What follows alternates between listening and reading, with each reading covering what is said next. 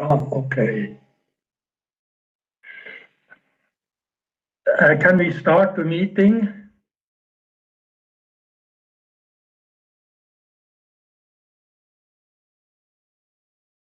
Hello, it's okay. I see it. Sir, start. Please start. Okay. I will tell you when you have to switch to go Yes, to the sir. next slide. Yes, sir. Yes, sir. Yes, sir. Okay. Good morning, ladies and gentlemen. I'm Martin Wieland. I'm talking here from Switzerland. It is 5 o'clock in the morning.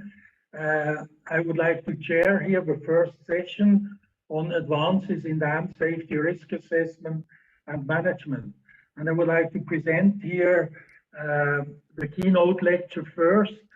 And the title is basically the same as the session, but my emphasis is on seismic hazard. Next one.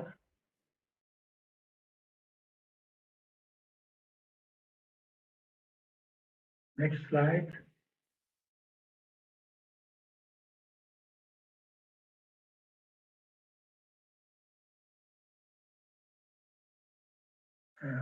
Please move the slide forward. Okay. Now, if we talk about dam safety, what are the advantages? I would like just to make a few comments here about key statements regarding the dam safety. If we talk about dam safety, we have to consider various aspects, and I would say a very comprehensive dam safety concept includes the following. Number one, structural safety, that is a dam safety, okay? So it is very important that I must say that there is no difference for people living downstream of an old dam or a new dam. This implies basically that all dams must satisfy today's safety criteria, basically at any time. And we have to work hard to achieve this. And as we have heard yesterday, we are still far away from that. In Switzerland, we are not that far from that objective. Because as you have heard yesterday, people talk about risk, but we, because we have done already a lot on that, we basically in Switzerland do not speak a lot about risk. Number two, that is, I mentioned already, safety versus risk. Dam designers and dam consultants, basically, we should keep in mind, are selling as a consultant, we are selling safety and not risks. So therefore, dams must be safe for the, I must say, for the understanding of the people living or being affected by a dam. Number three, risk analysis. If a decision maker does not understand the problem or if he is not familiar with the subject, he always asks for a risk analysis. This is always correct, even if the results of his study turns out to be too general or even useless. And number four, safety standards. Risk analysis should not be used, I must say, to justify lower safety standards. Unfortunately, this has been done, or I have experienced that myself. Next one. Okay, this is what are the main elements of a comprehensive dam safety concept. They include, number one, structural safety. That means a dam must be safe according to state-of-the-art practice. That means codes, regulation, guidelines. Number two, the second element is dam safety monitoring. All dams have to be properly instrumented, and there shall be visual inspections, data analysis, and annual reports. Number three, we talk about operational safety. That includes guidelines for reservoir operation under normal and under unusual conditions, like after an earthquake or a flood. And we need qualified staff, and in particular, we have to emphasize on maintenance. And number four, we also include in a dam safety is emergency planning.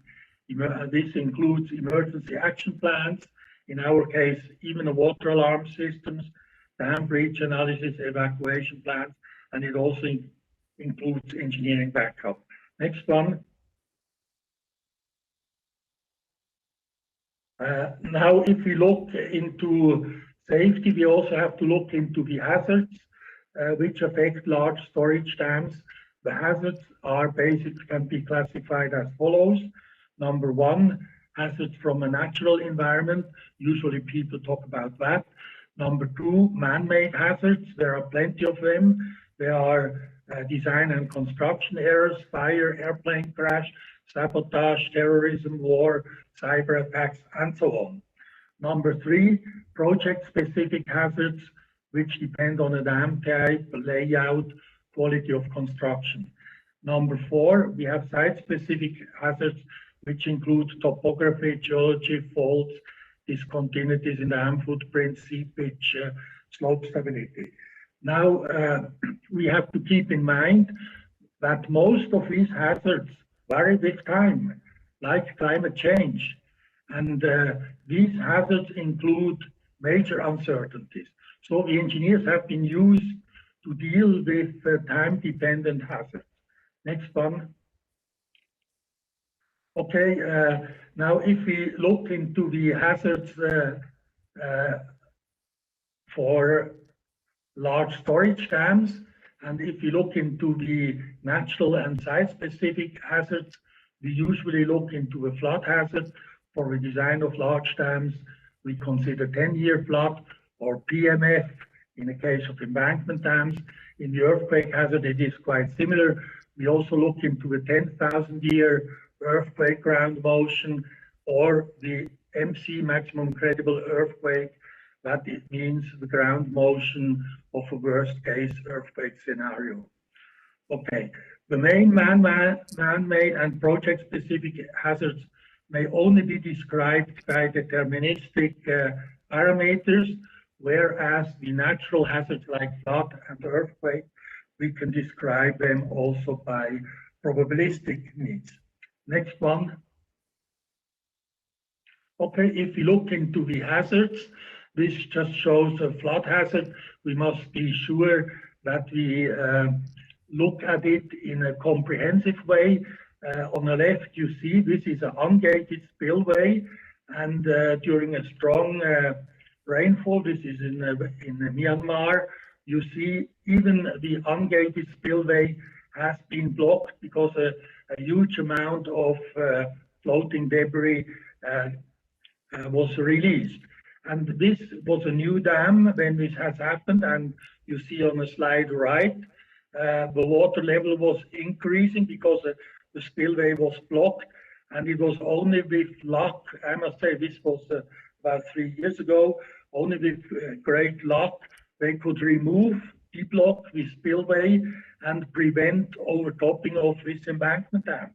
As you see water level is already quite high. Okay, next one.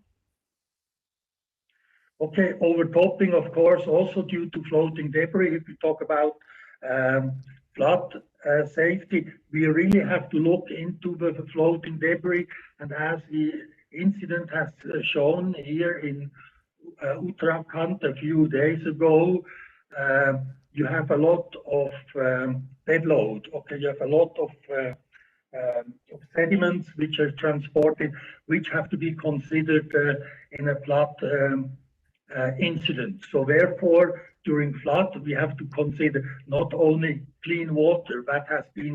This mistake has been done like here in Switzerland about 40 years ago. Okay, you see the overtopping has eroded both embankments, which were partly filled material. Next one. Okay, also with the reliability of the spillways, we see here, this is in Ethiopia. From this spillway, it has 4 openings. When I visited that, 2 were not in proper operation because some cables broke. And on the left, you see the low-level outlet, which was also out of operation. Basically, for flood release, we have 5 openings.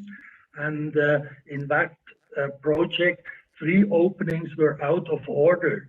Usually, if you do the design, you consider the so-called N-1 rule for the PMF. That means you have to assume that you can release the PMF if one gate with the largest capacity is out of operation. But as you can see here, there were even 3. So it is very important. Here there was a saddle dam, an embankment dam, and if you cannot release water, this saddle dam would have been overtopped. Next one. Okay, another factor which we consider, which people are addressing, it was also mentioned nicely yesterday by Dr. Gupta, that aging, because recently there was a UN report which said the failure of the dams is due to aging. Of course, we have aging. The aging problem is not necessarily from a dam, but it is, for example, in the spillways, as in this case from the Philippines, where due to the climatic conditions, of course, biological growth is very fast, and also corrosion. You need a corrosion protection to ensure that the lifespan of your project is long enough, or as long as possible. Next one. Okay, we see here, these are some old dams in Switzerland, 90 years old. You see on the surface, there are some, on the surface, efflorescences, which are an indication of a high water cement ratio, high permeability of the concrete of this dam. It has, for frost resistance in Switzerland, it has a stone cover, but inside it is all concrete. Next one. So aging is a problem. Next one, we see also a hazard from a rapid construction, is a man-made hazard.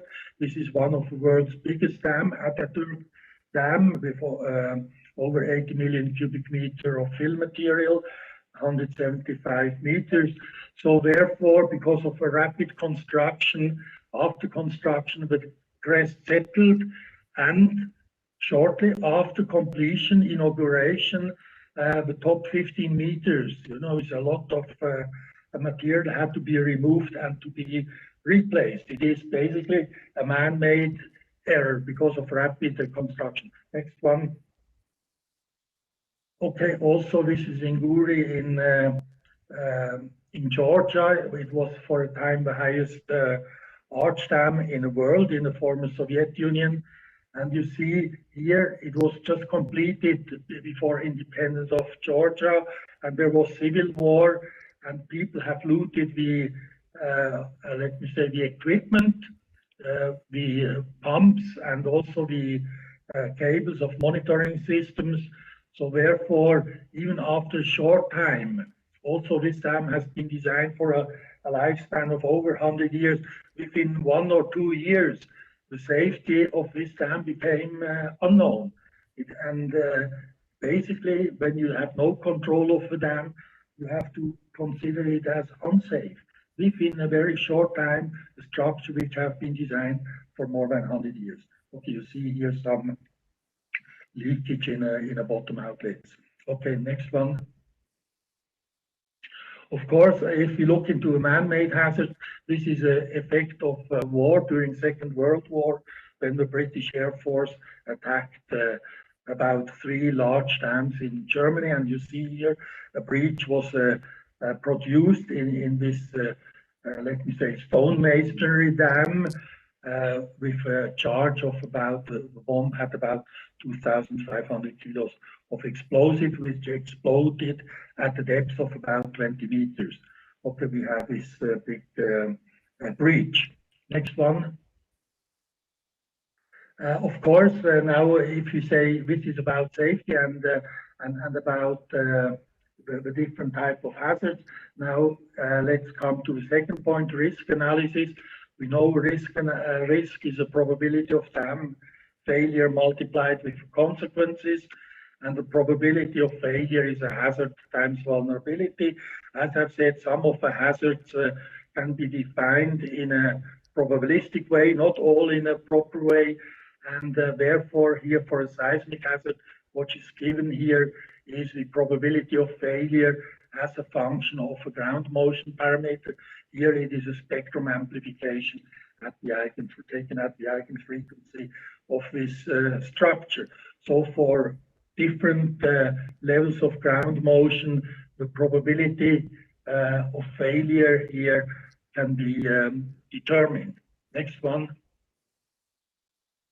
Okay, if you have overtopping, if you look now in a failure mode, if you have overtopping of an embankment dam as here, we have usually failure.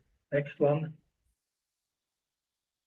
Okay, this is another which is a failure of a relatively small dam during the Tohoku earthquake of 2011. The catastrophic release of a reservoir here resulted in the death of 8 people. Next one. Okay, I mentioned already this in another presentation. If you have poorly built dams, like here in Albania, which I must say basically failed already under an earthquake ground motion with a magnitude of 4.1, with a PGA of 7% of acceleration due to gravity. Next one. On the other hand, if you look in the case of Japan, or if the Aratosowa Rockville Dam is 74 meter high, where a magnitude 7.2 earthquake with a peak ground acceleration in a foundation gallery of 1G created, was 1G, and basically the dam was undamaged. It settled the crest, as you can see here, by 40 centimeters. So I must say, if you look into the dam safety, finally, the quality of a construction and of the design of a dam are the key elements. So please keep in mind. So therefore, it is very difficult just to say from outside if a dam is safe or not under earthquakes. Next one. It is a quality which counts. We see here under liquefaction, some types of dams are vulnerable to that. Next one. Okay, now what are the consequences of dam failure? Of course, the consequences, it was also mentioned yesterday in the sessions, are manifold. Of course, number one priority is to protect life and to protect people from injuries. Of course, we have different consequences of dam failure, as you can see here. Next one. This is from the Second World War, from a dam which failed, which I've shown before. This here is the consequences of failure of the Vaillant Dam, or the overtopping of Vaillant Arch Dam, which caused the loss of life of over 2,000 people living downstream of the dam. The dam is actually located in the very narrow, okay, you see here, the dam is located here. It was overtopped in this part. Okay, next one. So the consequences are huge.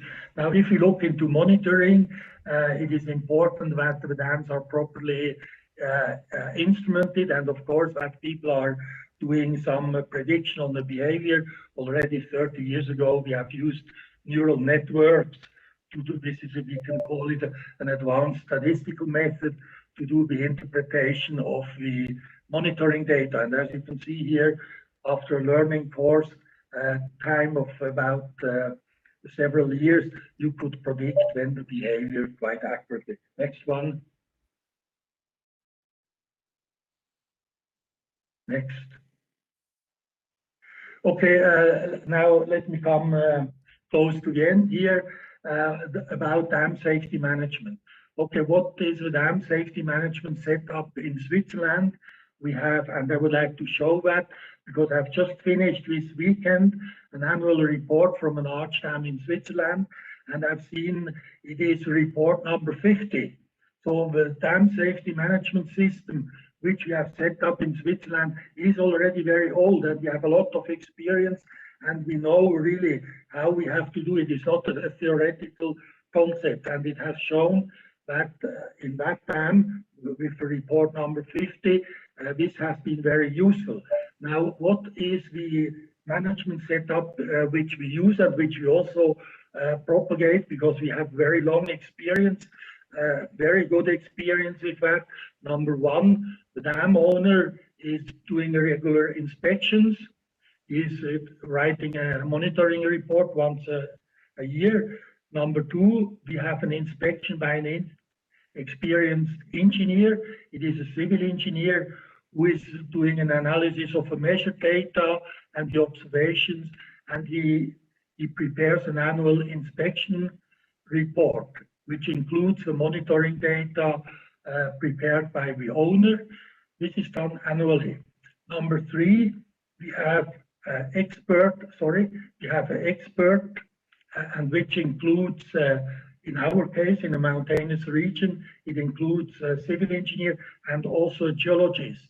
Okay, they also look into, let me say, design criteria if they have changed, and they make a report based on the annual reports which have been prepared before in level 2. And level 4, we have the Dam Safety Authority, which participates on-site inspection and who checks basically if the recommendations made in reports 2 and 3 are followed. And it seems some of the dams failure in the US, they have not followed these, let me say, the authorities somehow have not been able to ensure that the recommendations made were followed. Next one. Next. Okay, what are the future steps for implementation of dam safety guidelines? I must say the top priority is that dam safety authorities, dam owners and dam engineers strictly follow the safety guidelines. I must say, what are the advances? The advances, I would say, are quite limited. The top priority is actually that the present guidelines are implemented.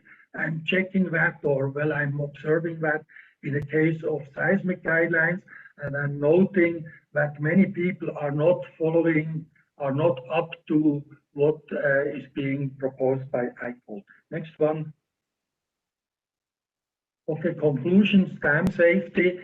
We consider structural safety, dam safety monitoring, operational safety, emergency planning. They are all necessary. Usually, people only talk about structural safety. That is not enough. Next one. Risk analysis. Okay, I must say, due to the different natures of the many hazards affecting large storage dams, and the fact that each dam project is unique, the application of quantitative risk analysis has severe limitations. I would say this applies especially for man-made hazards.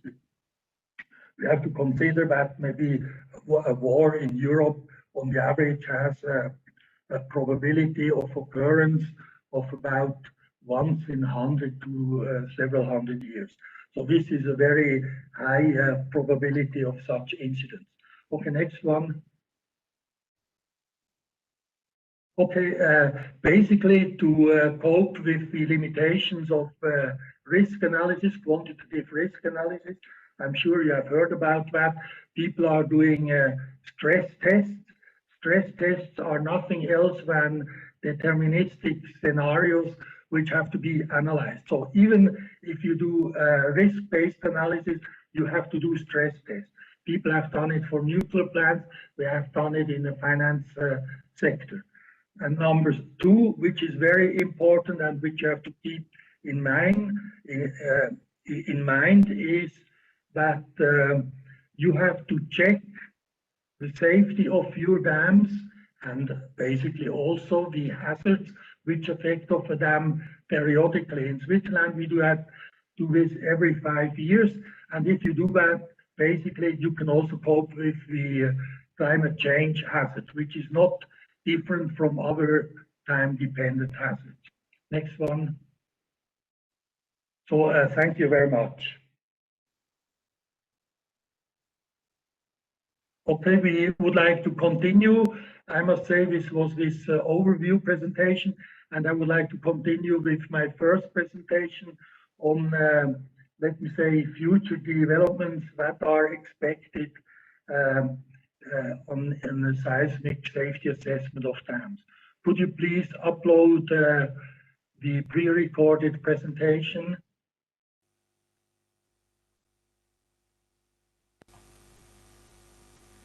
Ladies and gentlemen, my name is Martin Wieland. I'm from AFRI, Switzerland, in Zurich, in Switzerland.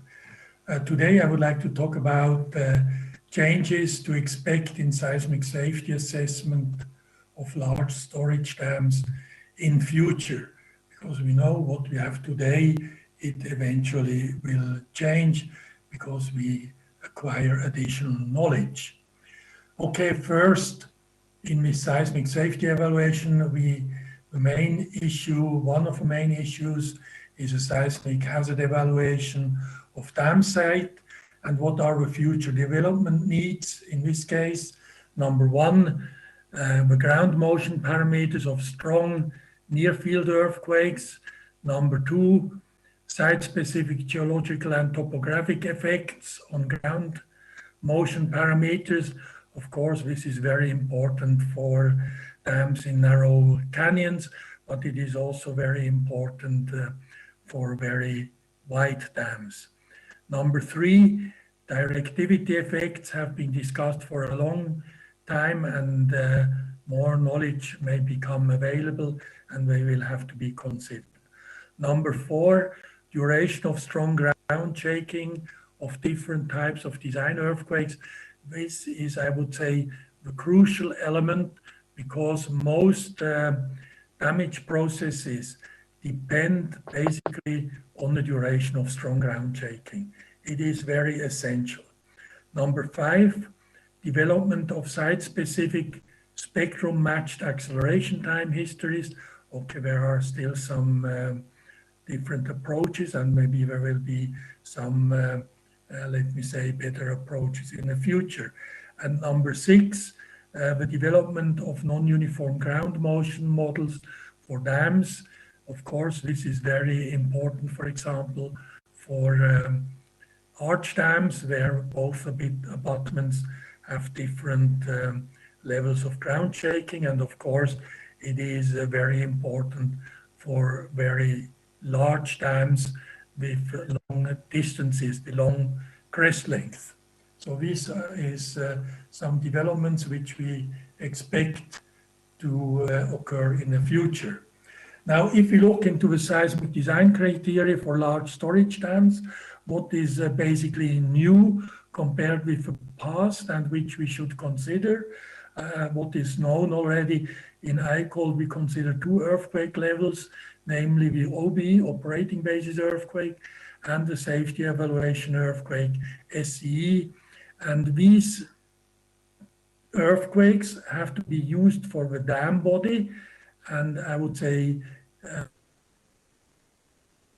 HPP, and these two TRT pertains to TRBSP plant to occur in the future. So the catchment area of the dam site is about 7,500 basically new, and the catchment area is stretched in a length of around. Consider what is known already in Icold, we consider two earthquake levels, namely the OB, operating basis earthquake, and the safety evaluation earthquake, SCE.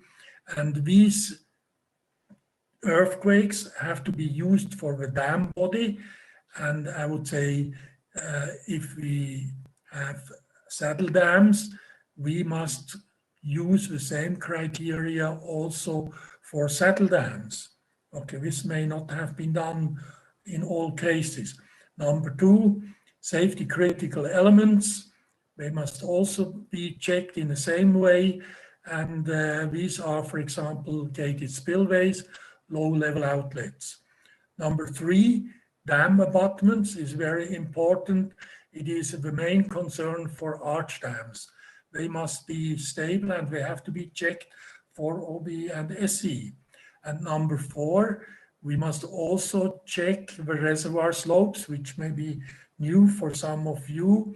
And we have to check those slopes which may block the intakes or which may create large impulsive waves in a reservoir. They have to be checked for the safety evaluation earthquake, which has not yet been done today. So that is the applicability of a seismic design criteria today and tomorrow.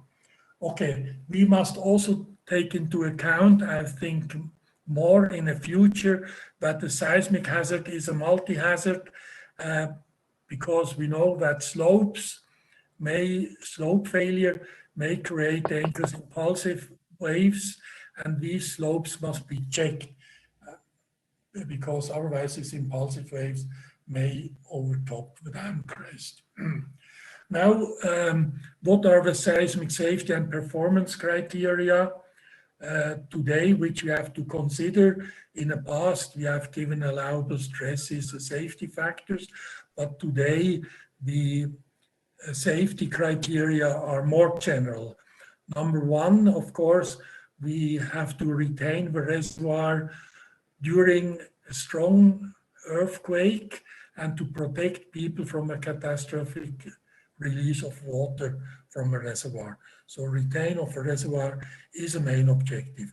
Number two, which is also important, which people have not looked at in many cases, is that we have to be able to control the reservoir level after an earthquake, as a dam could be overtopped and destroyed if inflowing water into the reservoir cannot be released through damaged spillways or low-level outlets.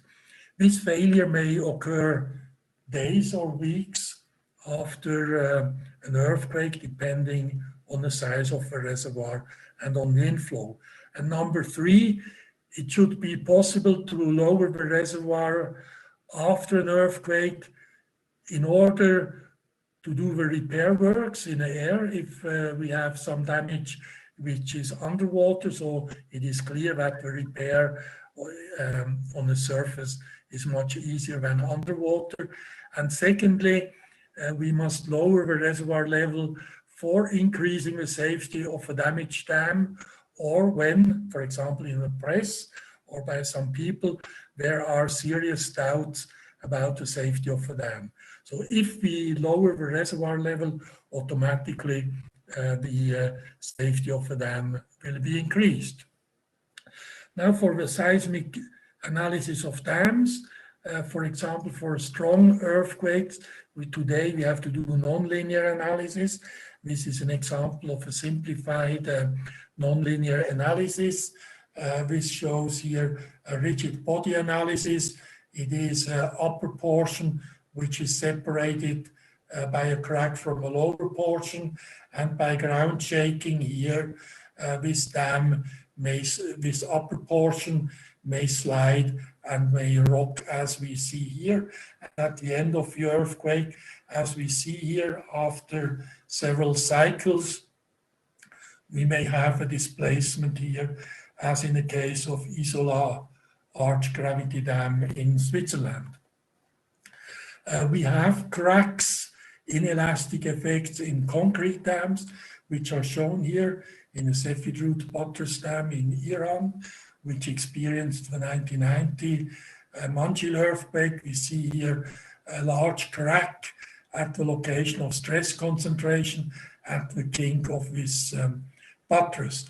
On the upstream face, we also have cracks along which we see lift joints, which here are all at about every 2 meters, and these are the weak parts in the dams. So we have cracks, inelastic effects occurring in a dam, which are still acceptable. In embankment dams, we have also inelastic effects. We see here from the Wenchuan earthquake and embankment dams with severe longitudinal cracks, and they are covered by plastic sheets in order to prevent inflow of rainwater, because if we have an inflow of rainwater, it may, depending on the seepage properties, it may build up some additional water pressure in a crack, and it will destabilize the dam further. Also, dynamic material properties. We must look into the inelastic properties of mass concrete, and we expect that further developments will be made basically using, as we can see here, large-scale specimens, as here at IWHR in Beijing in China. We see here there are large aggregates, and these are tensile tests which have been carried out, because it is clear that, for example, tensile stress, the tensile strength depends on the size of the specimen. Another issue which needs more attention in the future is the seismic instrumentation of the dams. What is shown here is just what is a minimum layout. The absolute minimum layout for dam instrumentation would be a triaxial instrument at the dam crest and one at the base. And of course, we need some power supply that they can be operated, and they must be protected from vandalism. However, for large dams, like here is an example from Inguri Arch Dam in Georgia, we would like to have more instruments, and we have installed here in order to do later reanalysis and also for some kind of research purposes. So instrumentation in the future is a must. Also, an issue which is important today is what we call functional recovery of a power supply of a dam, okay, if it is a hydropower project. We see here, for example, a switch yard destroyed by deformations during the Manchil earthquake in 1990. And of course, it is clear if that doesn't work, a switch yard, the power supply is interrupted. And also here, the transmission lines is also from the Manchil earthquake. It shows it needs only a small stone basically to destroy an unprotected transmission tower. So we have to assume that the power supply is interrupted after a strong earthquake, and therefore the question come up how we can speed up the power supply. Okay, that goes under functional recovery of power supply. This will be a future requirement where people have to pay additional attention. How can it be considered? It could be considered if we really need functional recovery, that the design criteria for switchyard transmission towers are increased compared to current standards. Another issue which is, I would say, where people have been working a lot already for, I would say, 30, 40 years, and which has drawn a lot of attention, and people feel it should be used increasingly for dams.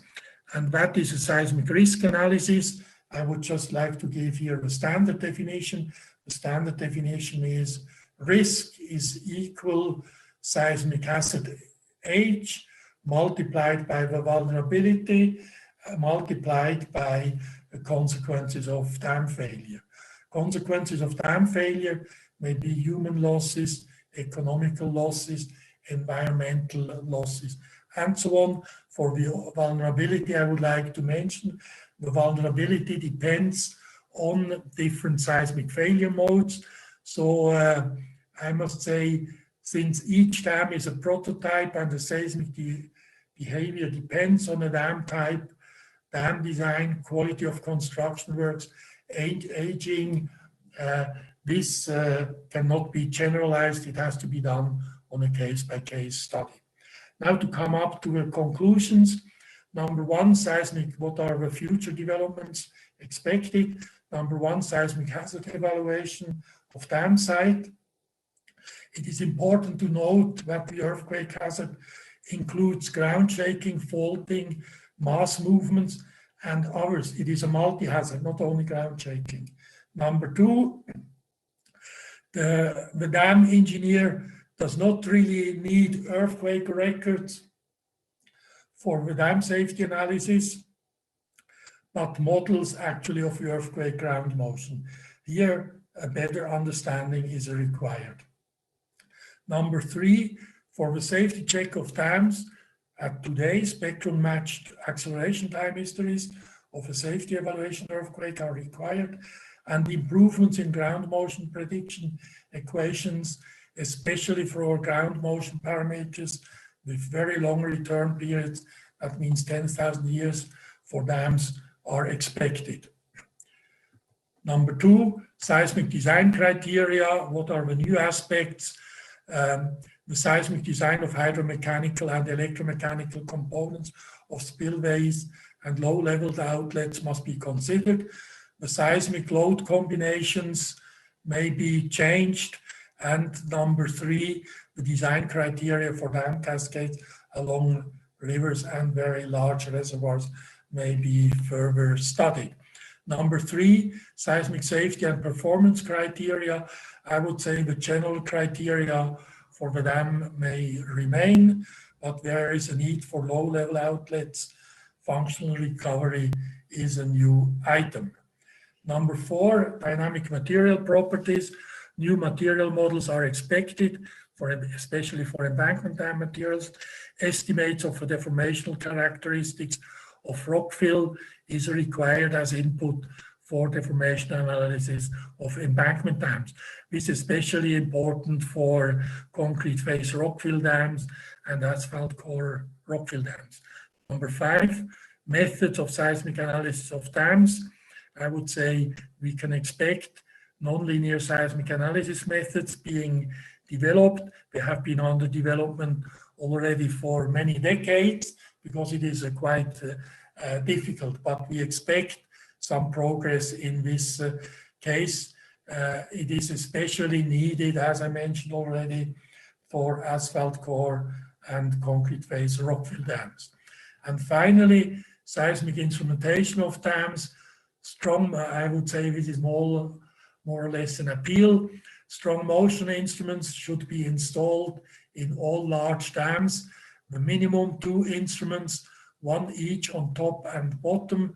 This is done for many dams in Japan. So thank you very much for your attention.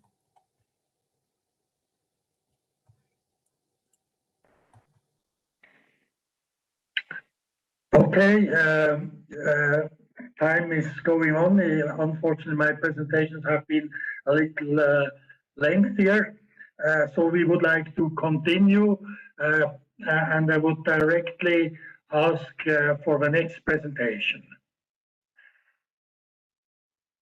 Could you display the next one? Ladies and gentlemen, thank you very much for attending this presentation.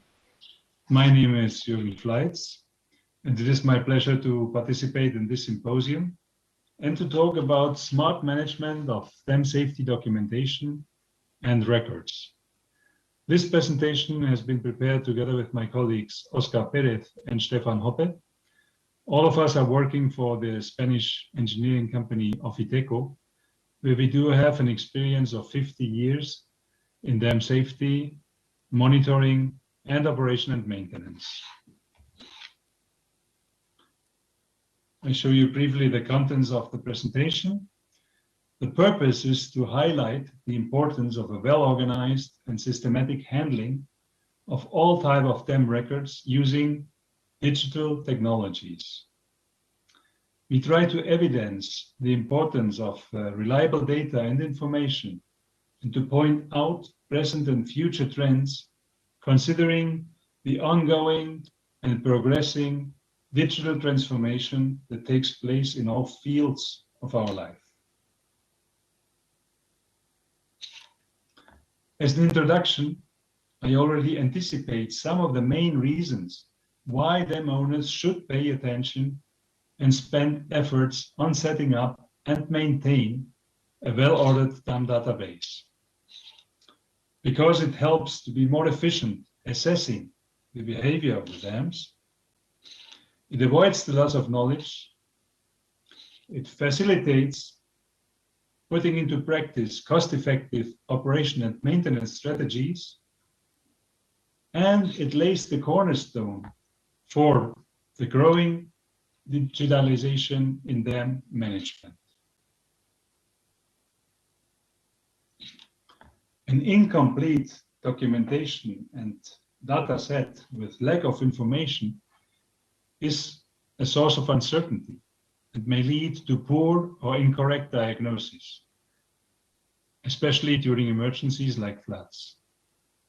We'll show you an example of this 100-year-old gravity arch dam located in the eastern part of Spain, close to the Mediterranean coast, in an area known for its high-intense rain events that originate flash floods like the one you can see on this hydrograph, in red the inflow, in blue the outflow of the reservoir. This event took place in October 2000. The 57-meter high dam has a crest length of little over 300 meters and was constructed in the 1920s. Severe floods caused overtopping in 3 occasions throughout this last century due to the insufficient spillway capacity. The spillway can be seen on the left side of the picture. The last time overtopping occurred was precisely during this flood I mentioned before in the year 2000. And all of a sudden, an uncontrolled outflow through the dam wall was observed and detected close to the bottom outlet. You can see the same here from another perspective. Everybody involved was trying to understand the origin of this outflow and to evaluate the possible consequences, considering even dam break scenarios and alerting civil protection forces. Finally, it wasn't after several days after the flood when documents appeared that showed a former pipe crossing the dam body where the outflow appeared. The pipe had been sealed and covered in the past, and this information was not available in the official set of dam documents during the emergency. And so that generated a very critical and stressful situation for the responsible dam personnel and also social alarm.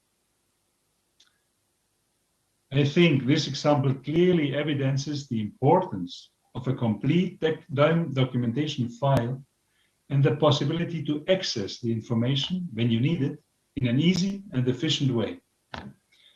In case of dams with a lifespan of many decades and even centuries, this is especially important to conserve and transfer the knowledge and information from one generation to the next one.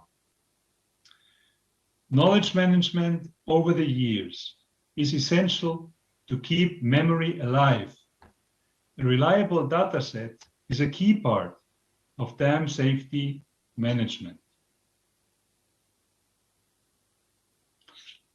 The example of the dam I just gave you is not an exemption. We are living in a world of aging dams and are facing the huge challenge to keep them safe and functional over time.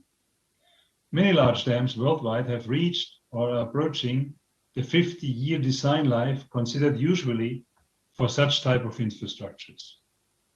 On the map, you can see in orange color the countries whose dams have a median age of over 50 years. And there's quite a lot of orange color on this map. In India, over 1,100 large dams will be 50 years by 2025, and over 4,250 large dams would pass 50 years of age in 2050. This information, as well as the map, is included in a recent report from the United Nations University on aging water infrastructures. So one of the biggest challenges we are facing in this world of continuously aging dams is knowledge management. At that stage, I would like to remind the graph prepared by Bernard Gogel and Darius Bonazzi, already published 30 years ago as a contribution to question 65 on aging of dams at the Icold Congress in Vienna, but it's still very up to date. It shows in red the theoretical knowledge about the dam, which is cumulatively growing over time.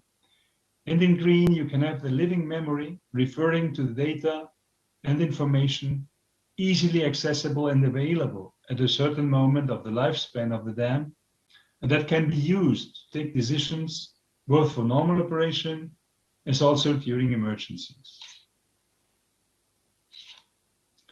What we pretend to do with smart dam data management is to fill this gap with technology, with connectivity, with transparency, and of course with skilled and well-trained people to take the best decisions to keep safe and functional our aging dams.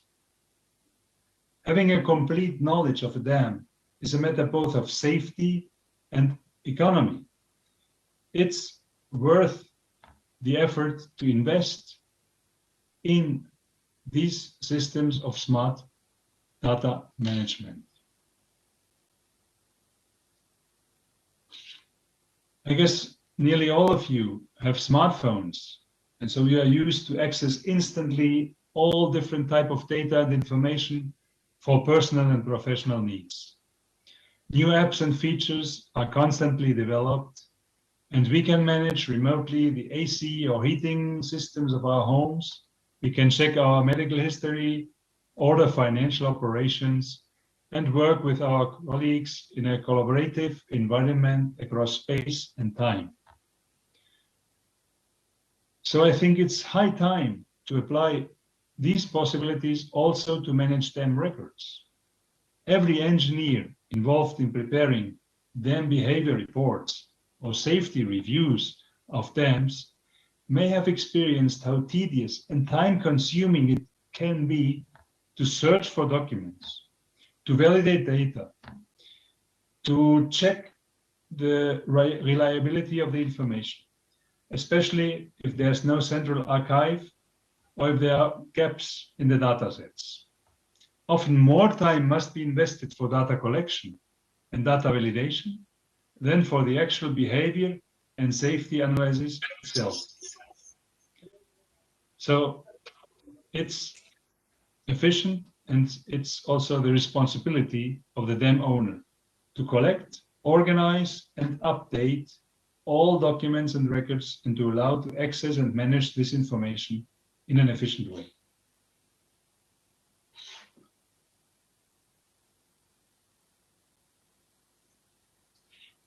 Digital transformation is a process already present in many aspects of our life, and nobody doubts at that stage that it will keep advancing fast. Dams are no exemption, and some dam owners have already started to use powerful tools such as building information modeling, not only for the design and construction of new dams, but also for improving operation and maintenance tasks of existing dams. There are solutions that allow obtaining any information interactively, providing access to data and observations in real time. As an example, ODIS, an online dam information system, was developed by Ofiteco a few years ago in the framework of a research and development initiative. The tool allows the use of 2D and 3D models, facilitating to schedule and design operation and maintenance activities and inspection and monitoring tasks, and even to perform cost studies and budget follow-ups, as well as to link different processes of a project.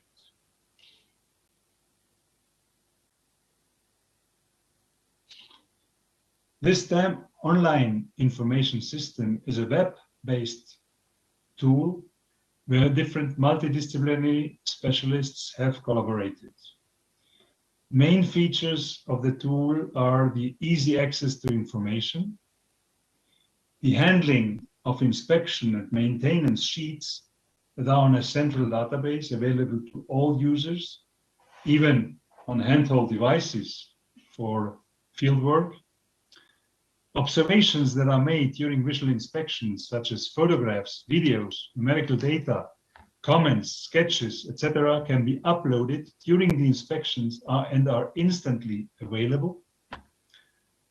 On this slide, we try to illustrate how visual inspections, field observations, and monitoring data can be processed efficiently, interactively, and in quasi-real time. The fact that all data records are stored on a centralized database avoids duplicities and uncertainties. We also started to use connected classes, a previous step to virtual and even augmented reality. The fields of application are very wide, and main features are, for example, remote assistance of experts, better performance of our maintenance, inspection, monitoring, and safety activities, being more efficient, which leads to less costs, and very important, the use of this application for the training of new personnel to acquaint them with the dam facilities and infrastructures. As a conclusion, in my opinion, the digital transformation of our society will not stop and will also extend further in the field of dams. Dam engineers should pilot and steer this process. There are many advantages, as I tried to show in this presentation, helping to extend the safe and functional life of our dams. Let us push forward and lead this digital transformation before the IT industry and other administration managements take the star role and dam engineers just stay in the underpart. Do not take me wrong. And my apologies to IT professionals and financial managers. Of course, we need you because this is a teamwork. But up to now, a sound technical knowledge of dams and its performance and behavior cannot be replaced by these digital solutions. But of course, these solutions will be indispensable tools to support good decision making. So let's head for dams 4.0. Thank you very much for your attention. And thank you very much. As we have only a very limited time, I would like to ask you to continue with the next one, which is by Mr. Acharya. Could you upload? Safety management programs in Nepal, and it's the paper. My co-author is Rick Donnelly. I'd like to thank him. And I will be talking about resilient dams for economic development and national prosperity, natural hazards in Nepal and potential dam safety risk, dam incident and globally changing regulatory landscape, international best practice in dam safety, robust dam safety management programs for resilient hydropower development. So dams for economic development, water is one of the most precious resources, and dams are necessary for many purposes, including hydropower, water supply, irrigation, flood control, tourism, etc. The dams, despite the benefits, the failure of large dam can have a significant risk to the public, environment, and culture. And if safely developed and wisely utilized, hydro can be nation's most powerful economic engine. And we can see in this slide how the correlation of resilient dams and national prosperity in terms of GDP in different countries. And here we're going to talk about the natural hazards in dam safety risk in Nepal. Nepal, like India and many other mountainous countries, are exposed to many hazards like flood, earthquake, landslide, debris flows, and combination of those hazards can be very dangerous. An inherent risk of dams can be minimized but cannot be eliminated to zero. That's why the integrated geohazard assessment for resilient dam hydropower development is very important. And also the effect of climate change increases the risk in dam safety in many ways, especially in the Himalayan region. The impact of climate change is even more than other places. So it has many effects on the dam safety risk. The higher temperature are very likely, and it has many impacts, and we have to consider these factors during the design. Here we're going to look at the downstream impact of dams and how it has changed the regulatory landscape due to the failure of the dam. Catastrophic failure of the San Francisco Dam killed more than 400 people. And after that, all dams were placed under the strict government supervision with jurisdiction over all dams except federal. So that is the older one. There is similarly the devastating Saguenay flood event in 1996 helped to enact the dam safety legislation in Canada, Quebec, Canada. Similarly, there was an impact of Teslin dam failure and Oroville dam failure. They helped improve the safety dam safety regulations.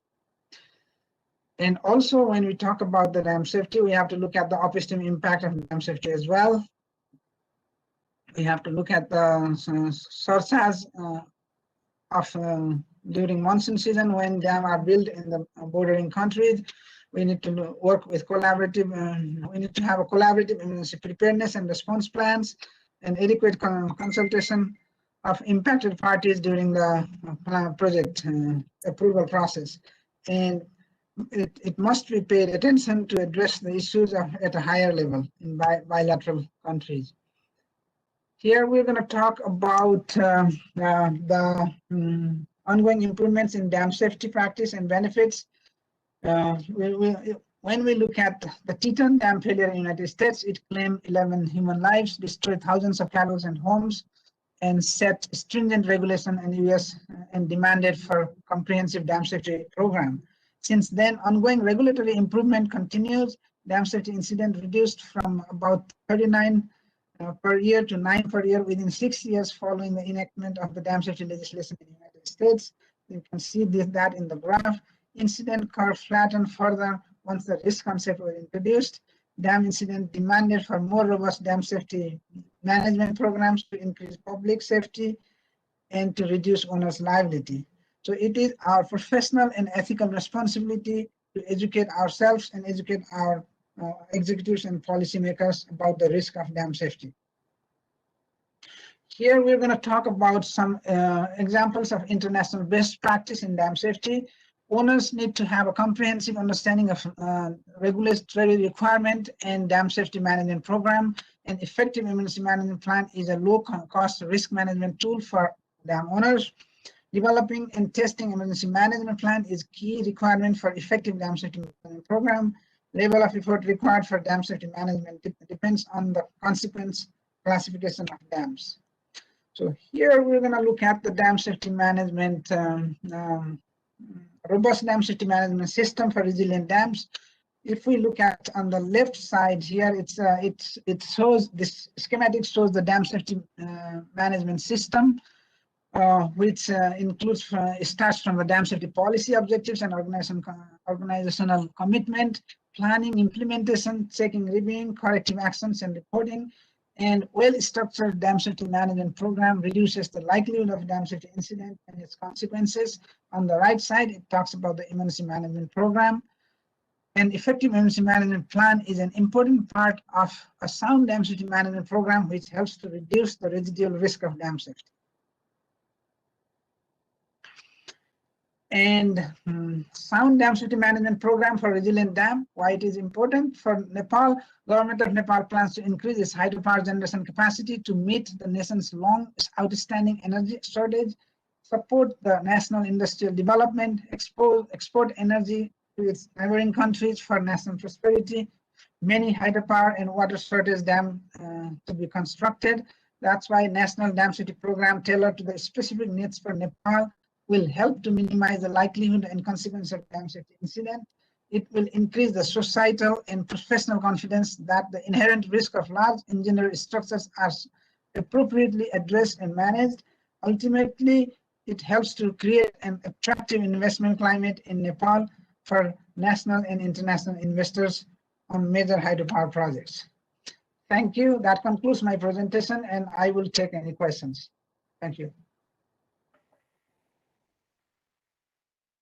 Okay, thank you very much. I must say, without interruption, we would like to continue by the presentation by Dr. Yusufeli. Could you please upload his presentation?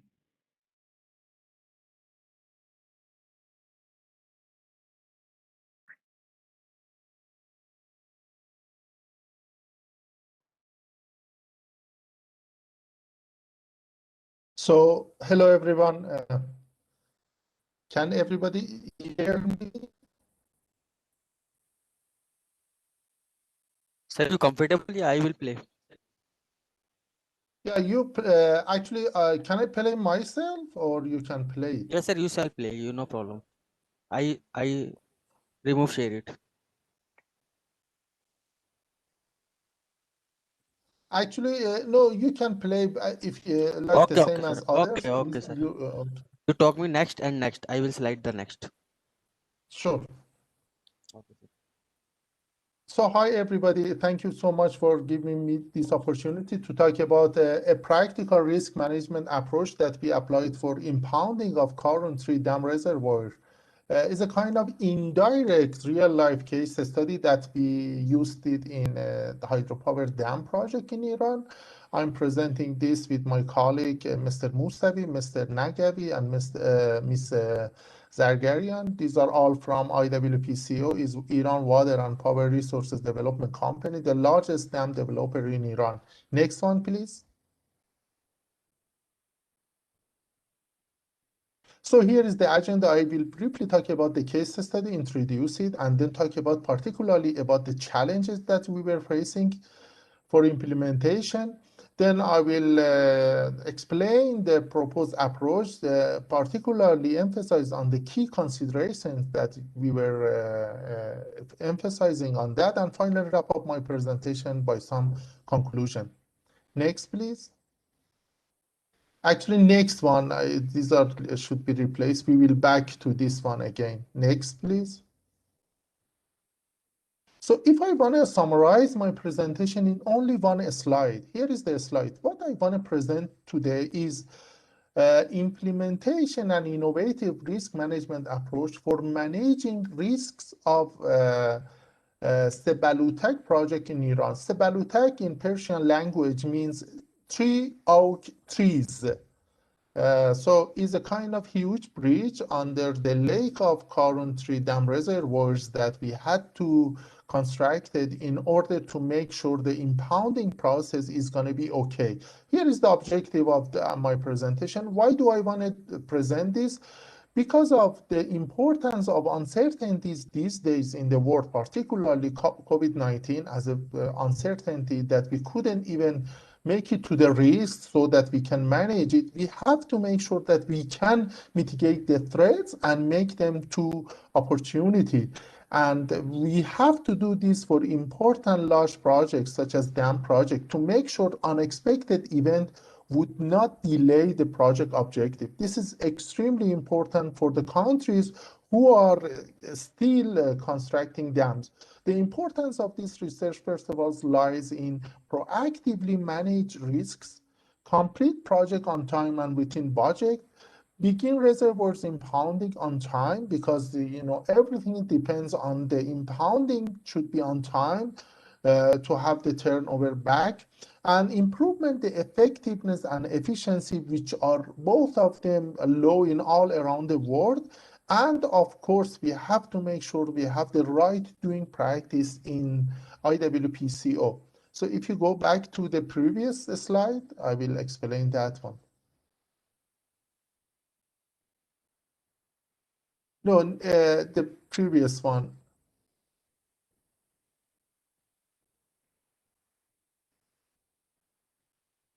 No, not that one. I mean, before that. Okay, here's the problems and challenges that we are facing in dam industry. Of course, complexity and magnitude of the projects we are dealing with. Risks and uncertainties are a lot in dam industry, particularly in hydropower projects, hydropower dam projects. Tough working condition, many of those dam projects are in rural areas, and the working condition is very, very tough. And of course, we have technological challenges, lack of cooperation among stakeholders, and also financial and emotional issues are usually, all of them, led to delays in achieving objectives. What are the objectives? Make sure the dam projects are going to finish on time and within budget. So what we need to do, we need to turning implicit threats into the explicit opportunity, change mindset. This is very important in risk management. If you want to apply risk management in dam industry, you have to believe it. You have to believe it. And of course, you have to have a faster positive interactions among all stakeholders. So next one, actually next, and after that next. Next. So here is, I want to talk about this, one of the largest dam and hydropower project in Iran is called Karun 3 Dam. So it has more than 200 meters high, and it's a huge reservoirs of more than 2 billion cubic meter of water, and with a length of 45 kilometers is the length of these reservoirs. You can imagine that many infrastructure should be replaced, and it was in fact replaced. Many roads, tunnels were built, and also there was a bridge. It was called Old Sebalutek Bridge that had to be replaced. What the owner, IWPCO, initially had a response for this risk, that if that old bridge is going to be submerged, so the local community can use those local barges to transfer over the lake. Then they realized that dam was, in fact, inaugurated in 2007 and is now working. Then realized that it's a kind of life-threatening for the local community. Then the owner, IWPCO, decided to construct a new bridge. It's called the Sebaluta Cable Bridge. In next slide, please, you can see couple of figures of this bridge, and I want to, and the owner, next one, please. Here is some picture of this bridge. It's a beautiful bridge. It's the longest span cable bridge in Iran. And that bridge, the owner had to make sure that it's going to be completed on time and within budget and within the defined quality. So here is the lake, here is the reservoirs of the dam, Karun 3 Dam, and here is the new bridge. And I want to talk about how we implemented the risk. Next one, please, the risk management for this project. Next one, please. So as you can see, in fact, this bridge had to be constructed in a very tough condition. And as you can see, the working condition is not so good. You can see a barge over there on the lake, and how that bridge had to be constructed is a very difficult condition. And of course, the key consideration here is the risk management is, of course, this was unavoidable.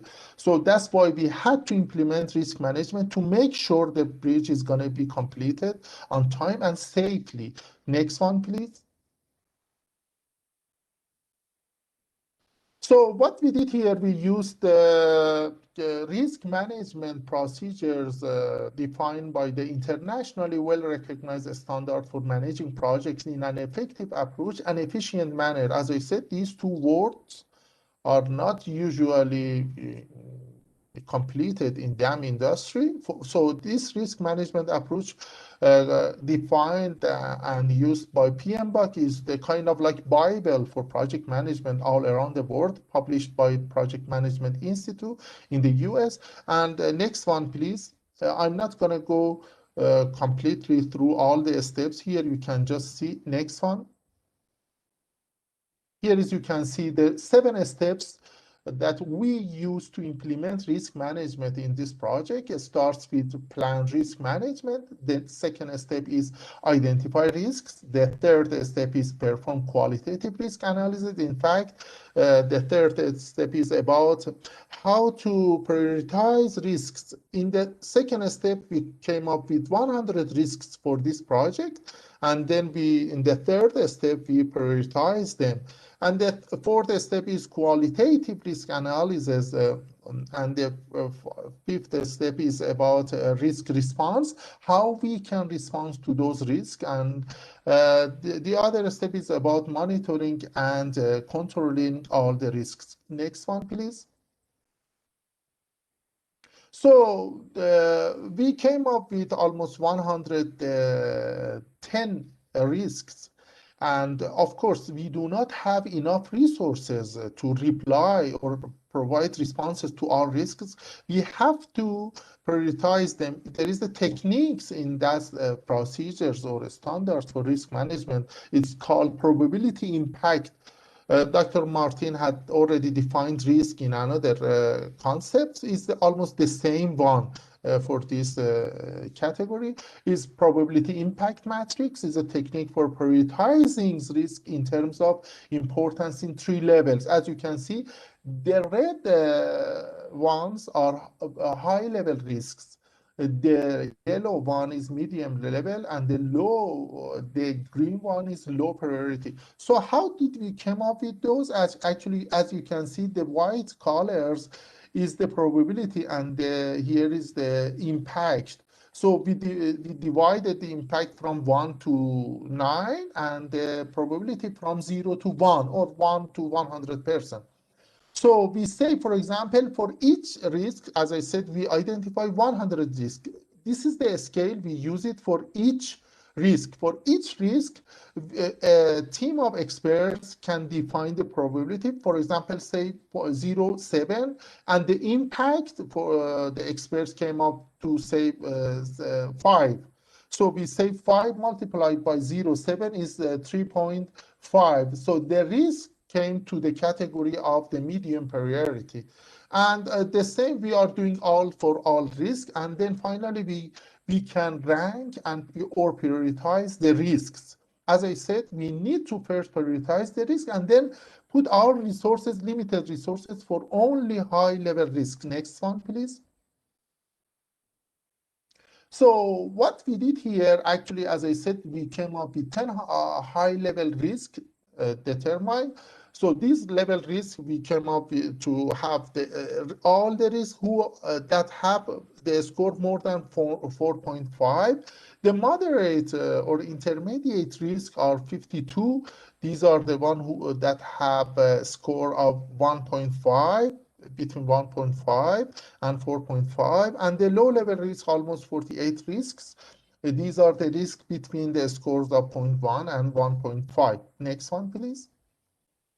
So what we did now, we just prioritize our risk. As you can see, we came up with almost 8 to 10 high-level risks.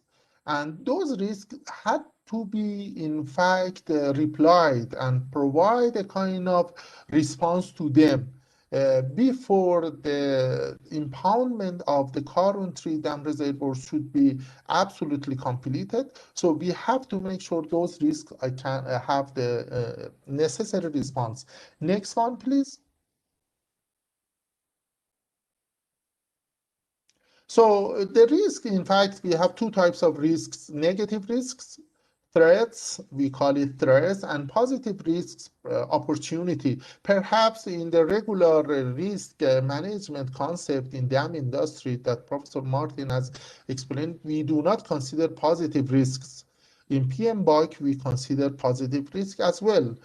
So for the negative risk, the response that we usually have, or the strategies for response, are first avoid. The second one is mitigate, third one is transfer, and the fourth one is accept. Transfer, if I want to give you an example, if you insure your car, so you in fact transfer the risk to the insurance company. So here is how we transfer the risks.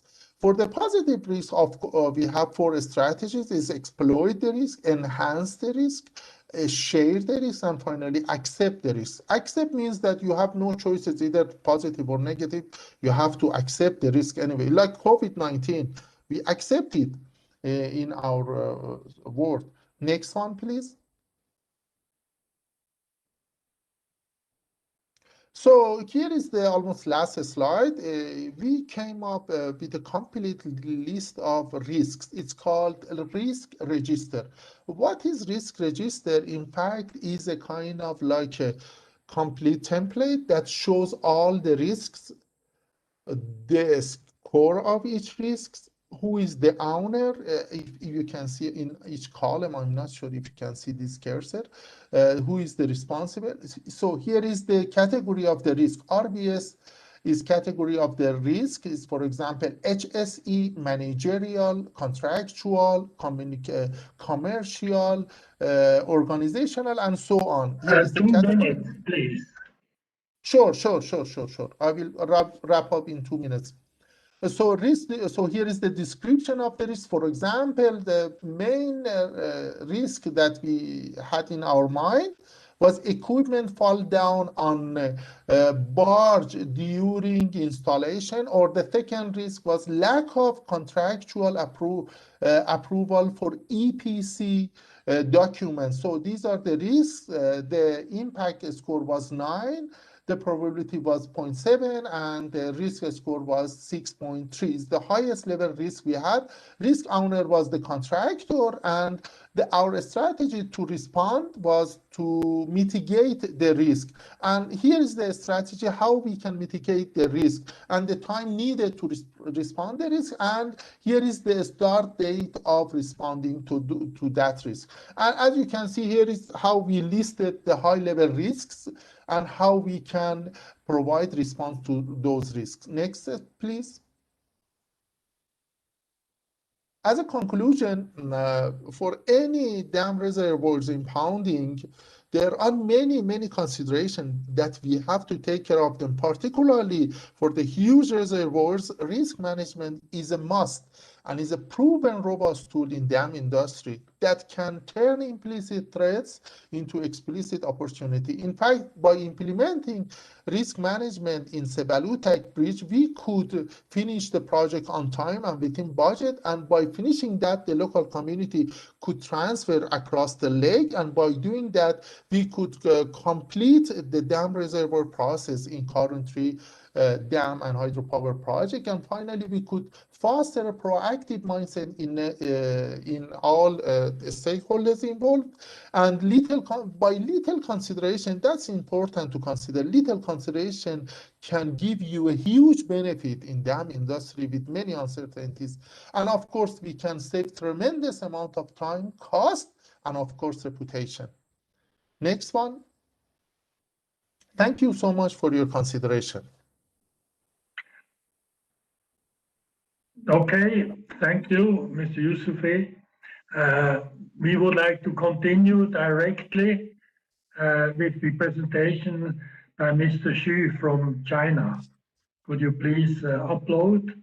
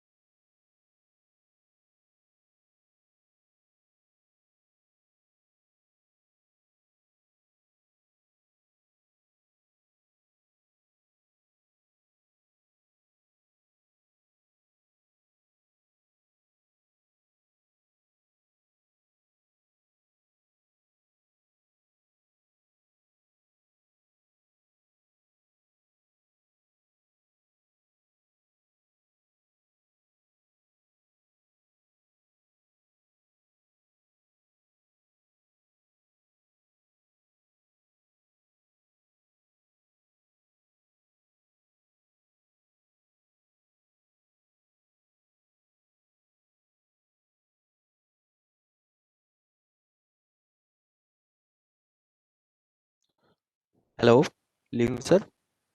You problem I will play. Yeah, yes, please.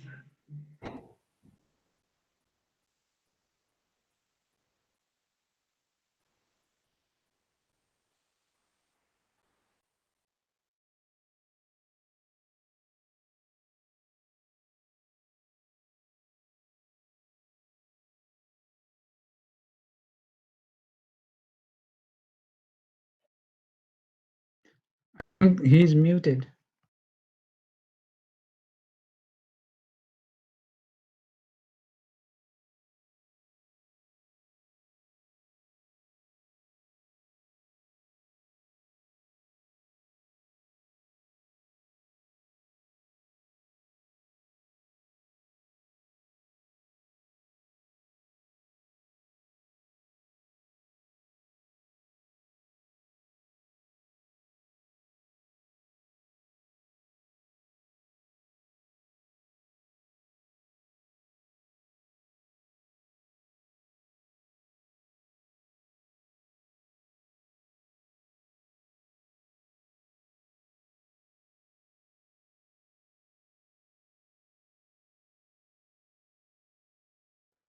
It's okay like this. Can you start?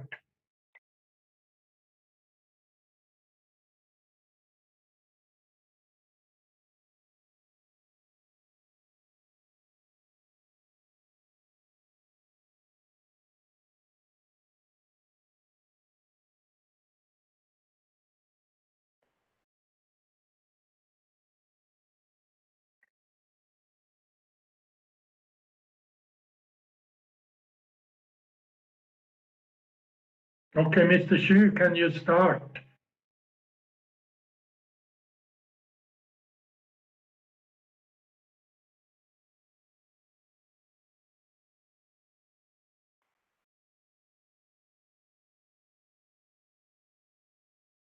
Okay, could you hear me?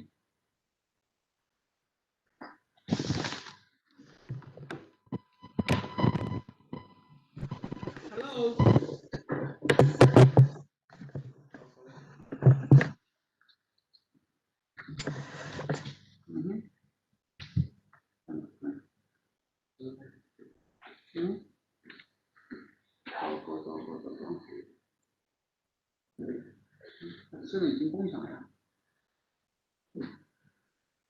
Hello? Yes, please start. Okay. Could you hear me, please? Mr. Martin, look. Yeah, we can hear you. Please start. Okay. I'm so sorry for the troubles. And I'm from Chengdu, China. It's my honor to make a presentation on the topic. Yeah, and you see the overall stability considering the left abutment formation of Jinping Wang Arch Dam. My contents include introduction and stability of the left bank slopes, and part 3 slopes long-term deformation, and for the overall stability of them under slope deformation and conclusions. 这边没有哎，哦有了，它之后，它那个有点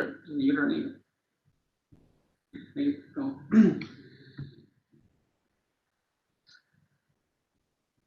In recent 20 years, China has built a lot of large dams, and some of them are higher. The arch dams are higher than 200 meters high, and that's this Jinping Wang and Slope and Artan. And from the Artan is the first super high arch dam, higher than 200 meters. And it's complete in 2000.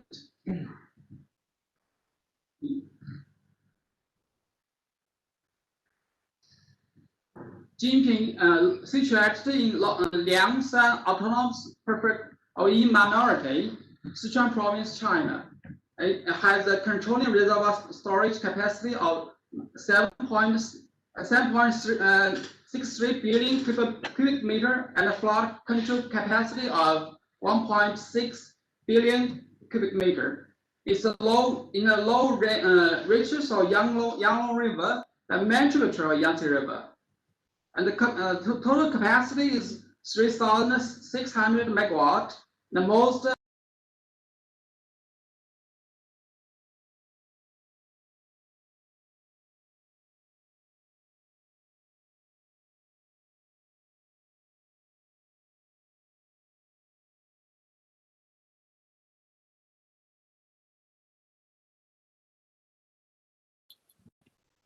Hello, We don't hear you. sir. I think your sound is muted. 还听不到。Yes, could you hear me? Sorry. No problem. Now it's okay. Please continue. Okay. And then it also include concrete intact structure and underground powerhouse. It's 267 meters long, 29.2 meters wide, and 6.83 meters high. A surge chamber downstream, and two pilot race tunnel. And then this total design discharge capacity is 12,000 meters, something like that. And there's 4 surface spillway, 5 lower level outlets, and 1 spillway tunnel in the right bank. It has 5 features. Jinping has most complicated geological conditions among ultra-high arch dams, characterized by high dam, high steep slopes, high interstructural stress, high water head, and a deep stress relaxation. And it has confronted many challenges. The 5 toughest challenges include the high slope stability under complicated geological conditions, structure design, a foundation treatment of 300 meters level high arch dam, and energy dissipation for high water head and large flood discharge, and stability of rock mass surrounding the underground powerhouse caverns under high structural stress, and the most limited space for construction and arrangement, and most rigorous mine management for the quality control. I think it's very famous because tremendous papers have been published, and I think all of the colleagues, delegates may well know about this project. So I will not pay more attention to these 4 tough challenges. And this series, I think a series of books now are supported by national public funds. Will give us very detailed explanation and instruction and experience for our colleagues in all the fields. I will pay little attention to, as well, I introduce the designers of Power China Chengdu Corporation Limited. The developer is Yangtze River Hydropower Development Company Limited. The contractor is Power China number 7, number 4, number 14, Bureau, etc. And the supporting team include almost all the prestigious institutions in water power field in China, such as Tsinghua, Hefei, Tianjin University, and Chengdu Institute of Technology, Chengdu Institute, China Institute of Water Resources, of Hydropower, etc. And well-known experts home and abroad, like Lombardi and Barden, the Q System founder, Dr. Martin Wieland has been to our Jinping site, and Mike Richards of MWH from the United States. The construction of Jinping 1 was complete in 2013. And the station has been running with annual power output of 62 billion kilowatts, make significant contribution on green energy production. Our attention is mainly focused on the slope deformation and its influence on dam. The dam, the elevation of the dam crest is about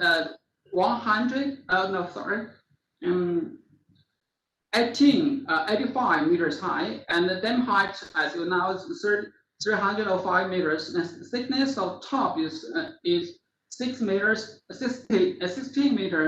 And the dam thickness at the bottom of the cantilever is 63 meters. And the arch length,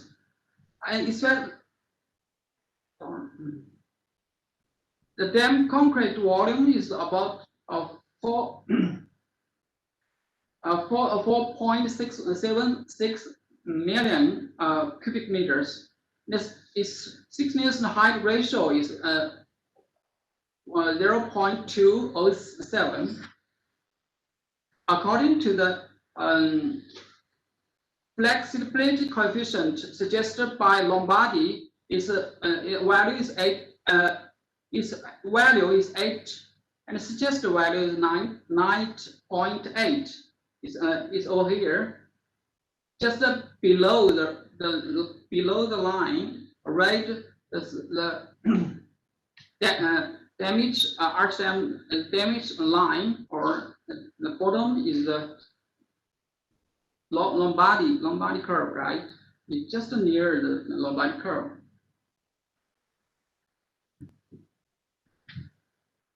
And I just will talk a little bit about the overall stability, because it's for the high arch dams, as the height increase, we have paid more attention to the dam and the foundation integrate overall stability. Just for a long time, safety criteria of dam design have focused on safety of dam concrete stress and the safety factor of sliding stability of dam abutment. With the development of numerical modeling and physical testing technology, and now the dam overall stability is considered the interaction of the dam and the foundation has been widely carried out. In addition to stress safety factor of the dam concrete K1 and the sliding safety factor of the dam abutment K2, the overall stability of the dam and abutment K3 provides another critical component for the safety criteria in the design of higher arch dam, especially for the 300 meters high arch dam. Jinpingwang arch dam has been done a lot of 3D nonlinear finite element method analysis using perfect electroplastic theory and drag plug yield criterion, as well as geomechanical model test on the basis of similarity theory. Here is the 3 index to show how the overall stability of the arch dam K31 and overall stability of the crack initiation or loss safety factor, corresponding to the emergence of the first crack in the physical model test, or the moment when the range of yielding zones reaches 1/6 of the arch dam thickness in the nonlinear finite element method analysis K32, the quasi-elastic overload safety factor. As the overload increases further, the crack starts to propagate in the physical model test, while yield zone continues to expand the nonlinear FEM simulation. The structure is stable overall. Energy dam displacement remains in linear correlation with the load until overload exceeds K32. And the ultimate overload safety factor K33 corresponds to the occurrence of large number of cracks throughout most of the dam of our foundation. The dam becomes unstable overall in the physical model test and the non-linear finite element method calculation. A factor refers to the time when the non-linear solution does not converge. The series 2 minutes, please. Oh, many. sorry. Okay. And the Jinping has a large, very 7.5 K3 factor. Okay. The Jinping Dam has a steep slope. Natural slope is steeper than 55 and degrees deep. And the excavated is 65 degree. It's very deep. And the man's the stability of that bank man controlled by a large waves block. The upstream boundary is a 3.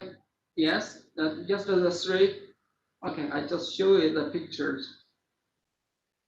After the comprehensive reinforcement, the slope is the stability is assured, and it's completed in 1920. Sorry, it's correct in 2009. According to the monitoring data, the slopes is still deforming, and it can be divided to 6 zones. You see the up deformation zones, just a higher elevation, and the zone 2, zone 3, and the key way is zone 4, abutment key slope. Yes. And a plant core and optimization of plant core, right?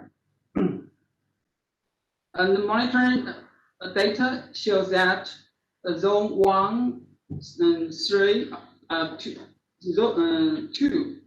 now is still the deformation is not converges now. It's still increase smoothly, while the zone 4 and zone 5 is getting converged.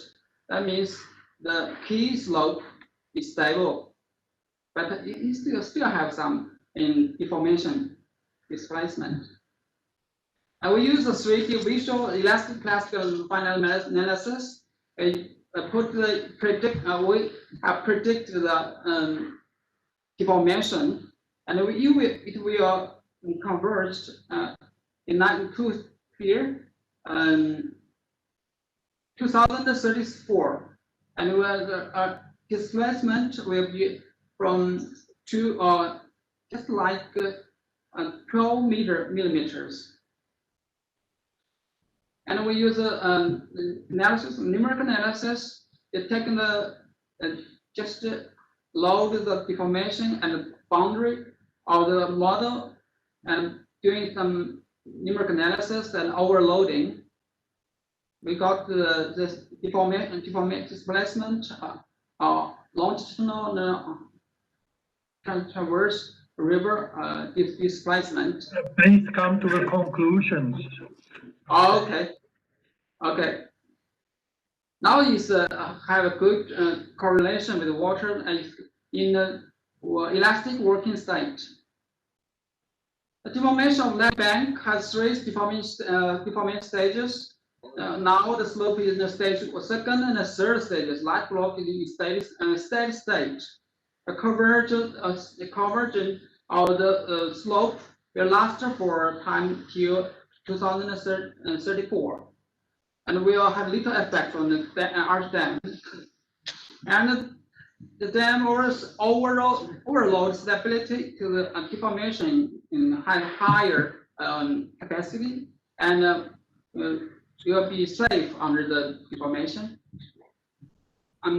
The effect of long-term deformation of slope arch dam is complex and still requires comprehensive studies in complex model taking into account the concrete creep, temperature rise, slope foundation, and the visual deformation, other factors, and even multi coupling effects to further evaluate effects of long-term deformation arch dam safety. The Jinping has got the the medals of Philip and some Guinness record, yes, honors. And thanks for your attention and welcome to Chengdu 2024 and welcome to our China Chengdu. Thanks.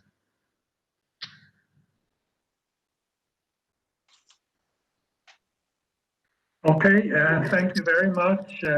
Unfortunately, we don't have time for any discussion. Now we would like to come to the last presentation by Dr. Varma. Could you please upload your presentation?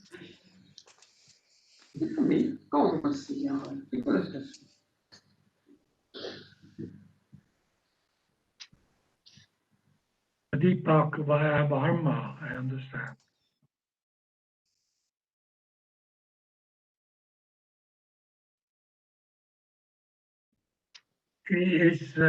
Are you here? Dr. Varma? Hello? Okay, it seems Dr. Varma is not here, so therefore we would like to conclude this presentation, this first session.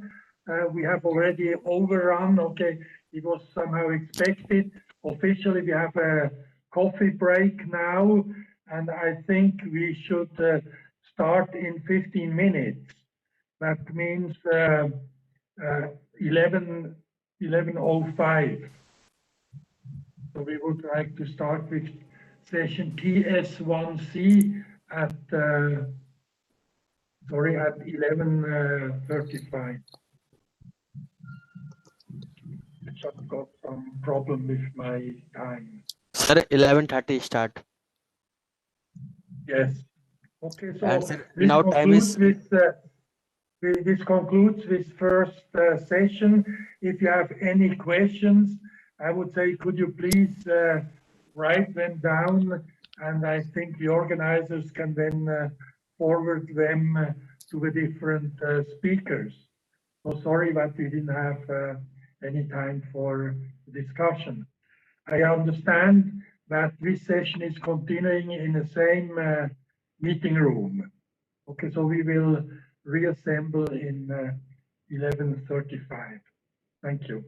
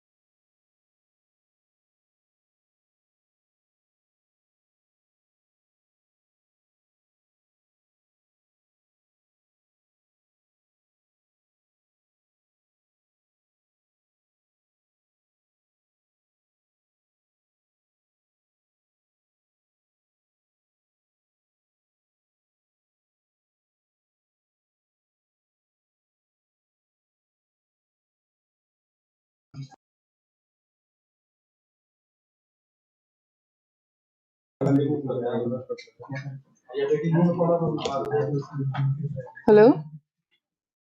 Suppose somehow people have forgotten to correct that. I'm not from Swaziland. Okay, so we would like to continue with the first presentation.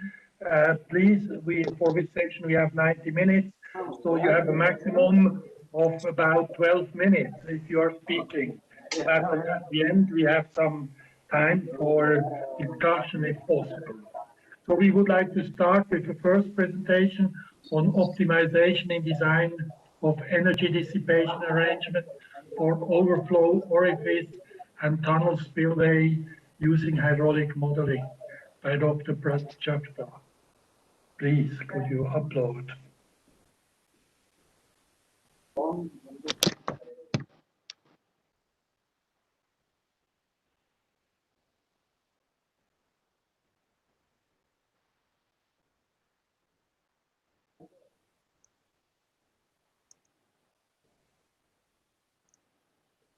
Hello? Hello, Mr. Pratchakta ma'am 3 का भी and Mr. भाई 3 का तुम्हारा खत्म हो गया Chandray. Could you please खत्म हो गया चल upload रहा है ma'am according second to start the हो गया उनका program? हाँ मैम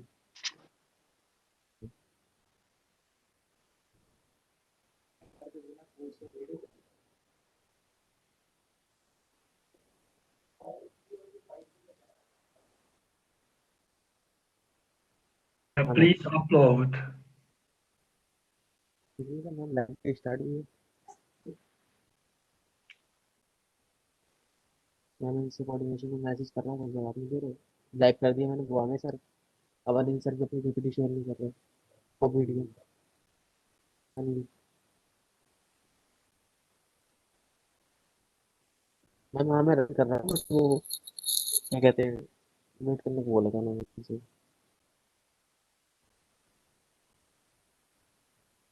ओके मैम ओके ठीक है मैम ठीक है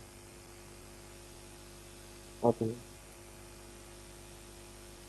मैम नहीं मैंने पीपीटी शेयर कर दिया है लेकिन आप कुछ बोल ही नहीं रहे थे It's okay. Please start. This is a different one. It is a presentation by Mr. Anil from Nepal. Okay, please ma'am वो सर start. बोल रहे हो Good morning, शेयर कर everybody. सकते हैं I am Anil Kesi, हाँ hydraulic आप engineer बोल रहे हैं मैम working आप at बोल रहे हैं NA Engineering Company.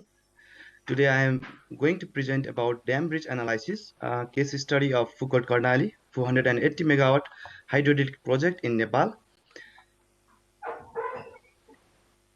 Next, about dam bridge analysis, there are hundreds of dam failure events which were reported in the और past देखने का and still today. Structure breach every year due to high water levels, often with catastrophic consequences.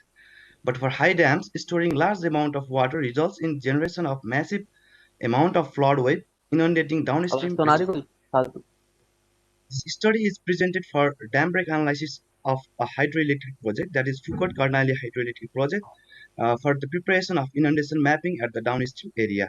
The major objective of this study is to determine the This is Bal Rastogi speaking. Yeah, I'm not getting audio on my desktop. and the travel time of So such a downstream of dam and emergency I don't know why I'm not of getting audio dam now. bridge analysis, which has been summarized at the end of study. Yes. Next. The study area of Fukot Karnali project is located in the Karnali River, which is a perennial transboundary river originating in the Tibetan plate near the Lake Mansarovar at the northern part and which joins to the Sarda River at Brahmaghat in India. The proposed RCC dam of Fukot is located in the western part of the Nepal. The location of the dam with respect to the distance from the Nepal-India border at an elevation of 200 MASL.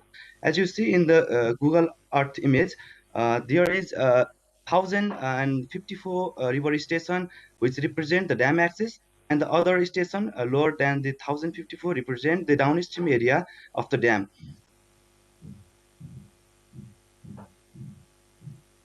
Next. Regarding the Foucault hydroelectric project, it comprises a high concrete gravity dam with the crest elevation at 915 MASL with 109-meter high roller compacted RCC dam with a live storage volume of 37 million meter cube. For the evacuation of the design flood of 15,600 cubics, there are 6 arrangements of the spillway. Among them, 3 of them are overflow type, and 3 of them are breast wall spillway, which has been provided at the middle level outlet. As you see, the river bed of the Foucault Karnali Dam along the downstream of the dam axis represent the around 830 meter at the bed level, and we have studied until the bed level of 200 MASL at the downstream region.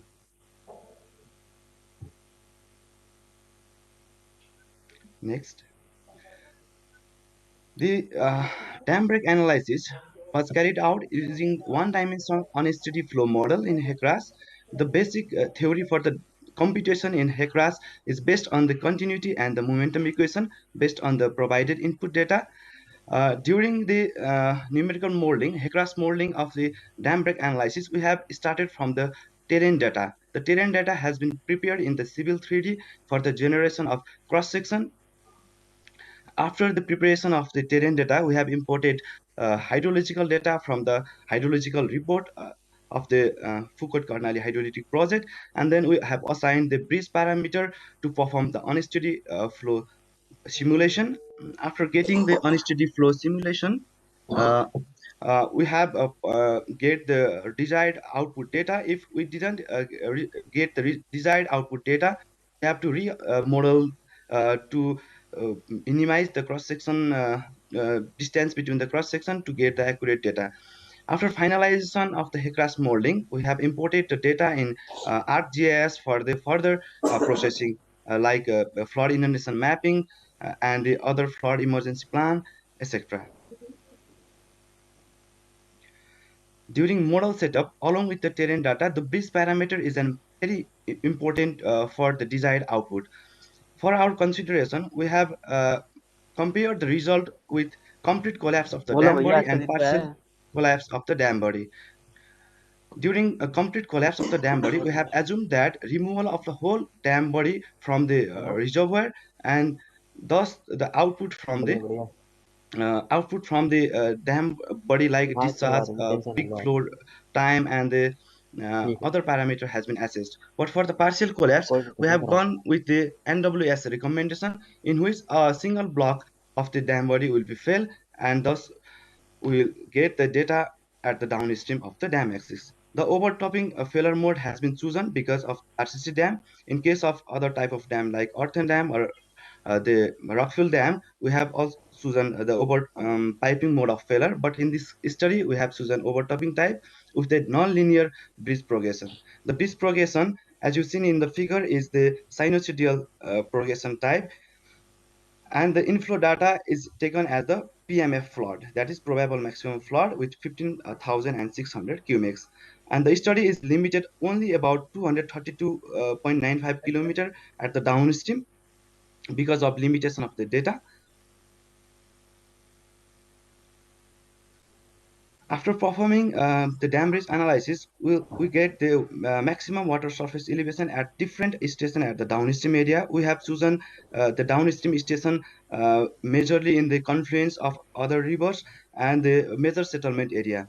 As you've seen, there is the maximum flood at just downstream of the dam is around 91,418 cubics, which is the result from the large amount of water stored in the reservoir and the PMF flood. And the maximum velocity was observed around 11.71 meter per second at 200 meter downstream from the dam axis, which is very high velocity for the sediment transport of larger boulder. And the peak flood travel time at 232 kilometer downstream will take around 16.8 hours.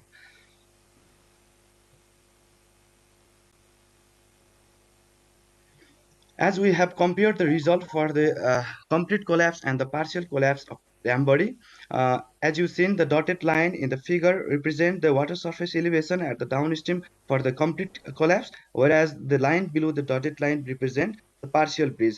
So from the graph, it is clearly shown that the water surface elevation will be higher if the dam will collapse completely. After the result from the HECRAS, we have imported the result into ArcGIS for the better visualization. From the plot, we have seen the water depth along the downstream area. In the figure, there is Rackham Valley, which is the major settlement at the downstream of the dam, where the flood has been inundated up to 1 kilometer wide region. So there will be a major impact in this valley, which is located at around 30 kilometer downstream from the reservoir. And at the Chisapani bridge, which is the most downstream cross section, there will be the flood around 10.5 meter depth. At that depth, there will be the danger level of flood according to the Department of Hydrology. So the region downstream to the Karnali Chisapani bridge will be severely affected due to dam breach flood.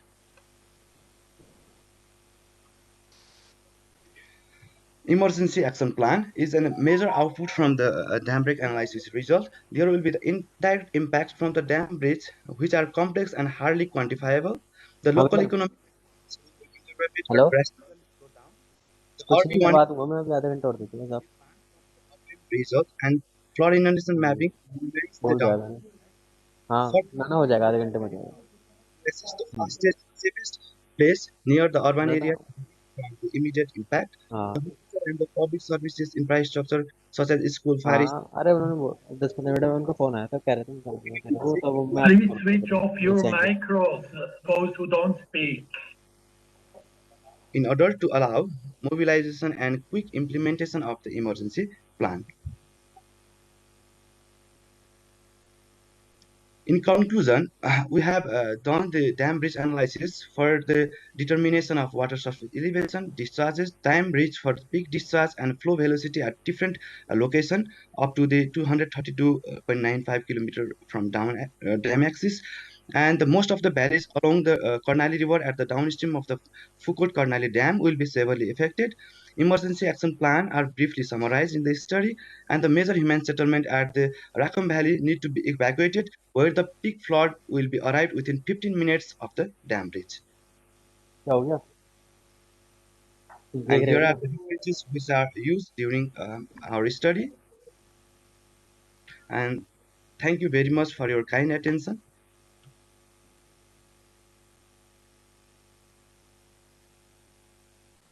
Okay, Mr. Anil, thank you very much for this presentation. It's good to hear that you are doing this dam breach flood wave analysis.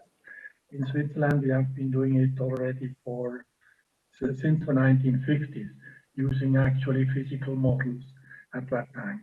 So I don't want to take more time. Sorry, at the beginning I made some wrong statements because I looked on a previous version of a program. So I would like to, okay, once more, thanks a lot, Mr. Anil. So we would like to continue with the next presentation by Mr. Andy. Yes. Hello, I'm Andy Courtnidge from Jacobs, and our paper summarises how we develop guidance in the UK for assessing reservoir drawdown capacity. The guidance was published in 2017 and has been generally well received within the UK industry. I'll start with a reminder about why drawdown capacity is important for reservoir safety.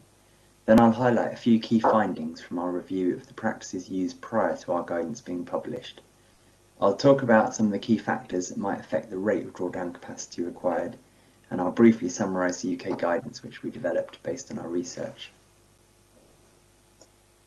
Let's start by just defining what we mean by drawdown. Drawing down a reservoir is one of the main ways to intervene in an emergency if there is a structural problem with a dam.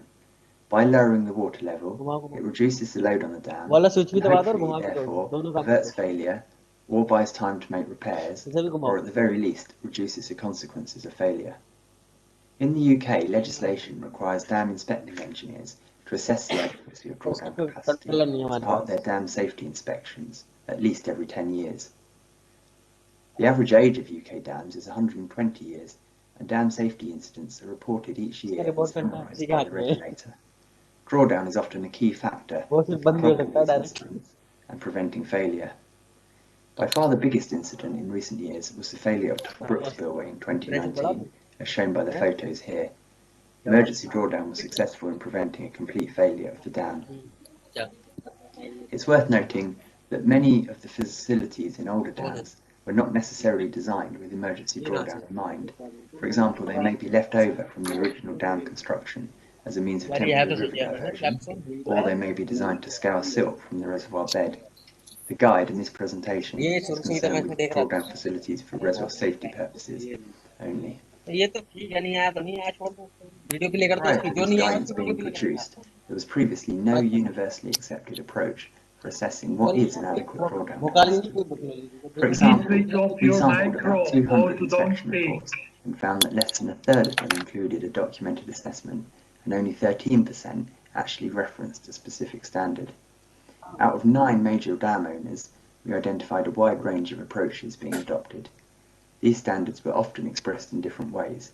Some of the criteria were based on an initial drawdown rate, and some were expressed as a minimum period to achieve a global reduction in reservoir capacity or depth.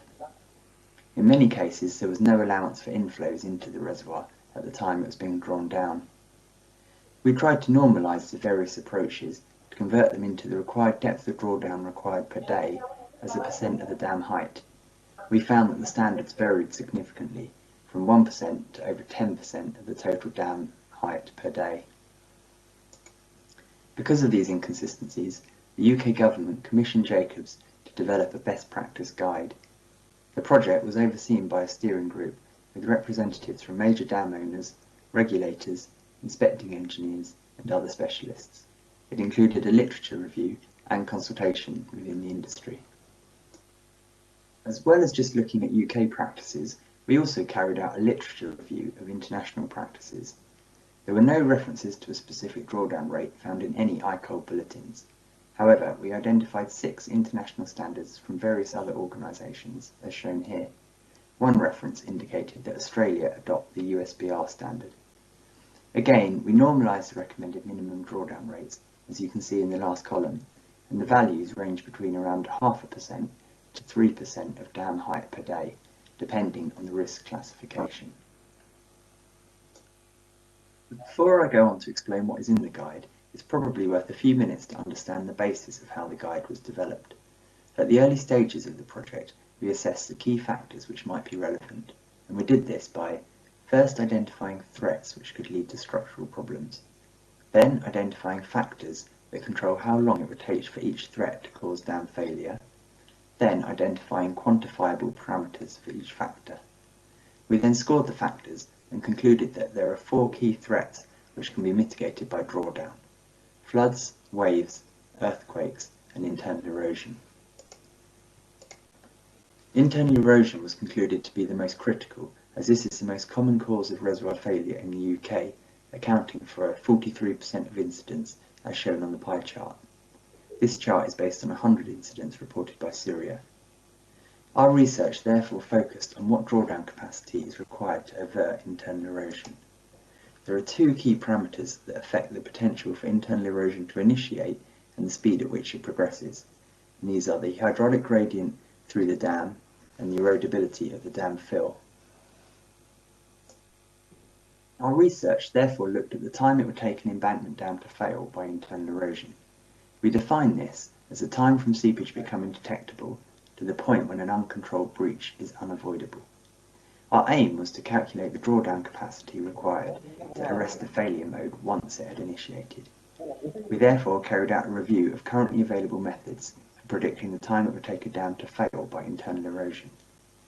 The method published in Icold Bulletin 164 was ultimately adopted as shown by the graph on the left.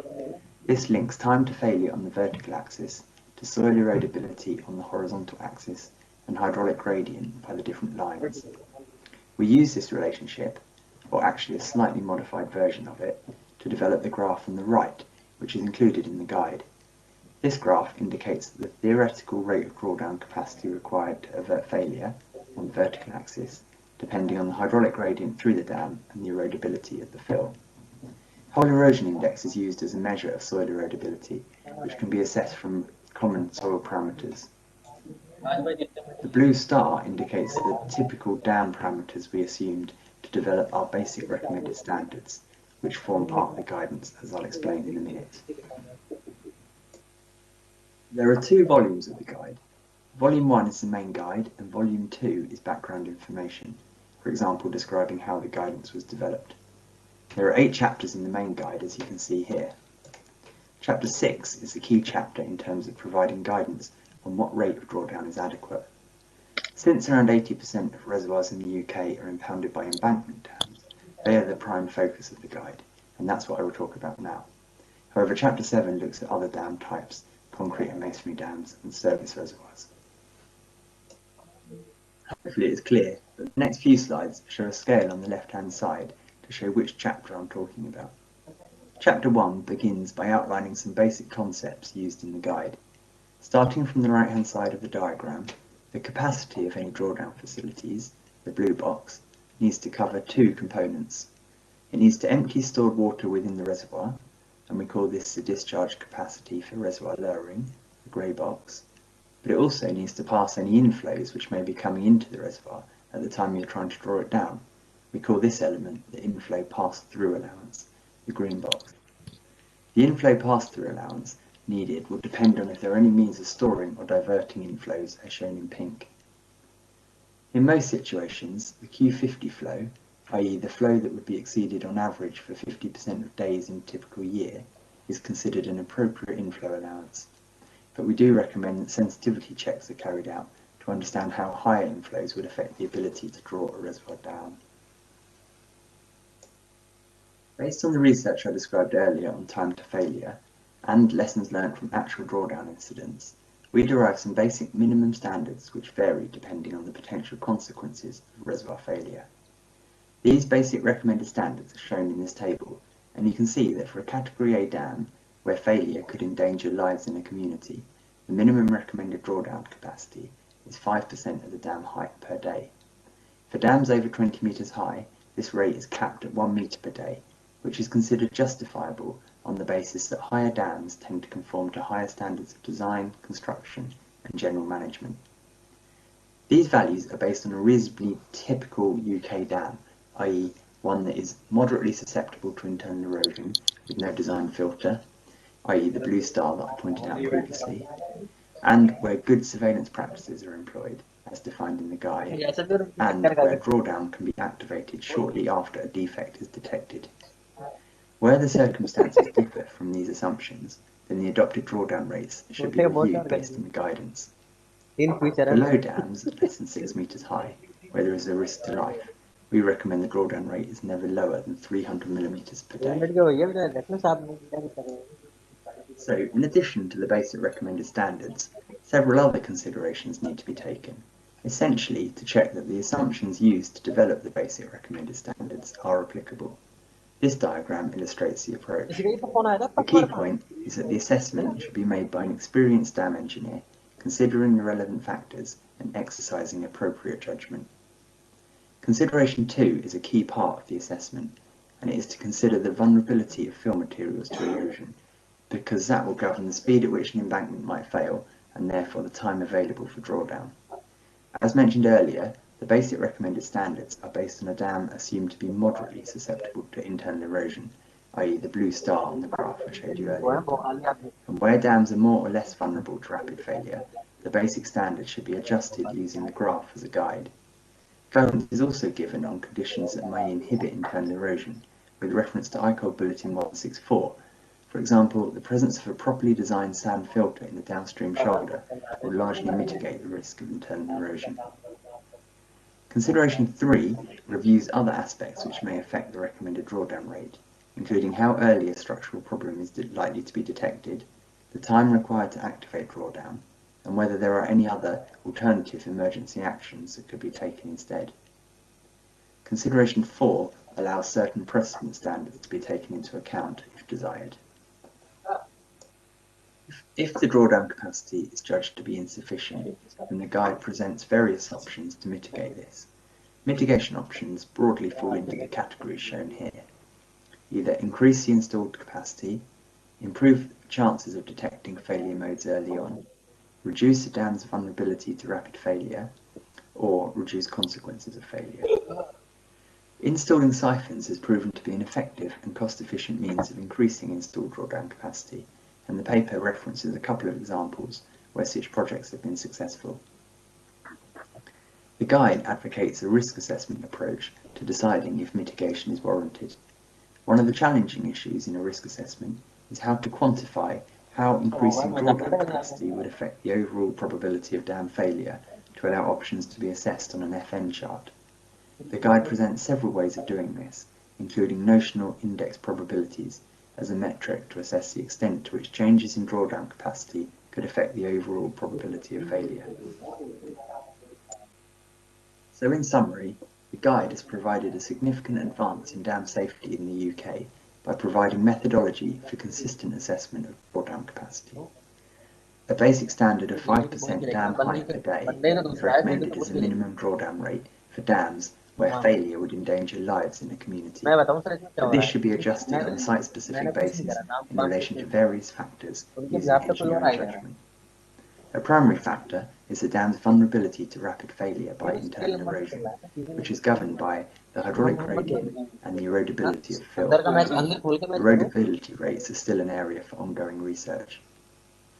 There is still no universally accepted international guidance on drawdown capacity, and we feel this may be a useful topic for a future Icold bulletin. Thank you, and I'm happy to take any questions.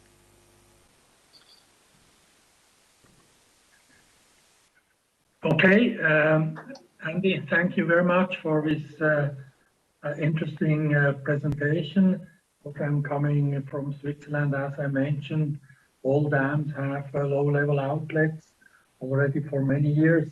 Okay, but because mainly initially because of security, military reasons, we had to be able to draw down the dams, and of course we have some high dams where our rates apply and most which you have given.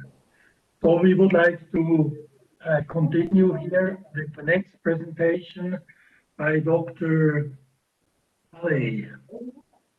Please upload.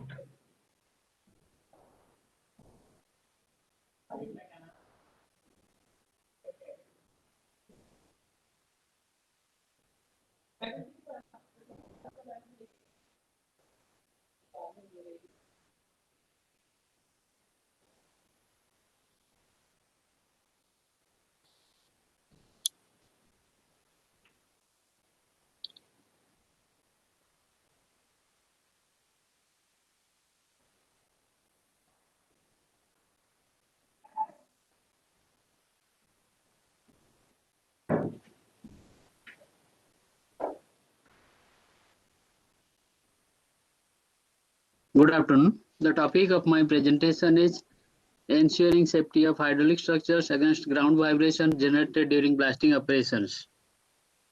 So here I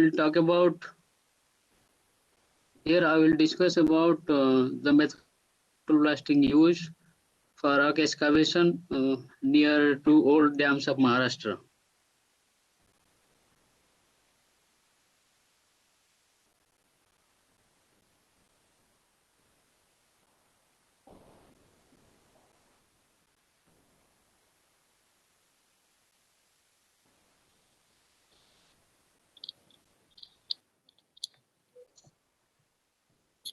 Hello. Hello, sir. Hello. Am I audible? Yes, sir. Yes, sir. Oh, Sir, can you? sir, I will share, no problem, but you only for next. Okay. The topic of my presentation is ensuring safety of hydraulic structures by rock excavation by ground vibration generated during blasting operations. Here I will discuss about the methodology of control blasting used during rock excavation for two old dams of Maharashtra. Next, please. So blasting is a dynamic phenomenon in which changes its state and turns to large volume of gaseous products with very high pressure and temperature which interact with rock medium to break and displace the rock mass. Now, blasting is one of the most economical and efficient method for rock excavation. It is mostly practiced in quarrying, mining, and construction projects. Next, please. Next, please. Next slide, please. Next slide, please. Next slide, please. Okay. Utilization of explosive is associated with several undesired effects like ground vibration, air blast, fly rock, etc. Even though these effects are undesired, but it cannot be completely eliminated. But by using the methodology of control blasting, we can reduce these effects within the safe limits. But when these effects exceed the safe limit, they can cause damage to the structure as well as create annoyance among the people. Please move on to the next slide. Whenever we undertake any blasting project, we follow certain that is first we carry out pre-blast survey. Blast survey we carry out a detailed site inspection where we assess the condition of the nearby structures and the quantity of excavation needed to be carried out at the site. Then based on the type of structures situated and their distances from the blasting zone, we establish a site safety criteria for different structures. Then we carry out certain experimental blast studies at the site by varying the charge weight as well as recording the vibrations at different distances from the blasting zone. Then we utilize those data for developing a site-specific attenuation equation. And once we develop the site-specific attenuation equation, we use that equation for estimation of safe quantity of explosive to be used during the actual excavation process. Then once we know the safe quantity of explosive to be used, then based on that we design a blasting pattern. And finally, we monitor the entire blasting operations and analyze the results. If any unusual data is observed in the monitoring process, we recommend for refinement of the blasting pattern. Next, please. So here I'll discuss first about carried out during strengthening a dam in Maharashtra. The Koyna Dam is one of the largest dams in Maharashtra. It is a rubble concrete gravity type of dam with a length of about 807 meter and height of about 103 meter. Koyna Dam suffered major damage during the Kilari earthquake in 1967. So thereafter, the strengthening work was carried out to strengthen the stability of the dam. But recently, the project authority desired to carry out the strengthening of the overflow portion of the dam, extending from half of monolith number 18 to half of monolith number 24 by providing full concrete backing. Next, please. So for this purpose, the rock mass located just downstream of spillway in close proximity of the dam and the Koyna Dam powerhouse has been excavated to the extent of about 50,000 cubic meter of hard rock and 21,000 cubic meter of overlying reinforced concrete by a traditional method of drilling and blasting. So here in this picture you can see here the two areas, area 1 and area 2, where the excavation has been carried out. This area 1 is very close to the dam 2, and here we have taken utmost care for carrying out the blasting activity, and which extends up to 25.4 meter. And this area we have divided into 5 different zones from zone 1 to zone 5, and for zone we have recommended a safe charge for carrying out the blasting operations. And this area 2 is about 88 meter from the dam 2 and about 100 meter from the Koyna Dam powerhouse. So here also we have divided this zone into 4 zones in this area, and here also we have conducted the blasting operations and recommended safe charge to continue the actual excavation process. Please next slide, please. So for the safety of the Koyna Dam from the adverse effects of blast vibrations, we have recommended a safe vibration level of 70 mm per second for the safety of Koyna Dam and 10 mm per second for the safety of the powerhouse structure. So here in this area, we have conducted 16 experimental blasts, and these blasts have been recorded on the bedrock at different distances, starting from between 1.35 meter to 79.3 meter. And these blasts have been conducted by using 32 mm diameter holes, and here the depth of holes were varied between 0.75 meter to 2.5 meter. And based on the depth of holes, the charge weights used for blast or delay has been varied between 0.04 kg to 2.44 kg. Please, next slide, please. So now for prediction of peak particle velocity expected to be generated during the blasting operations, we need to define a site-specific attenuation equation. So the equations which have been suggested by many researchers, but this form of equation is generally used for development of the site-specific equation. So here this K and N are evaluated by using the regression analysis method. Here R and Q are the distance between the blasting zone and the observation point, and Q is the quantity of explosive used during the blasting, and this Vp is nothing but the velocity generated during the blasting operation. So this R by Q to the power square root of Q has been used in the x-axis as the scale distance, and this peak particle velocity is presented in the y-axis. Then we have carried out a linear regression analysis. From this analysis, we have developed two equations, that is the 50% confidence line equation and a 95% confidence level attenuation equation. And this 95% confidence level equation has been used for estimation of shape charge during the blasting operations. Next, please. So this is the safety criteria given by the IS 14881-2001, which recommends different level of vibrations for different type of structures in a wide variety of frequency range. Please, next. So now we have estimated the shape charge to be used in area 1. As I said earlier, we have divided area 1 into 5 zones, starting from zone 1 to zone 5, and before monolith number 18 to 24, we have estimated the shape charge to be used for different zones. Next, please. Next slide, please. So for area 2, similarly also we recommended the shape charge weight to be used, and that is as the distance increases, we have recommended more charge to be used. That is in area 2, which is relatively far away from the dam and powerhouse. Next, please. So now these following recommendations are made for the excavation of rock and RCC in the Koyna Dam site.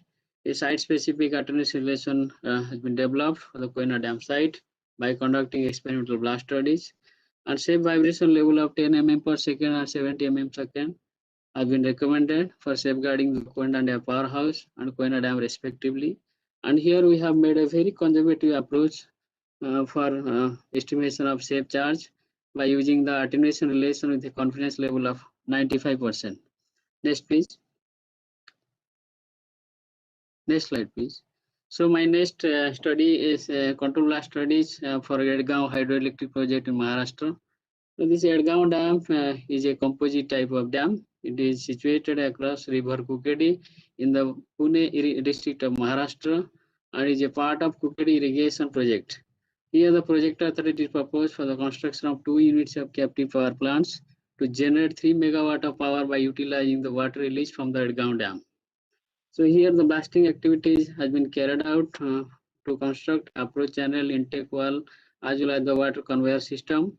And this blasting activity has been initially carried out in the intake well and this powerhouse site.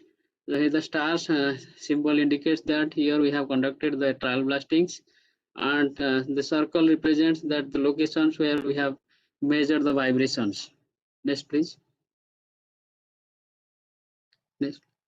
So here the objective of the study, as we conducted earlier for Koyna Dam, we have carried out a site inspection of the site. Then that this blasting zone is surrounded by this Edgaon Dam as well as the nearby residential houses.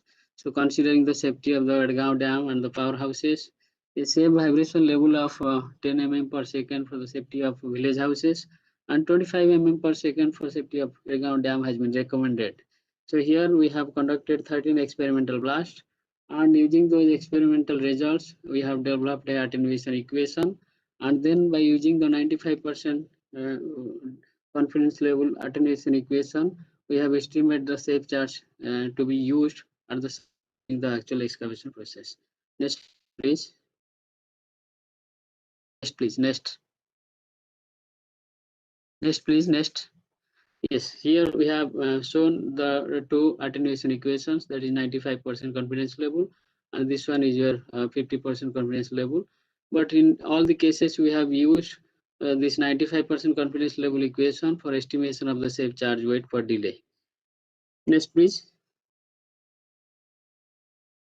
So here we have estimated the safe charge to be used for different distances, from starting from 20 meter to 100 meter within a distance of. So as we can see, distance increases, so more charge can be used, and that is around 10.36 kg per delay, and at a distance of 100 meter from the blasting zone. Now this is for the intake well side and the powerhouse side. We have recommended that these are the depth of hole should be used while conducting the blasting operations. So typical blasting pattern we have given here, that is for a depth of hole of 0.9 meter. The diameter hole should be 33 meter, then burden 0.8 meter, spacing 1 meter, number of holes should be 10 in a row, and number of rows should be maximum 3, and the maximum charge per hole to be used is around 0.125 kg. Next, please. So recommend us to ensure safety of Edgaon Dam and village houses, PPB level of 25 mm per second and 10 mm per second has been recommended as safe vibration level for the Edgaon Dam and village houses respectively, and using the recommended safe vibration level in the attenuation equation, the 95% confidence level, safe charge weight per delay for distance varying from 20 meter to 100 meter has been estimated and recommended. Next, please. So the overall conclusion is that whenever excavation is to be carried out near important structures like dams, historical monuments, and residential structures, the methodology of control blasting should be used. And here in this case, the methodology of control blasting has been successfully used for excavation of rock near two old structures, two old dams of Maharashtra. Next, please. And the ground vibrations are monitored at different distances from the blasting zone and are used for developing the site-specific attenuation equations. So developed site-specific attenuation are used for estimating the safe charge weight while designing the blasting pattern. So in this present study, with the help of control blasting methodology, rock excavation has been successfully carried out near two old dams of Maharashtra. Next, please. Next, please. Thank you. Thank you for the patient hearing. Okay, thank you very much for this presentation. I would just like to mention, or I would like to ask, I think you have done some monitoring during the blasting. Yes, yes. Excuse me, I have to point out one mistake or correction in this. Sorry, we will just, at the end, we will continue. Our next presentation is by Dr. Rastogi. So, Dr. Rastogi, please. Okay, thank you. It is my honor to speak in your session, and thanks to the organizers. I will speak about seismic safety of dams in India.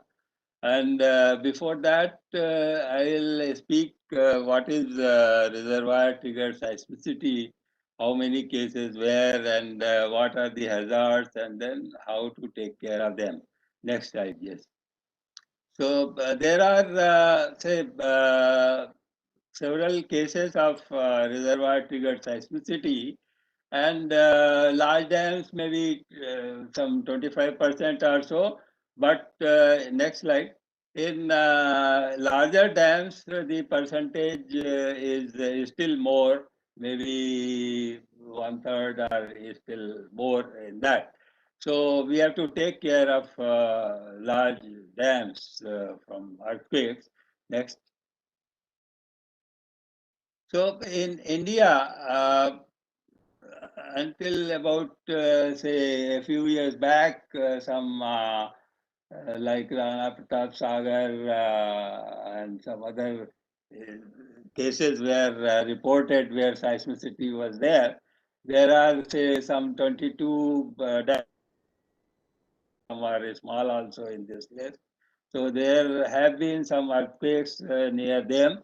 So out of these, some 8 cases, it is clearly related to reservoir filling. And in actually 4 cases, it has been, say, demonstrated that these are definitely due to triggering of reservoirs. And in some other cases, there has been some seismicity after the reservoir filling, very clear indication. But some cases are some earthquakes, but may or may not be reservoir triggered. And some cases there have been isolated shocks and definitely not induced seismicity cases, maybe in 4 cases. Next. So these cases, these dams where some seismicity is there, actually not, we have no case in Himalaya, maybe because that is highly seismic and because of the thrust fault environment and maybe slightly softer rocks in some places. So here seismicity in intraplate region where moderate seismicity is there, and these are more cases in near western coast, and western coast area is considered a little active because some upliftment, slow upliftment is going on. And also these cases are more in the area covered by Deccan basalts, volcanic activity which was there some 60 million years ago, 65 million years ago. And some are near this boundary. So Koena case, maybe here, Varna, some Vasa, Dhamni, like that, and some border area with Gujarat, some Kelia and Juj, small dams. So these cases are there, and so we have no very recent case yet. Next. Next. So these say reservoir trigger seismicity is in different type of faulting. It behaves differently. Here, say in normal fault case, the initial and then loading, then it comes to failure envelope. And also in strike slip faulting, in normal faulting, you know, the hanging block goes down. In strike slip faulting, the blocks move relative to each other. So here also from initial to failure, it reaches failure stage after the load effect. And also the pore pressure effect actually is the pore pressure, because of pore pressure, it comes to failure more.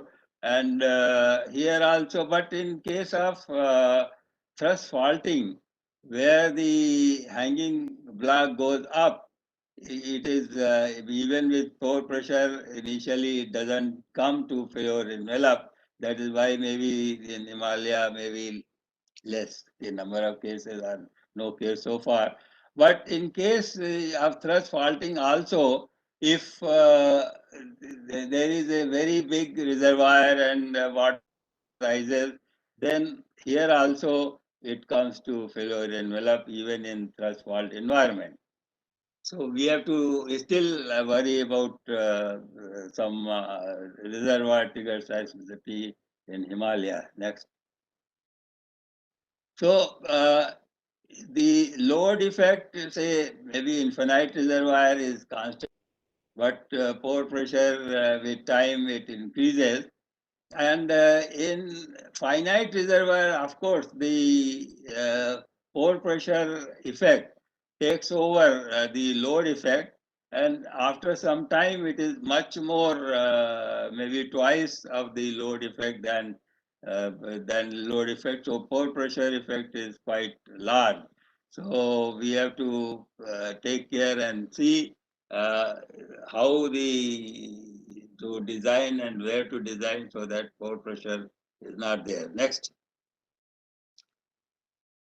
So necessary conditions, as I've been discussing, that there has to be, say it is triggering effect only, so critically stressed faults have to be there.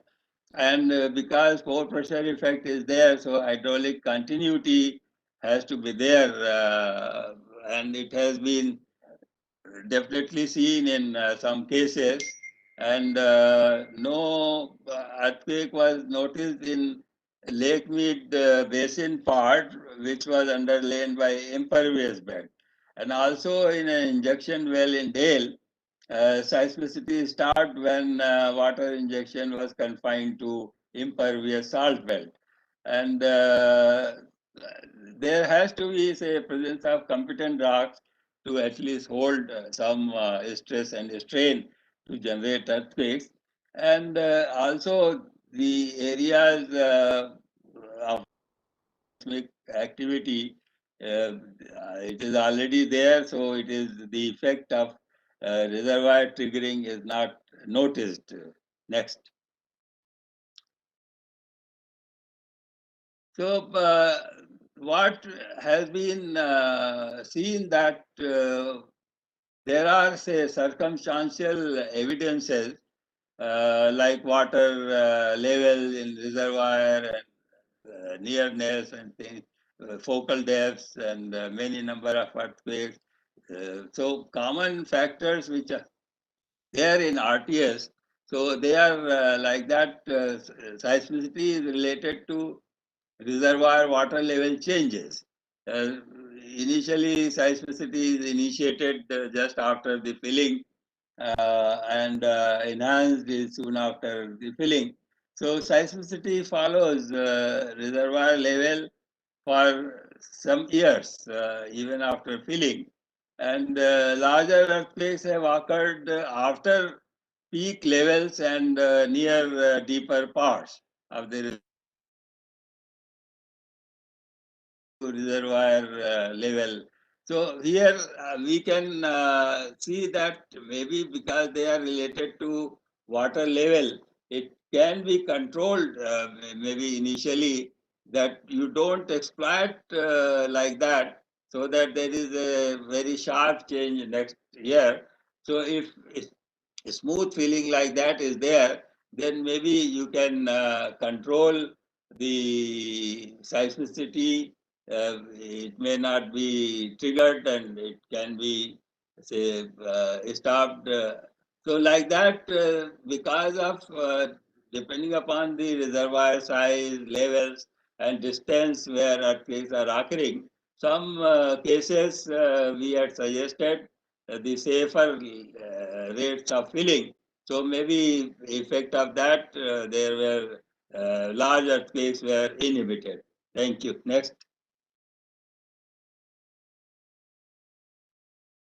So how these are different than the normal tectonic earthquakes?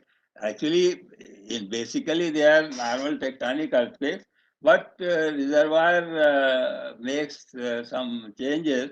So like that in, say, normal case, maybe the fault area was like that with some small number of aftershocks. But if because of reservoir, maybe it is more heterogeneous And so there may be one major say earthquake along a major portion, a bigger earthquake, and other aftershocks also may be bigger and maybe large number of aftershocks.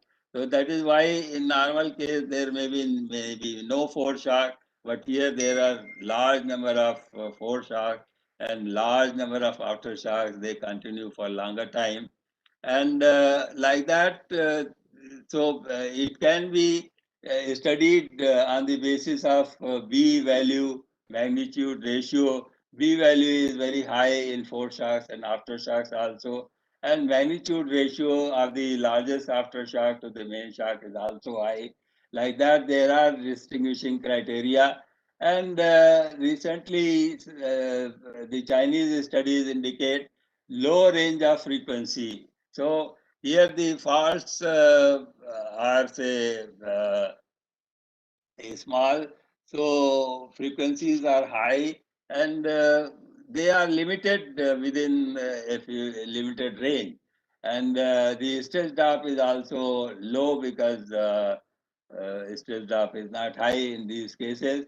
But there is another good evidence which comes is from epicentral area growth with time. So next we will see that in two cases. One is Koena. Next slide. In Koena as well as in one more case, Bhasa. Next. Yeah. So here in Koena, 1967, before 67, earthquakes were like here only. In 67, the earthquakes, major earthquake, or not major, but moderate earthquake of 6.3 was there, and aftershocks confined to, expanded to big area, and in further years also they expanded to other areas. So it can be calculated from the distance as well as area. It is the seismicity area is related to hydraulic diffusivity, that it proves that because of pore pressure movement, the seismicity is triggered in this area. Like that in Bhasa also that case was there. So necessary investigations from pre-impoundment stage is assessment of historical seismicity, monitoring of pre-impoundment to post-impoundment seismicity with a network of seismic stations and strong motion oscillographs, 5 digital seismographs and 1 or 2 strong motion seismographs, and maybe some in dam body also if it is expected earthquake. So we have to know detailed geology, geophysics, remote sensing for detailed knowledge of faults and fractures, groundwater level changes or core pressure changes by installing piezometers and bore wells in up to aquifer depth, and GPS stations to know the geodetic changes due to reservoir impounding. In Koena, recently results show that there are the say movements, and there is a quite a good amount of compressive stress is there, and the ambient stress also can be measured by hydrofracturing. Next.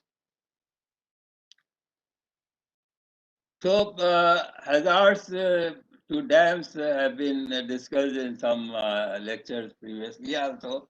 Major hazard could be due to surface faulting and ground deformation. Some of these things were discussed by Chairman Whelan. And also structural damage due to strong shaking could be there. And I wanted to point out that in the previous lecture, the Koena was slightly damaged. There was not major damage. Slight some cracks were there, and the damage was due to not Kilari earthquake, but because of Koena 1967 earthquake of magnitude 6.3. So damage due to liquefaction is in many cases, and especially in earth and rock fill dams, several cases are there where damage was there. And the flash flood could be also a major source of damage. So landslide triggered, some are triggered by reservoir triggered seismicity. For example, in 1963, Beyond Dam in Italy, some 2,000 lives lost because of dam failure and water coming to the downstream. These could be natural also, as it has happened in Rishi Ganga project recently in Chamoli. Uh, large 200 lives maybe about lost because of filling of water in the tunnels and like that. Next. So in summary, in India, RTS may be expected in moderately active areas of west coast, Narmada zone belt, and Godavari basin, and not in Himalaya maybe. And larger earthquakes are triggered due to large dams of height more than 100 meters or capacity more than 1 cubic kilometer. Necessary conditions are, as is, explained earlier, critically stressed faults, hydraulic connectivity, presence of competent rocks, and low to moderately areas. Influence on, say, stress, seismicity doesn't exceed, say, 10% or so. Hence, they are now calling only it is triggered seismicity. Earlier, maybe we thought it is 10% is quite large. So 10% additional effect of reservoir filling on seismicity could be induced, but now it is taken as only reservoir triggered seismicity. So magnitude is not much more, maybe 10% more. So magnitude, what is expected in that area, prescribed for that area in zoning map, is enough to be considered for dam designing. And there is no need to consider maybe larger magnitude than in the zoning map. So next, maybe thank you.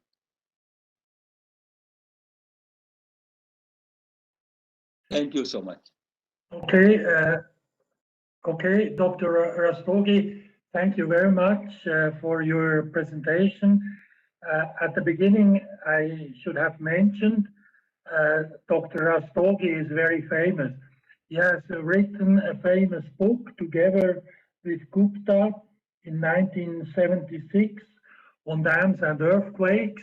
And at that time, I must say, I did my PhD, and we were, of course, very keen also in reading what was written by Dr. Rastogi, because at that time, the Koina reservoir, people suspected that to be a reservoir triggered seismicity, was a very famous case.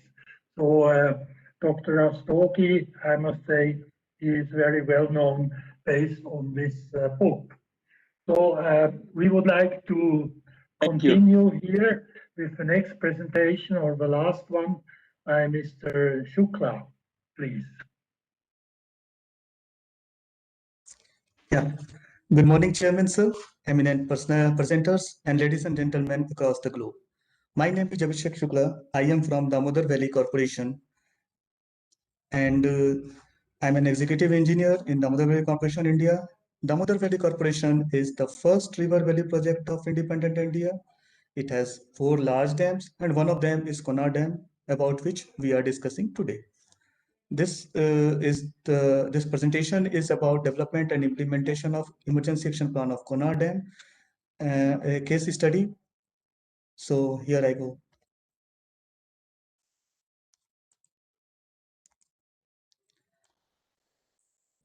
The emergency action, this presentation is broadly divided into 4 categories. These are what is an EAP, why it is required. Yes, it is required for reducing information gap for effective implementation. And who are involved for this emergency action plan, and how to implement it. These are the four broad categories, and we are going to see it during next slides. An EAP is a formal document that includes documenting the dam operation and safety evaluation procedure. This also includes operation of dam during floods. We have a specific operation manual for that. Second is identifying potential emergencies at dam and categorizing levels. Now the first two is a kind of interlinked, because if we had a good operation and safety evaluation procedure, we could identify and address the potential emergencies before it actually become an emergency. The third is consequence estimation using dam break analysis for various failure scenarios. These has been developed by CWC, and we will go through the detail in next slide. Designating roles and responsibilities of all concerned authorities during emergencies and specifying action to be implemented by each authority, right from dam site engineers to evacuation authorities like disaster management authorities, and identification of resources, potential resources that could be used during failure scenarios, which could reduce the impact of failure, or which may actually reduce the failure itself. In all this aspect, both O&M manual as well as emergency action plan, these two documents are very important for effective dam operation, and neither can be substituted for each other. This is the description of the Konar Dam. It is located in the eastern part of India, and this is the Damodar Valley catchment that is shown here. The dam is located in upper part of the Damodar Valley catchment, and it is situated amidst the picturesque surrounding of Hazaribagh and Bokaro district of Jharkhand state of India, and was commissioned in 1955. It has a total gross storage capacity of 221 MCM, and as mentioned earlier, a well-established flood operation procedure and monitoring system as well as maintenance system of Konar Dam is already in place. The emergency action plan, the document has been prepared based on the stipulated guideline as published by Central Water Commission under DRIP project. And the document itself is incorporated all the provisions of the said document. Now, the consequence analysis of the Konar Dam has been prepared by Central Water Commission under DRIP. It includes 3 failure scenarios. The first one is dam failure by overtopping, leading to breaching and uncontrolled release of impounded water.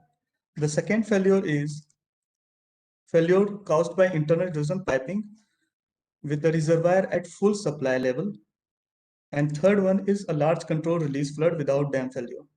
All these 3 failure conditions, in fact, the first 2 conditions of the breaching, that is overtopping or piping, were simulated by solving numerically the second dimensional depth average flow equation for breaching parameter using Hagra's computer program. And the breaches were modeled as trapezoidal opening that form at the crest of the dam and then grow in size first vertically downward until the specified breach bottom elevation is reached, and then horizontally as it overflows, as overflow continued to widen the opening. The large control release flood has been carried out without dam failure as per the maximum TMF release, as per the after the flood routing on maximum release flood. The inundation map for each of those failure scenarios, each of the 3 failure scenarios has been prepared, which depicts maximum water depth, maximum water velocity, maximum water surface elevation, and time of arrival of flood. And these maps were further analyzed for development of evacuation and mitigation plan. Now, the data from inundation map has been entered into GIS application and processed for importing into Google Earth Pro. In the Google Earth Pro, settlements were marked, shelter points as well as evacuation routes has been planned as per the marked location. And these are the locations which were marked, and using the same it has been again re-imported into GIS application, specifically ArcGIS, for determining hazard consequences. These hazard consequences, for the hazard consequences, the data like data of various administrative boundaries of villages, as well as blocks, district, and schools, colleges, hospitals, police station, fire stations, etc., were taken from Jharkhand Space Application Center, and all those were analyzed to create a flood hazard reference map table with information like depth, velocity, and maximum water surface elevation at each shelter point, and as per the time of arrival of flood of each settlement, a table has been created. On the right side, we can see the table which incorporates information which has been prepared based on the priority of evacuation based on the time of arrival. And it incorporates data like key information like administrative boundary of shelter points, and based on the shelter points and maximum water level, evacuation route has been planned, responsible person has been designated, his contact numbers are there, everything is incorporated sorry, in the set table. Secondly, the map is also provided. However, the map cannot be as much of use during the time of evacuation as much a table can be used.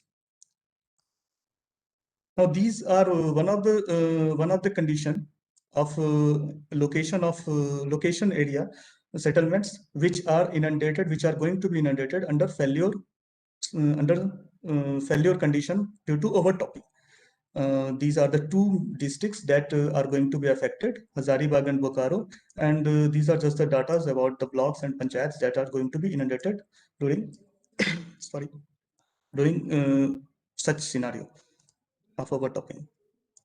Now the major part is preparing the EAP. Now designating the document itself should include, and it has been included in this case also, that roles and responsibility of each individual, right from dam site authorities, dam site managers to evacuating authorities and intermediate stakeholders like IMDs and NRSCs and every other authorities has been mentioned in the document itself. The event detection and emergency level determination has also been mentioned, as for each event detection, the EAP in the EAP emergency level has been described that it may be blue, orange, or red based on its emergency situation. Action has been defined, and based on the actions, notification flowchart and communication has been developed. The notification flowchart for each of the scenario is separately included in the document, and with the communication like email ID as well as phone numbers has been provided in the document itself. This notification flowchart is the key, as the whole process of development of EAP involves in providing the mechanism for coordination among the agencies and defining their roles and responsibility, and action has to be taken accordingly. So this notification flowchart plays the vital role, and this has been summarized in 1 or 2 page sheet so that in case of emergency, it can be referred very quickly. And the other thing is supply and resources. Should there be a situation where we need resources and this could actually stop the failure, those conditions are also provided, and contractors and effective resources as well as expert personnel is also marked in the document to whom we can contact in this case of scenario. Other requirements like having a pre and post monsoon report always in the data center, and drawings which can be referred during this case during failure scenario, and through which we can actually minimize the impact, or if possible reduce the impact, or eliminate the impact itself. So the main objective of EAP is to ensure its implementation during emergency, and development of document is only a part of it. So although we have developed the part, it will not fulfill the function which is required to be carried out. The main function would be implementation of the EAP. Now, for the same, a stakeholder consultation meet has already been carried out by DVC on 28 June 2019 where all the stakeholders, including villagers, right from villagers to state agencies to national agencies, including the disaster management authorities and authorities related to downstream infrastructure. Everyone were participated has participated, and these are some of the pictures of the program. In the said meeting, few few recommendations were received during the said meeting, which include arranging such awareness program at the block level or say at a school level, so that more of the people can know about it. And if such event happens, it could actually be implemented on the ground or root level. The second point is tabletop exercises and annual update before monsoon. Annual update before monsoon is the key part, and it is being carried out every year. And this year also we will revise the document as per the new informations gathered, like the communication information needs to be revised. Most of the people get transferred, and these information need to be incorporated. And further, any other information related to dam safety, if crops up, that needs to be included in the document itself. So in that way, the annual update is very important. Now, to conclude my presentation, it is it is nothing new that we need to have this plan. We need to have a plan because in case of dam failure, there will be severe consequences, and this would result not only in substantial loss of life and property, but unimaginable damage to the environment. Thus, an effective EAP does play an important role in minimizing the impact and scale of damage. However, it is more important to implement the plan, and therefore annual updation, tabletop exercises, mock drills, and information of the EAP at the very root level. As I said, in the schools, colleges, keeping the local aware about this program is extremely important to make it an effective for an effective implementation. So at the last, I would like to quote Benjamin Franklin: "By failing to prepare, you are preparing to fail. Therefore, we need to update ourselves and um, ready to accommodate any such scenario, so as to minimize the life of people and property and overall the environment." Thanking you, thanking everyone.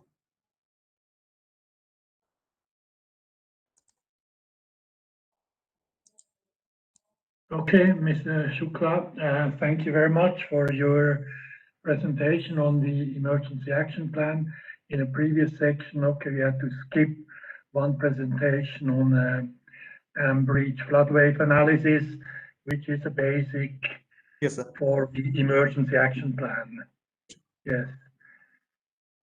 I just have one question. We have 7 minutes for some discussion, or I just would like to give a comment. Of course, with the emergency action plan, we would need an alarm system, basically, to protect the people living downstream. Do you also have such plans? Yes, sir. Do you have a plan to install water alarm systems? Yes, sir. Yes, sir. Yes, sir. In the next phase, warning the people downstream of a dam. Yes, sir. We have planned for immediate, like 1 hour or 2 hour, where the flood can reach within very short span of time, where we cannot communicate directly. We need to incorporate those things. We are planning for it. We are currently not having such situation, such alarm system, but we are planning to have it. But okay, just one more question. In India, do you have alarm systems? So I'm not sure, but I can share about that. In our system, it is not there for continuous 1 hour or 2 hour system. That is not there. Okay, I just want to add, maybe in Switzerland, we also have the alarm for the 2 hours. That is about 30 kilometers away from a dam, and where the dam owners actually have to pay for alarming people in a near field to 30 kilometers. And I think in Switzerland we have 64, let me say, working alarm systems. So it is not new in that sense for us. Okay, so we basically recommend you to do that in India. I Yeah, think sure. it's a good idea. Sure. Okay, we have time for a few questions. I don't know how it will be handled. If maybe first, the easiest would be if there would be some questions by the authors who have presented here, because they are directly online. It will be more difficult to communicate with the people not being in this chat room. Okay. Are there any questions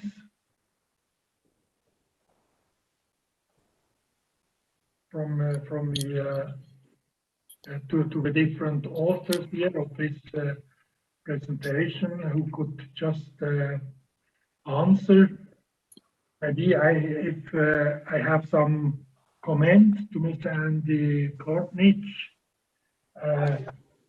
of course, or it's just a comment. I have just noted for this lowering, you have used a number of guidelines. Okay, you have missed the Swiss guideline on low-level outlets. I thought it's probably the oldest in the world, because we have low-level outlets on 100% of the dams already for a long time, and we have some. Okay, there are some differences with respect to the dams in UK, but we have some dams which are 100, 200, 280 meters high. So therefore, if you lower the reservoir 1 meter per day, you would have to lower a few months for the big reservoirs. So we have some other criteria there. But in the UK, when you talk about this 20-meter high dams, which are maybe the typical dams, of course, let me say, the lowering procedure may be different from the one in the alpine reservoirs. I'm very sure, Martin, that I'll be honest. Yes, we had missed the Switzerland guide. We looked, and we didn't find it, but I will look it up now that you say. But yeah, dams in the UK are a lot lower height, so I think there's probably some differences. And it was interesting you say that drawdown in Switzerland was initially governed by military reasons for to lower them in the event of a war, I guess. That's quite interesting. Yes, all the alarm systems were originally a result from the Cold War, starting in the 1950s, you know. So we did the dam breach analysis, and every dam needed to have a low level, a bottom outlet, we call them. Okay, now I think to have a bottom outlet, I think is a good idea also for seismics. Actually, I promote this idea of low level outlet. It's very useful, but in many countries they ignore it. Yeah, we often have low level outlets, but they're often not designed for reservoir safety, which is why this guidance came around. So previously, sometimes they were just left over from construction, or they were used for scour, but yeah, they're important for reservoir safety. Yes. Okay, maybe a comment to Mr. Anil from Nepal, who has done also dam breach flood wave analysis. It's interesting for me to see. I think you mentioned it takes about 16 hours for the flood wave propagating about how much? 250 kilometers. Okay, that also corresponds to our experience in Switzerland, where we also have steep valleys, where we assume that it will take about 2 hours to propagate 30 kilometers. It's good to see that you get similar numbers. So I must say, just by this comparison, I think your rivers or your floods are quite similar. This is just a comment to Mr. Anil. I don't know if you are still on the line. Okay, just another comment here, maybe to Dr. Palay from Maharashtra regarding blasting at Koyna Dam. Okay, I must say the particle velocity of 70 millimeters per second, yes, is quite high. I think, but it is a solid civil engineering structure, and we can, of course, have these values.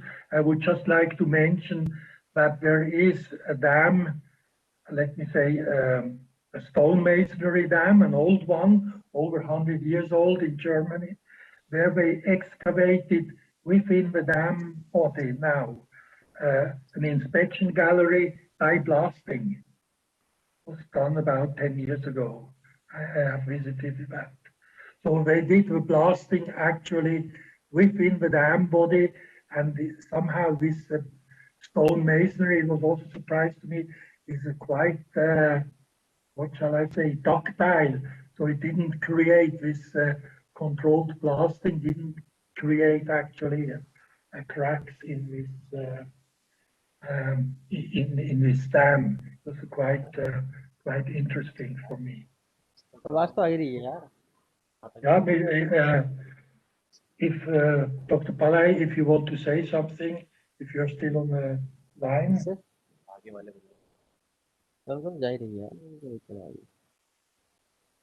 Okay, maybe they have switched off. So I would say I would like to thank all the speakers for their presentations.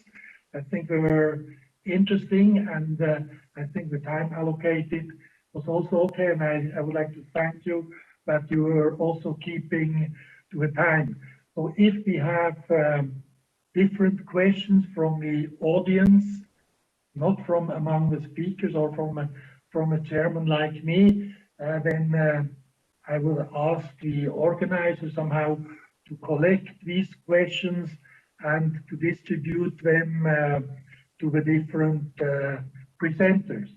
So once more, thank you very much for your cooperation and your interesting presentations. And I understand that now it is 1 o'clock in India, and there is time reserved for lunch for 1 hour. So the session is closed. Thank you very much. Thank you, sir.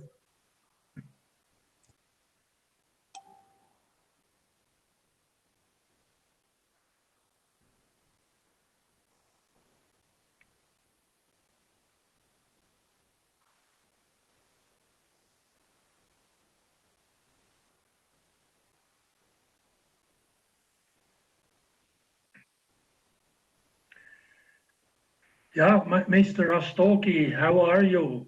Oh, I'm fine, and nice to see you at least. Yeah, it is good to see you also. Yeah. Okay.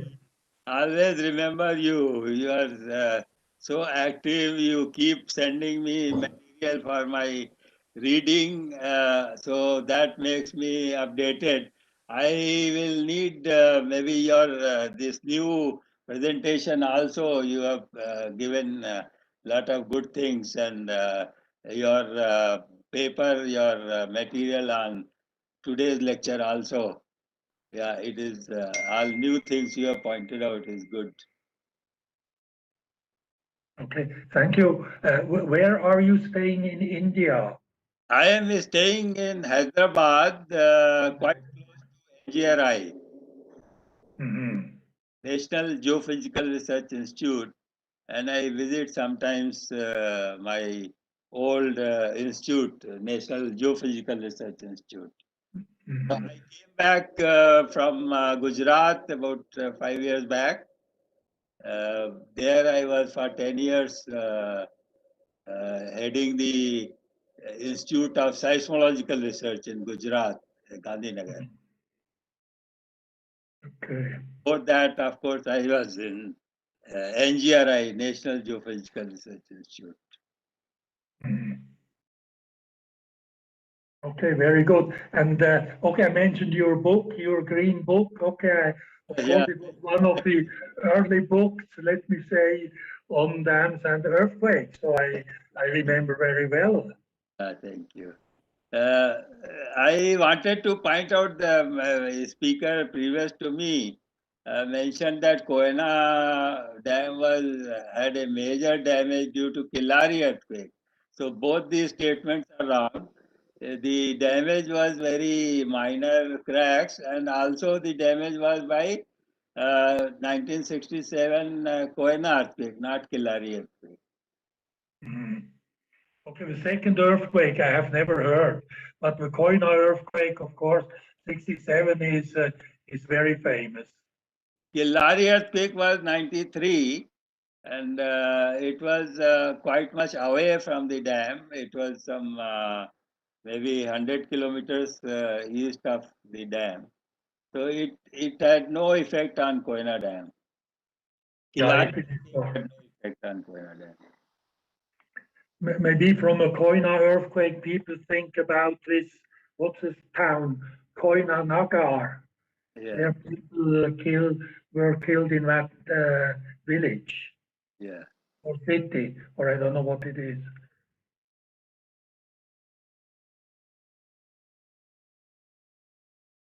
Okay. Anyway, it was, we will like you to visit Hyderabad, and we can host you here. Our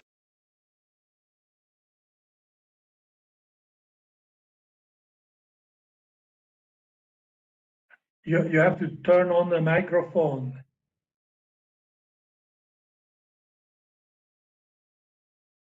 Oh, sorry. Yeah. My microphone, I made it off, I think. So you are welcome to visit.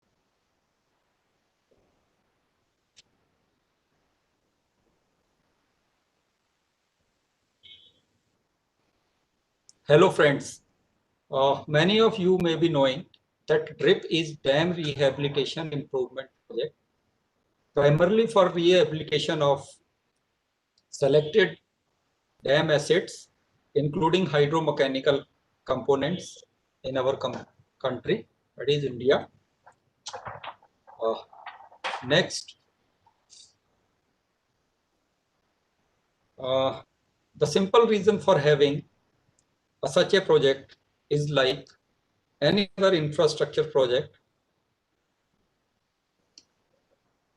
As you know, dams in due course of its age deteriorate, posing a potential threat to life, health, property, and the environment.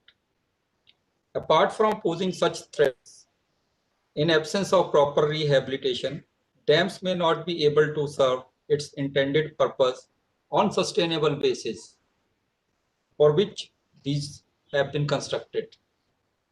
The other reasons are inadequate past design practices, lack of inspection and maintenance of equipment, increase in extreme meteorological events, and evolution of new technology, equipment demand, complete repair, rehabilitation, and modernization of an existing dam equipment. Why do we need, let it be like this. In this scheme, in this presentation, I have tried to show what the government of India has taken initiative in the field of dam rehabilitation. Let me tell you, this dam safety culture or mechanism in our country is quite old. Our country has a nationwide systematic dam safety surveillance mechanism since early 80s. It was in 1979 when this dam safety organization, to which I head in Central Water Commission, was established for assisting our states in evaluating safety related hazards in in their dam structures. As on date, all the states in India having significant number of dams have also established their own state dam safety organization and have taken up measures for ensuring dam safety in their respective jurisdiction. Government of India first initiative for dam safety rehabilitation in India was World Bank funded project called Dam Safety Assurance and Rehabilitation Project, DSARP, which was implemented during the period 1991 in 4 Indian states, namely Madhya Pradesh, Odisha, Rajasthan, and Tamil Nadu, under the overall guidance and supervision of Central Water Commission. And the cost of the project was about 450 crores of Indian rupees. The project's prime objective being to improve the safety of selected dams in the project states through remedial measures. Subsequently, once this project closed, and based on the experience and encouraging results obtained from this DSARP project, Government of India again initiated one dam rehabilitation improvement project in 2010. This project became effective in 2012. The project will be closing very shortly in March 2021. This project has covered about 198 dam projects having 223 dams in the states of Karnataka, Kerala, Tamil Nadu, Madhya Pradesh, Jharkhand, Odisha, and Uttarakhand. The project's financial outlay is about Indian rupees 3,000 crores and the objectives of the project remains the same as it was during the implementation of DSARP, and these were to improve the safety and performance of selected existing dams and associated appurtenant in sustainable manner, and to strengthen the dam safety institutional setup in participating states as well as at central level. As I said, this project closes on 31st March this year, and you know, we have more than 5,700 dams in our country, and so far we have taken up rehabilitation of hardly 260 or 270 dams over the last 25 years. So with the need to include more dams, Government of India has again taken up initiation of its next phase, that is phase 2 and phase 3, wherein the project portfolio is quite big. We intend to rehabilitate more than 700 dams. Of course, it's a very tall order over the next 10 years. And again, the project will be funded by World Bank.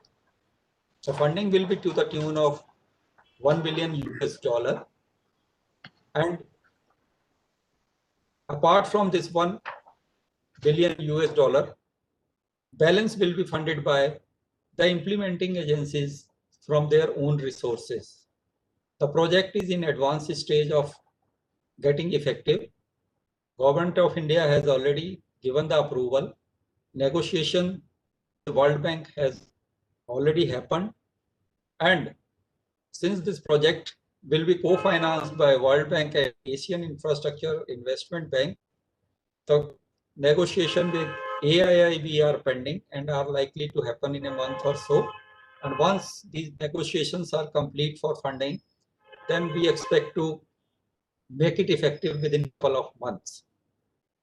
So, as I said, this project covers rehabilitation of dams, and hydromechanical instruments are very important component in our dam structures. Their upkeep is very important. Their good health is very important requirement for the safe and efficient operation of our dams. And rehabilitation of hydromechanical component is again going to be a very big component of the scheme. Next. Next.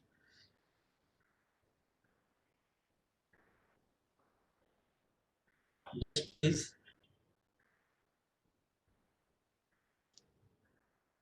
Now, what is the role of hydromechanical equipment for dam safety? The hydromechanical equipments are an essential part of a dam or a barrage project. The hydromechanical equipment, that is gates and hoists, provides necessary control and regulation of discharges from such projects. The safe and satisfactory operation of a dam depends on proper operation of its gates and hoisting equipment. Maintaining spillway gates in working condition is critical for dam safety and is to be assigned the highest priority. However, due to aging, the hydromechanical equipment along with associated electrical components do not generally last for more than 50 or 60 years, even with regular maintenance. Therefore, the rehabilitation, renovation, and replacement of damaged component plays more important role for balanced useful life of the project. The problems experienced by hydromechanical equipment that limit its life are caused by the joint result of regular wear and tear, corrosion, erosion, and poor and irregular maintenance. The key to prolonged trouble-free operational life is to follow sustained and well-planned routine services along with the occasional breakdown interventions as per requirements to be assessed by regular detailed inspections, including underwater inspection and repair works. This PPT primarily shows the kind of rehabilitation works we have undertaken in the ongoing DRIP project. This pertains to preparation of surfaces, painting, replacement of gate structures, repair of gate leaves, then repair of embedments, overhauling of hoisting components, replacement of gantries, provision of stop locks, and similar kind of works. In fact, most of the works or most of the issues concerning gates are common for all the project sites which we have come across. Next.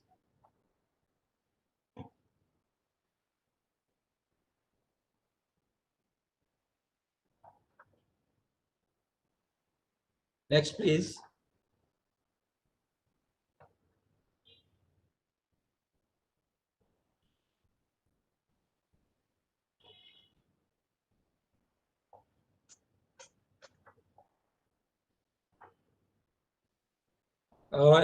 This PPT shows what are the causes of distress condition in gates, aging of equipment and inaction for non-operating and defective equipment is one of the reasons. Then lack of inspection and maintenance, wear and tear and corrosion of equipment, leakage from gates, absence of safe access, that is very important in most of the cases. In some, of course, in many of the cases, improper access or absence of it is also one of the reasons for non-maintenance of these gates. Then surface deterioration due to inadequate lubrication, poor reservoir water quality, and then sometimes inadequate design and planning issues are also there for distress condition of the gates. Next.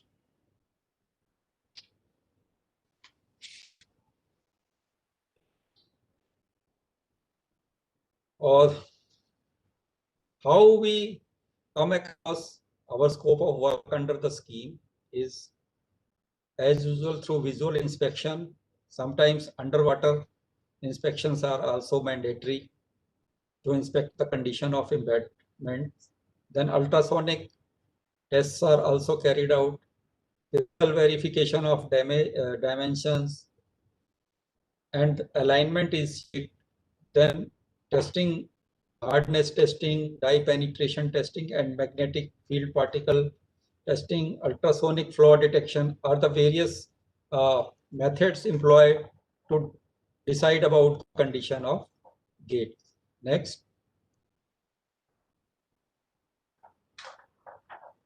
What we have done in the scheme is we have improved access to our HM equipment at 10 dams, then refurbishment of hydromechanical equipment at 127 dams under the scheme.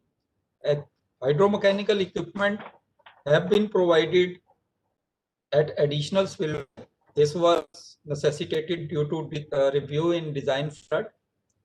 And then we have gone for automation of our gate operation through remote control or SCADA in 10 dams, and then replacement of hydromechanical equipment was carried out at 47 dams. Next.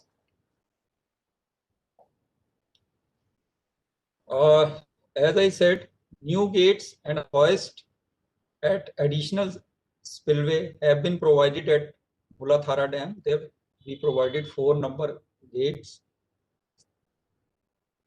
operated by hydraulic hoist and 2 number gates again operated by hydraulic hoist of different size. Then Mani Mukta Nadi Dam located in the state of Tamil Nadu. There we have placed, we have provided 4 radial gates. Then there is one Chandpatha Dam in Madhya Pradesh and Pichiparai Dam in Tamil Nadu, where additional spillway has been provided and we have accordingly provided gates there. Next. The provision of remote control or SCADA has been provided at dams as indicated here in this PPT. Konar, Maithan, Panchet, Asan, Ichari, Veerbhadra, Apanver, Ganga, Salanadi, Krishnagiri and Krishnaraj Sagar Dam. Krishnaraj Sagar Dam work is going on. It is still not completed, but will be completed in due course of time. Next.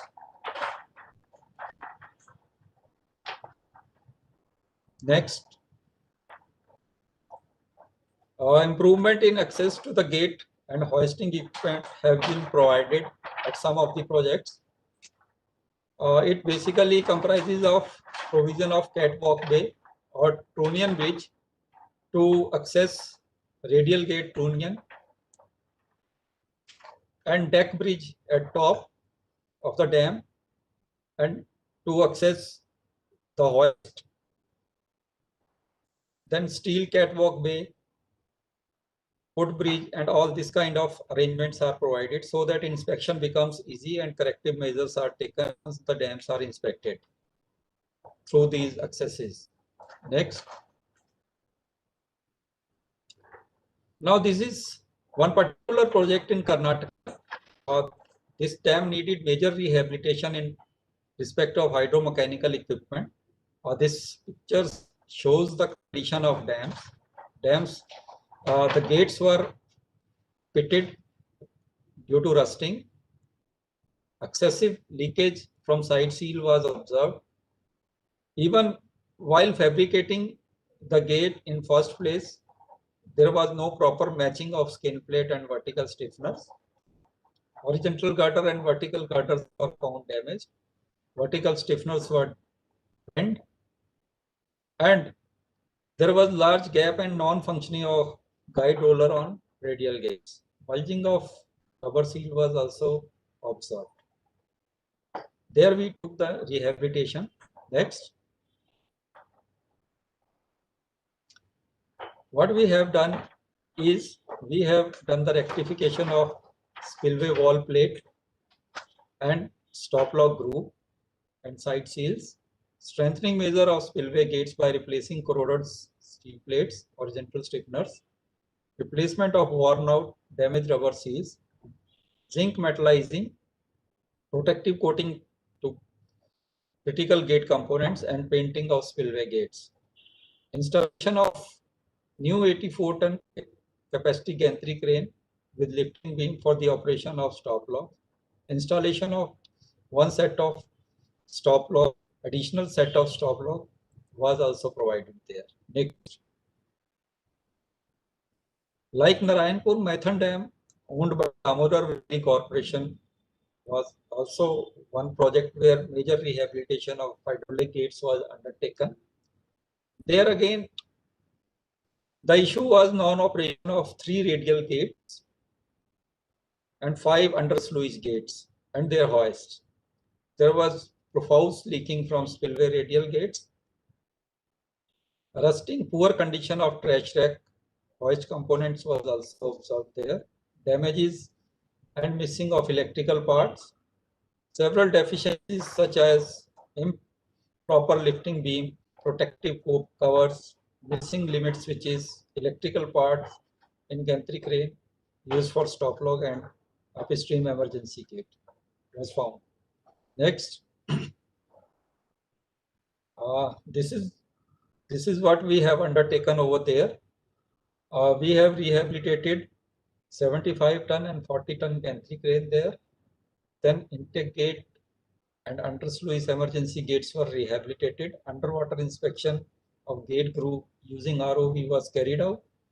And then replacement of under-sluice service gates and hydraulic hoist with power pack and control, intake gate and its hoist system with monorail crane dewatering pump, fixing of walkway, all these were done.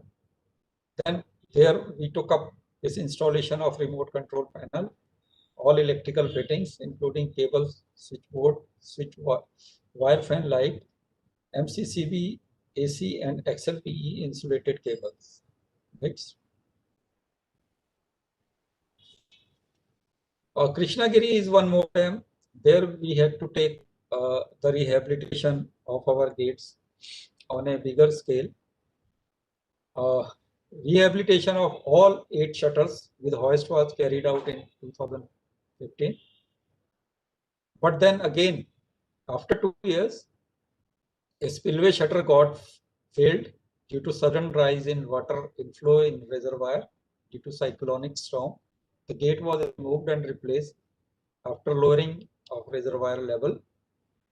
The reason of failure was thoroughly investigated, and it was considered and found that failure may be due to heavy corrosion of plates, which resulted in thinning of its skin plate as a result of poor reservoir water quality, which was being fed from upstream industries to the reservoir.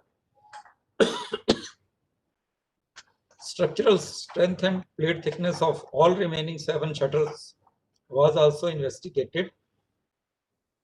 Pitting and heavy corroded surfaces were observed with significant reduction of plate thickness, and it was decided to replace all the 7 shutters. On examination and integrity test, soundness of existing hoist component was found reliable for use. Next. Krishna Raj Sagar is one iconic dam located in state of Karnataka. There what we have found is their gates are located at 3 different levels. At all 48 gates at level 114 feet are out of service for almost since inception. Out of 148 number, 103 gates, 20 located at 103, 23 are out of operation at present. This is of 103 elevation. Out of 40 gates at elevation of 106, 9 gates are out of operation. Some gates have broken wheels and tracks. These gates are fabricated of cast iron. Some gates have heavy leakage through them and have missing tracks, seal seats. Gate 114 elevation are not provided with any guiding and sill beam. Gates were structurally found deteriorated and have metal-to-metal sealing arrangement. Next. Rehabilitation have already been taken up and it is under progress. It has been decided to go for installation of new gates, total 136 gates at all openings, that is 103 feet level, 106 feet level and 114 feet level. Jointing between the cast iron embedded part and new structural material or stainless steel sections will be carried out. Installation of new sill beams will be there. Provision of compact hoisting arrangement for gate operation and its support structure is being proposed. Guiding arrangement using anchors with chemical injection grouting will be carried out. Then SCADA arrangement for automatic will be installed. Discarding existing floating kind of hoisting arrangement of 8 gates provided for will be this arrangement will be discarded. Next.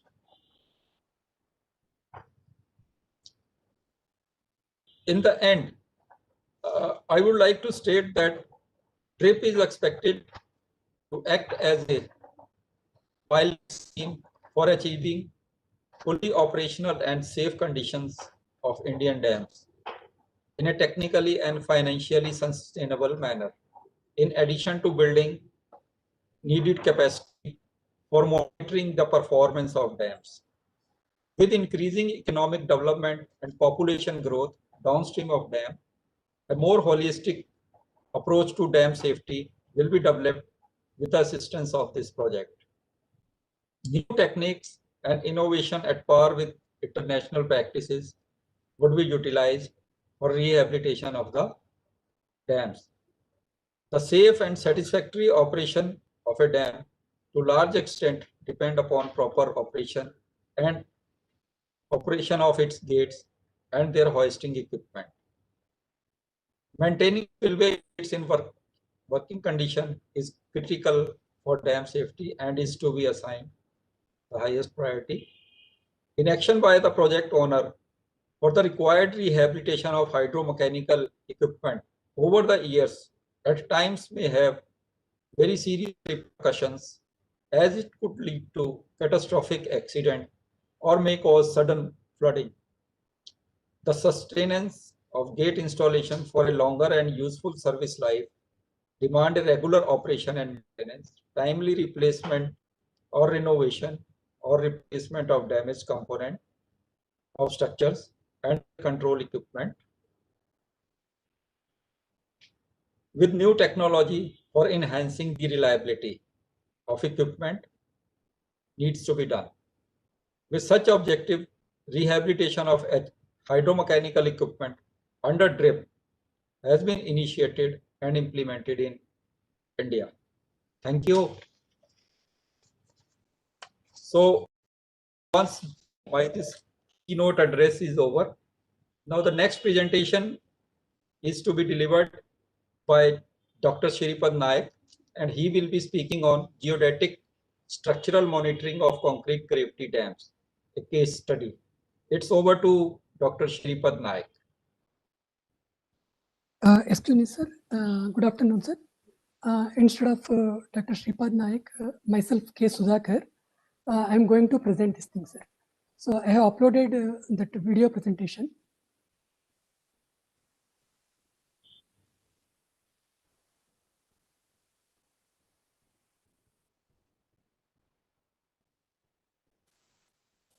Hello.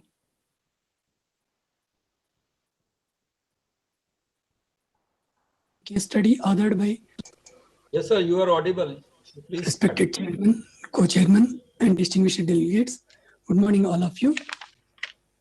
Sir, you please try to your present. Here I am going to present geodetic structural monitoring of concrete gravity dam, a case study authored by K. Sudhakar, VHP, R. Bhushan, PD Jennifer, and SR Naik, National Institute of Rock Mechanics, Bangalore.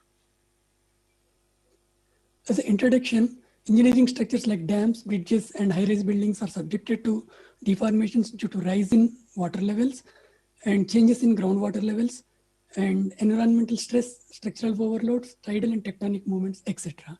To ensure the proper functioning of these structures, structural monitoring is necessary using different methods. These monitoring methods are classified as non-geodetic methods using geotechnical instrumentation and geodetic method based on the equipments we used. Geodetic techniques have traditionally been used mainly for determining the absolute displacement of selected points on surface of the object with respect to the reference points which are assumed to be stable. Triangulation and trilateration methods using total stations and prisms generally are in use. The latest methods like GPS, LiDAR, sonar, and optical systems is extensively coming up in dam deformation monitoring along with the hydrographic survey data for DTM above and below the water surfaces of dams and their foundations.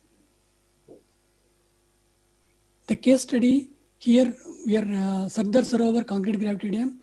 We did geodetic monitoring. The Sardar Sarovar project is one of the largest and prestigious project. And this is a multi-purpose project in India constructed on River Narmada at Navgam village in the state of Gujarat. The objective of this monitoring is to measure the deformations of the dam body during filling of the dam after completion of the construction. Since the geodetic monitoring we started in when the dam construction is at final stages. The silent feature of the Sardar Sarovar project is the length of the dam is 10 meters long and with the base width of 100 meters. The maximum height of the dam is 163 meters from the deepest foundation block, that is third highest in India as on today. The total number of blocks is 64, and in that 34 numbers are non-overflow blocks and 30 are overflow blocks. The number of gates are 30 with 23 service gates and 7 auxiliary gates. The spillway capacity of the dam is about 85,000 cumecs.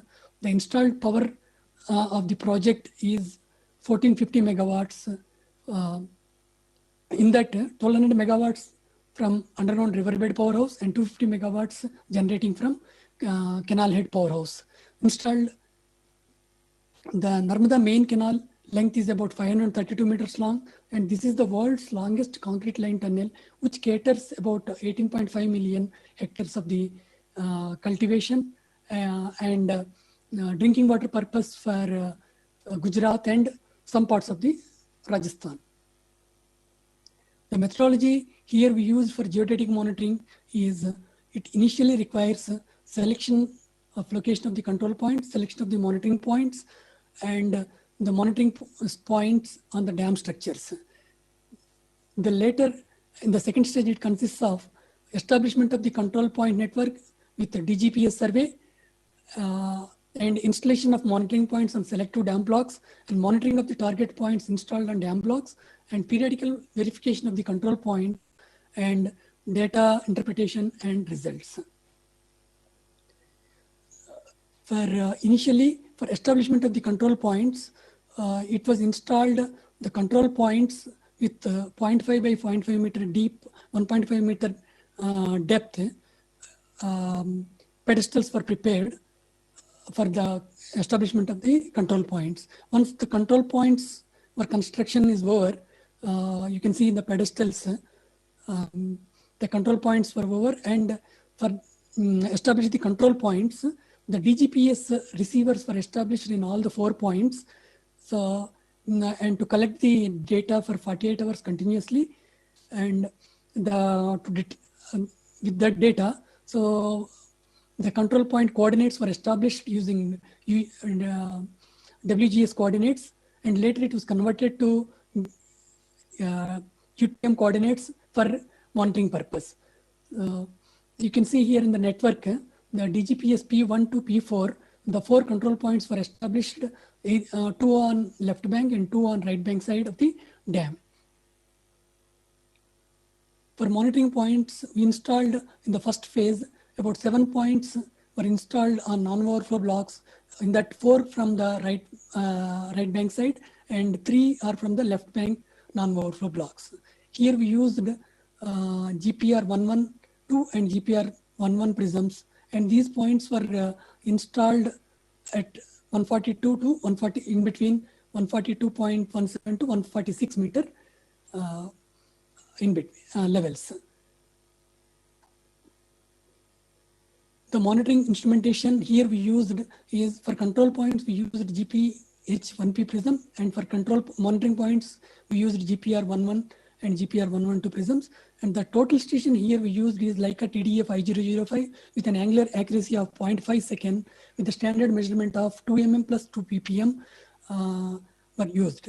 The application program here we used is FreeStation, and the measurement type we used is conventional method, and we monitored on bi-monthly basis for the entire period. The monitoring area we covered here, it is 7 overflow blocks during the monitoring period from November 13 to July 13. When we started, the initial water level of the dam is at 121.5 meter height. For analysis purpose, the representation of the horizontal movement we considered like this, as shown in the figure. Towards the east direction, that is positive deformation, perpendicular to the dam axis, away from the flow direction, and towards west direction, that is the negative deformations towards the flow direction was considered.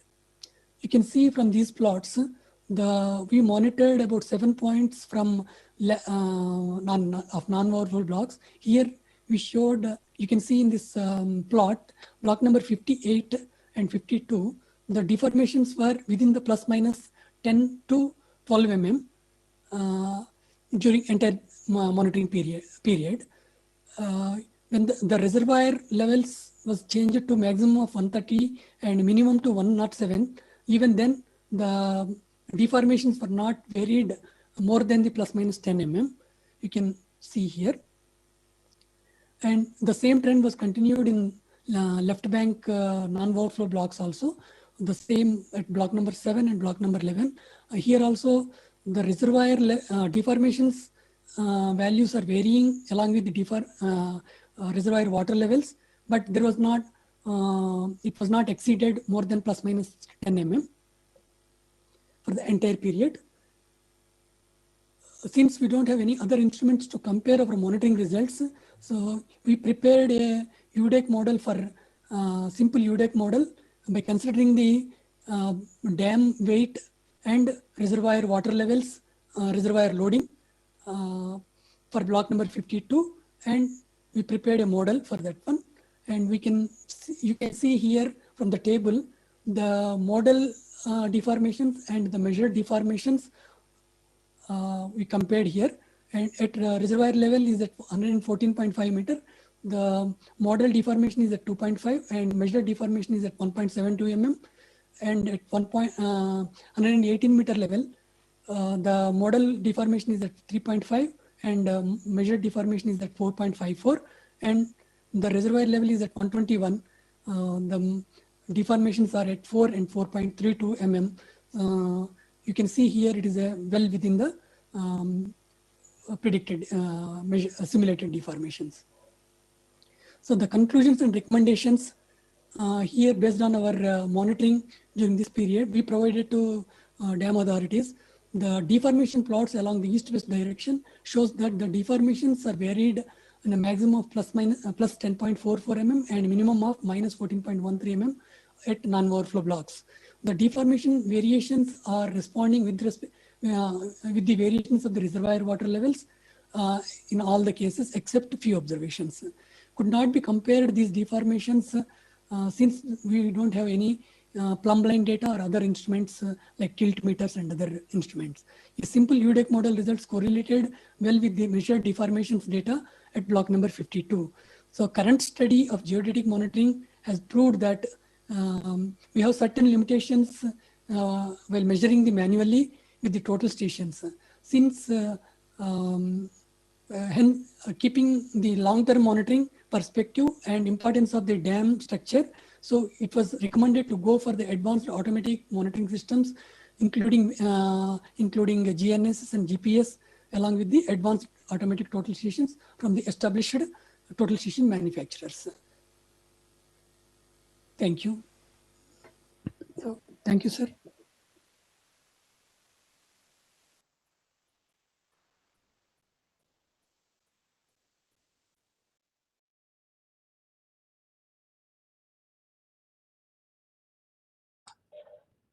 Sorry. Thank you, sir, once again. It was interesting to know about your profile at Sardar Sarovar Dam. I was associated with that dam for quite some time, about 3 years. And definitely what you are doing, I have one observation. Of course, once this session, all presentations are over, then I would like to have my observation. So Yes, next presentation is by Professor Fardeen Zafarzadeh, and he will be speaking on experimental breach and overtopping study in earth dams by physical models. It's over to Professor Fardeen Zafarzadeh. Hello, everyone. Do you have my voice? Yes, yes, very much. Yes. I'm going to talk on behalf of Professor Jafarzadeh because he's having another meeting in Hall 2. Okay, if it is possible, would you please play my presentation? Yes, yes, they will upload.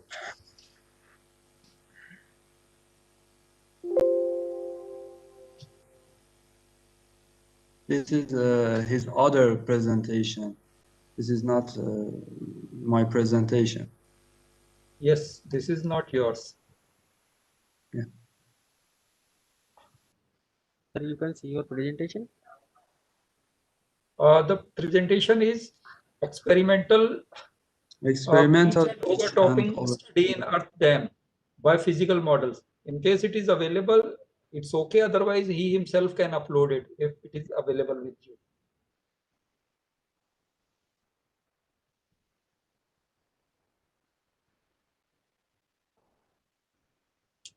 So I think I should share.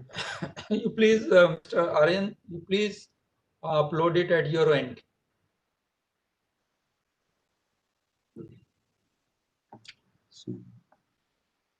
Yeah. Did you have the presentation? Yes, now it's visible. In the name of God, hello everyone. I am Aryan Raufi from Iran. I'm a graduate student in Civil Engineering Department of Sharif University of Tehran and co-author of this paper. I am so glad to have you all here. Unfortunately, as I said, Professor Jafarzadeh was unable to attend this meeting due to concurrent presentation in Hall 2. So, on behalf of him, I'm going to take your time to review some aspects of our research. We are going to talk about experimental breach and overtopping study in earth dams by physical modeling. First of all, let's take a tour. We are going to have an introduction, then let's talk about the challenges, and after that we are going to see the terminology in this area, and we are going to explain the proposed program and our implementations. First of all, despite of role of dams in enhancing our lives, I would like to mention that they could also be hazardous. As you all know, dam breach and failure may cause life loss or damage in downstream. And there are so many cases worth being mentioned, like Johnstown, and I know that all of you know some case studies that have been in your country.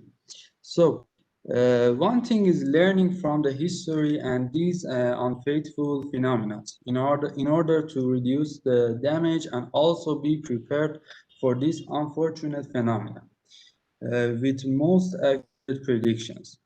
So the most notable thing would be the prediction of dam failure characteristics. As you know, the main concern in these parameters of dam breach are divided in two terms. First is the geometry of the failure or fracture, such as depth of break, fracture width, fracture side slope, and you can see the schematic cross-section of dam failure in figure 2. And the other one is time of failure that contains failure starting time.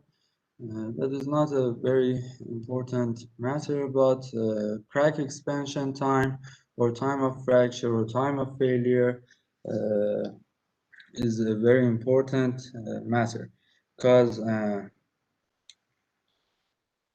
as you know, the time of fracture is mostly contains crack expansion time from the beginning to the moment of failure. I think it should be mentioned that time of fracture play an important role in preparing emergency advance plans in case of dam failure or emergency situations. So having an accurate estimation of this factor is very important for preparing for dangerous situations.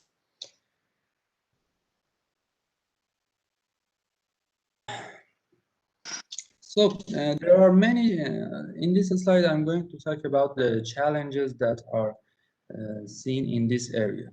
There are many challenges in prediction of these characteristics, such as soil properties or unmatched gradation of the materials of the soil. For instance, low erodible materials show tendency for head cut, and more erodible materials show surface erosion. So it is important to know the material and the properties of the soil. And we plan to investigate these terms and their effects on the dam breach characteristics by the properties of the soil. As you know, we have been struggling with two main failures in dams, in earth dams, overtopping and piping. Overtopping is a fracture that is calculated by the broad-crusted via and piping as a developing fracture over time that is calculated usually by orifice equations. It is worth to be mentioned that these two cause for different reasons, but here we are not going to talk about the reasons of these two phenomena. We are just going to focus on these two and find out what they will do to the body of the dam during the dam failure. If you want to have a better view on erosion, these are actually the main governing equations of earth dam failures, that each of them are dependent on a specific measuring of some parameters. For instance, water flow consistency equation, water flow dynamic equations, and most important of all, sedimental consistency equation, all have parameters of soil that should be measured very precisely. So till now we had a review on history of this area. Now these are the most popular equations that are presented by scientists. But some of them are very popular in my country too. And for example, Fred proposed two equations for width of the fracture for piping and overtopping with a little and you can see Forlish or another scientists that have proposed their equations for this matter. So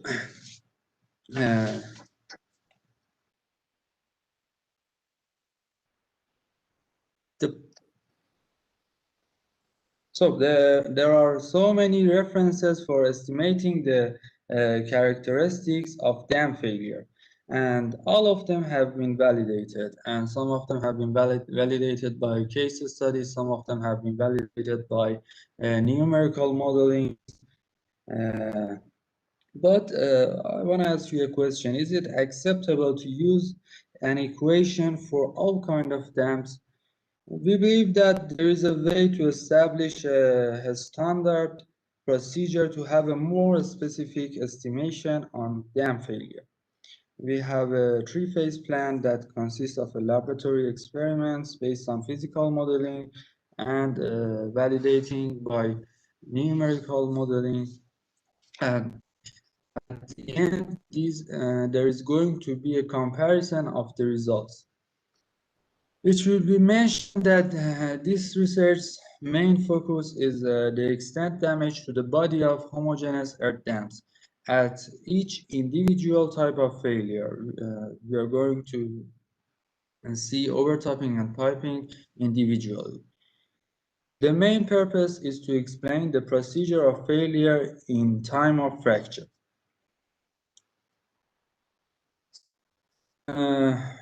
For the purpose that we talked about, the physical modeling phase has two parts. The first part is about overtopping.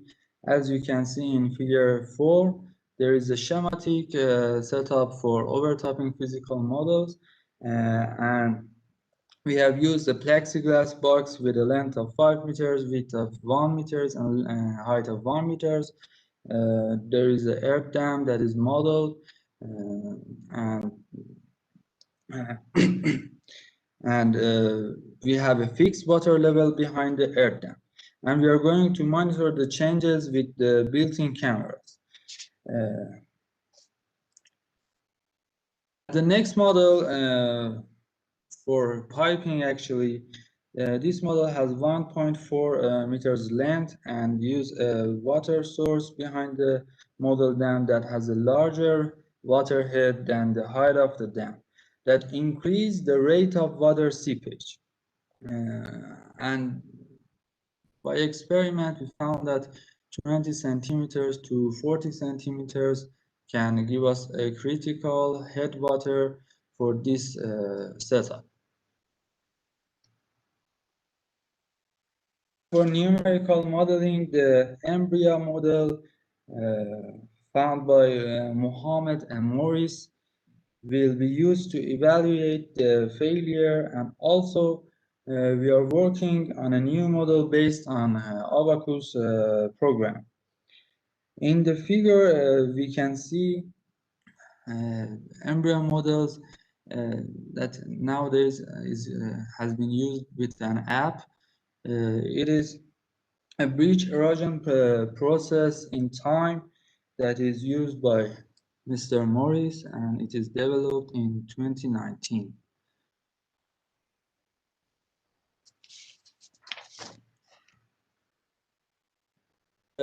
Research is an ongoing one, and we hope to present more results in upcoming conferences and related events. At the end, I want to hope peace and health among the world and early stop to this pandemic and coronavirus. And I wish the presentation is viewed favorably by all of you. Thanks for your attention. It was an honor to be among you. Thanks.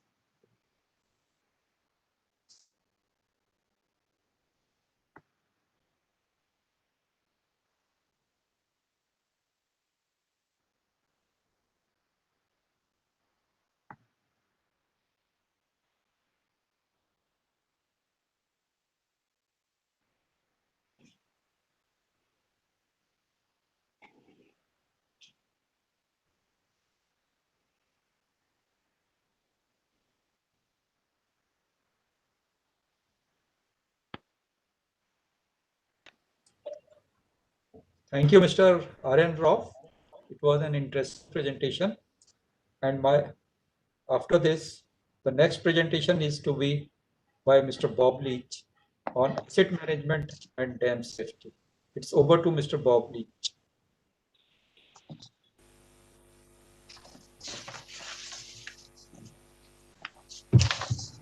Good afternoon, everyone. Hello, I will everyone. go ahead and share this My name is myself. Bob Leach. I'm a consultant with Wolpert here in the United States. And in a previous life, I was the asset management program manager for the Corps of Engineers Civil Works. I'm here to talk about asset management and dam safety and whether or not they are indeed twins raised apart. This proposal is that the practice of ISO 55000 aligned asset management and the modern practice of dam safety are more alike than they are different, and that there are potentially significant benefits to considering both those two practices in an integrated fashion. In many ways, they seem to resemble the infamous cases of twins raised apart who, despite different upbringings and environments, nonetheless share a striking number of traits, and I will try to make that case as we move through here. Dam safety began a number of years ago, but got a significant push in the late 1970s after the Teton Dam failure in the U.S. And the Kelly Barnes Dam failure. There were a number of fatalities, a tremendous number of economic damages as a result of both these failures, which drove a lot of change in the dam management world. Similarly, in the world of asset management, the Piper Alpha disaster in 1986 and the Clapham Junction Railway collision in 1988 both drove a look into asset management overall. It's slightly different than dam safety, obviously a variety of things rather than one industry, one type of infrastructure. And also the asset management investigations really dug into proximate causes and what could have been related to this, including human factors, organizational culture, the need for improved communication, training, and accurate, timely information. And all were considered significant contributors to the incident. So this awakened a need for a larger comprehensive approach that led to eventually asset management. So both of these originated from significant international wake-up calls. Both were spurred on by increased regulatory oversight and demand for compliance as a result of these investigations and these events. Both disciplines seek to understand and document underlying causes of failure. And both seek to bring objectivity, repeatability, consistency, rigor, discipline, and risk information to better inform decisions. One of the differences is that dam safety tends to have a greater focus, as it should, on life safety and economic damages, while asset management really tries to articulate all forms of benefits. For example, ISO 55000 defines an asset as anything of value to an organization. So it has a slightly broader view. Dam safety, in my opinion, tends to be very focused and applies a lot of rigor that is, I think, perfectly appropriate for what its intention is. Which is because dams are a unique type of asset. They're complicated, they're large scale, they're long lived, and if not properly maintained, they tend to have serious issues that require a huge amount of attention to correct.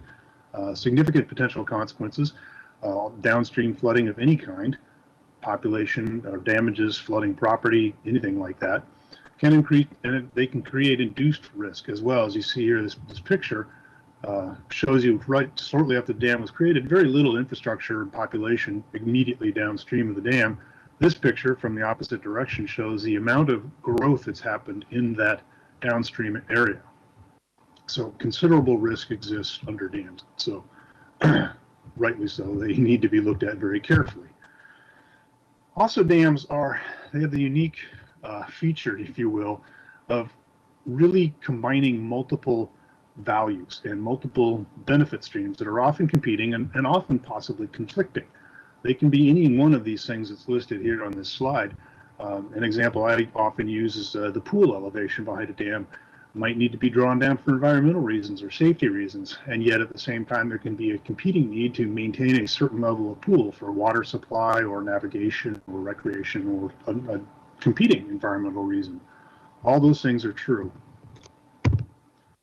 An interesting way to look at both the practice of asset management and the practice of dam safety are to compare the IAM model with dam safety. This IAM 6-box model really lays out in a simple form the elements, major elements of ISO 55000. And as you can see, dam safety actually touches every one of these in some way or another. I think the fact is that dam safety tends to follow this naturally. This is a very robust model, and I think that's why it applies to both disciplines equally. But it shows me that there's a considerable amount of alignment, even if it wasn't actually designed that way. In California, the Oroville Dam spillway was rather infamous. And in the forensic team analysis, the report that came out, this is a quote, that the California Department of Water Resources, which manages Oroville Dam, should continue with the development of its asset management program with dam safety and risk-informed decision-making incorporated as an integral part of this program. The reason is because they recognized that part of the reason for the failure of that spillway was a lack of integrated decision-making, a lack of proper resource allocation and alternatives analysis. Again, they tended to look at things in silos, which is, as we know, very, very common in most large organizations. And the whole point is that they saw the asset management program as offering a way to break down those silos more effectively to enable a broader look across the organization, all the alternatives. Potential benefits of this, your dam risk can be compared directly to the risks of other civil, mechanical, and electrical assets. It's often difficult to do that when you're looking at a dam safety analysis in terms of life safety and economic risk, and the other risks really don't compare to those if their consequences and their actual performance metrics might be something different. Same thing with dam risk compared to enterprise level risks. And dam projects can be prioritized and budgeted and scheduled based on a consistent enterprise risk. And largely this can be a choice between, do you need a dam safety modification, or do you need to maybe just perform additional maintenance? That's a bit of an extreme example, but that's the sort of consideration that this proposal would help bring to the foreground to at least be examined. The answer may still be you need a dam safety modification. Public safety, worker safety, compliance issues, operations, finance, environmental, and other organizational risks, they can all be better balanced for exactly the same reasons. You're looking at risk much more consistently across the entire organization instead of separate risks across the organization. And as I said before, leading practice asset management comprehensively improves as enterprise management, your documentation, and your business processes. So it integrates formerly siloed practices. The idea is that it creates this communication and synergy across the organization, develops greater efficiency. This also offers better consistency in assessing dams that are not under regulatory oversight. In other words, the asset management effort may help better understand those dams if they're not subject to a regular dam safety program. For instance, a very, very small dam or low head dam where there's no life safety. And what's interesting also is I believe that the existing rigor and discipline of dam safety can also enhance the practice of asset management. So I think there's definitely a give and take here. It's not all one way. Dam safety has a number of really, really good options to offer the asset management community, I believe. So this is a breakdown of essentially a risk model and decisions. Starting on the upper left, you've got ISO 31000. That's the outline there of a typical risk assessment. And what that tends to feed into is a consequence model, which are usually mathematically driven. They're very fact-based, hard sciences, lots of decimal points. Net output then says, here's a bunch of alternatives, and here's how we assess them based on their relative success. And then somebody has to make a choice about how do we feel about that? How do we feel about that compared to, say, investing in employee training or in environmental considerations, or in the case of where I work with the Corps of Engineers, navigation or water supply, which were all competing business lines. Somebody had to make that judgment call, which is different than the consequence model. And really that comes into the elements of decision quality. These are the elements you need to apply to be able to make good value decisions. You need to have every one of these maximized to the extent you can. You can only make your decision as good as any one of these 6 elements at the time you make the decision. And once you do that, what that leads you to is really optimizing over time risks and optimal investment points. Not necessarily just an economic investment point, but actually the optimum based on the performance and the risk to performance if you include things life safety, for instance, as an output, a performance output of a dam. So that's the idea here, is the way to start putting this, by combining these disciplines, putting them together in a meaningful way and helpful way. So could it be argued that dam safety is a specific case of applied asset management and discretely applied to dams? There are definitely similarities between the modern practice of dam safety and an ISO 55000 aligned practice of asset management. There's also a growing awareness of synergistic possibilities and a number of potential benefits from better coordination and integration between the two practices. In my opinion, I believe that they are actually very, very complementary, and that it would benefit both to have them integrated a little more closely. Thank you. Thank you, Mr. Bob. Next Thank you. presentation is by Ms. Arpita Pankaj, and she will be speaking on landslide investigation near Bhakra Dam and integrated approach to remote sensing and GIS. It's over to This paper is cancelled.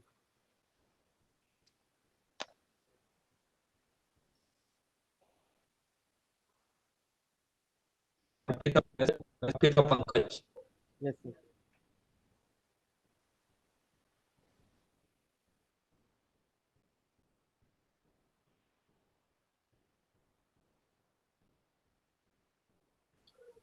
But this is not here. Okay, this the presenter is not here on this platform. Yes, sir. He will Yes, sir. Yes, she sir. will not be making her presentation. No, sir. No, sir. Okay, so with this of this session, we had lively presentations during the session on latest in the field of dam safety risk assessment and its management.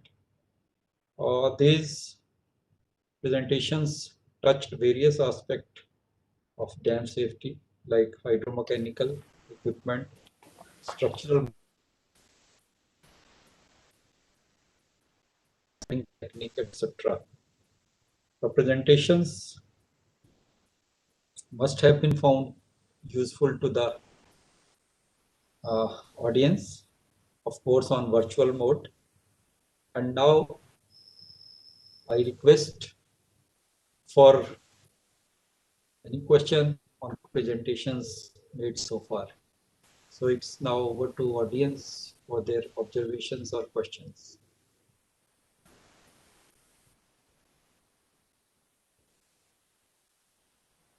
I don't see any question, but of course, as I said earlier, I have one observation for Mr. Sudhakar. Mr. Sudhakar, Yeah, tell me, sir. This reservoir filling was taken up in 2000, I think, 18. Okay. Yes, sir. And during that time, when this filling was taken up and Sardar Sarovar authorities wanted to increase the rate of filling of this reservoir, correct, after deviating from the standard practices, we had opportunity to visit your this geodetic site where you measure this. Yes, sir. Yes. So at that time, my question was same as it is going to be today. I think you claimed in your presentation that you started measuring this block movement, or what should I say, dam deflection from 121 elevation. Water level was at 121, and full reservoir level, you know, is at about 138 meter. Correct. But you know, the total depth of water in dam is about 140 or 138 meter. So what was the movement of blocks or dam deflection by the time this 121 elevation was achieved? So you are getting data for 121 and beyond. Onwards, correct, sir. But then how can you, from this data, you can overall conclude the behavior of dam? Can you throw some No, light sir. on it? Sir, we can't tell now that one. That actually what happened till 2006, they filled up to the 120 level, till the crest below the crest level. So what happened? Since they don't have any other instruments or whatever, nothing is there. So already when we are working for their underground deformation monitoring works, they asked us to check that things, anything can be implemented or like that. Then we initially with a very small this thing, we started with our existing instruments like a total station and other things. We started implementing the geodetic method, how it can be implemented, and later how it can be extended to automatic system and other things. Since by the time the dam still under construction, So what happened during that executive members, their dam site, so they asked us to start monitoring an initial with very small low level. So like that, we conventionally we started in 2013 by implementing the control points and this monitoring points. By the time that gates were not installed and that crush portion was not completed, so we just started with this non-overflow blocks only, sir. So that was the initiation. And actually, this data I presented till 2019, but till 2019 the dam full level was not done, was not happened till March. So later only that 2019 season only it was completed. Then that the same monitoring we are continuing on daily basis also. So in 2019 season onwards, and we observed some deformations during full levels when the reservoir water level is at 138. So we observed particularly in central blocks, so deformations are there. But we can't say exactly this much, this is the deformations of the full dam. But since we don't have, yes sir, since we don't have any initial data, so we have to see my 121 level or maybe 120 level will be the zero level. So from then only I can say. So that was this thing, sir. And at the same time, SSNR also provided their old some deformation data using FEM analysis was done. And in that also they are telling about maximum of 55 to 60 maximum deformations they are telling, sir. So with that one, we can say our whatever we measured at full level, so it may be it is in that level only, below that level. So that is and in future we can present this data also, sir. This signal, and we are monitoring in 2020 also. Yes. Thank you, Mr. Sudhakar. Okay, sir. Thank you, sir. Any other query from the audience?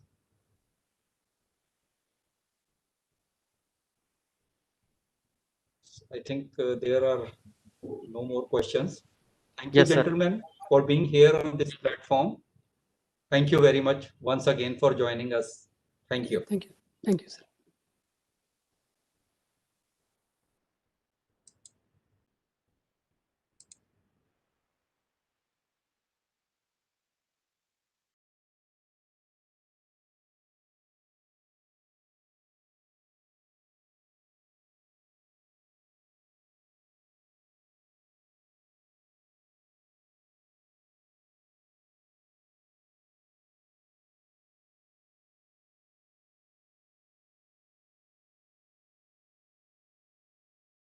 Myself, I am D. Biju, officiating as the Chief Engineer of the Kerala State Irrigation Department, looking after the Irrigation Design and Research Board.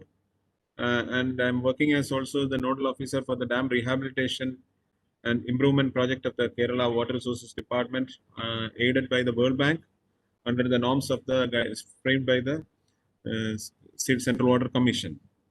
And first of all and foremost, let me extend my heartfelt gratitude to the committee members and the organizing committee team members for giving me an opportunity to share this session in the Icold APGs and APG Symposium on Sustainable Development of Dams and River Basins, and representing the state of Kerala in this virtual platform. My subject for today is the advances in dam safety, risk assessment and management. That is the subject on which I have to chair the session. And first of all, I have got a paper presentation in my own name, and that is titled as the Kerala Floods Risk Assessment in Kuttanad Region and Need for Flood Control Dams, a Perspective. Before I start this session, let me have the privilege to convey what is a few words about my state. Kerala, known as the God's own country, is having different terrains, starting from hilly terrains, slope terrains, flat terrains, and the sea. So we are blessed with the God's best destination in the world, and it is also having areas below the sea level. As you can understand, like Netherlands is only the other area, and that is Kuttanad. And in this paper which I am going to present here, we are having a presentation on how we have to tackle the issues which are pertaining to the Kuttanad region in the state of Kerala, which is unique and unique in the whole of the world, with only with Netherlands, as I mentioned earlier.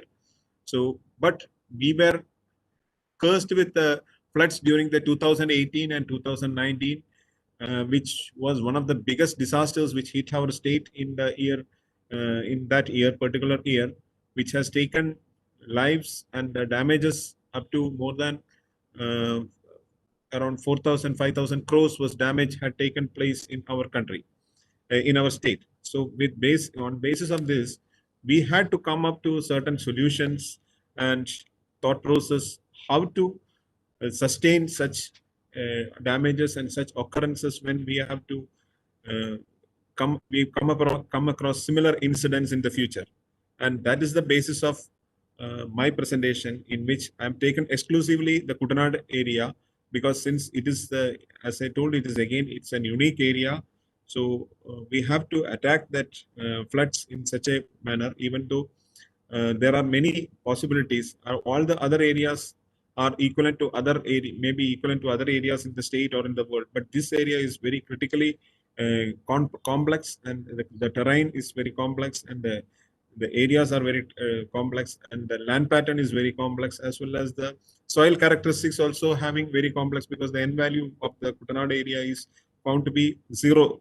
So we are able to have many constructions in this with very complex structures, and the design factors. As a design engineer in this IDRB, Investigation Design and Research Board of Kerala, we are facing many complexity to come out of these structures. So first of all, I've got a presentation with me. Let me share before the August audience, and then I will try to explain what about this in this manner, what we are foreseeing.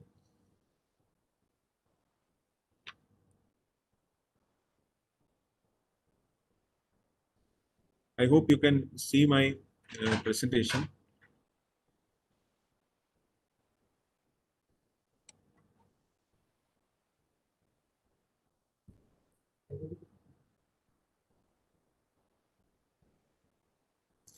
The Kerala floods, risk assessment and in Kuttanad region and the need for flood control dams, a perspective.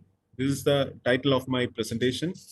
And when I go to the next slide, this is the area of Kerala, the God's own country, in the down end of the country of India, and it is surrounded by sea. It is having sea in one side, and the other side with hills, and normal plateau type land pattern is there. And if you say this Kuttanad area, it is comprising of 3 districts, almost coming in the 1/3 portion of the state. It is comprising of Kottayam, Pathanamthitta, and Alappuzha, and it is having Alappuzha is having the side which is near the sea. Kottayam is with the mountains, and the Pathanamthitta is almost a flat land.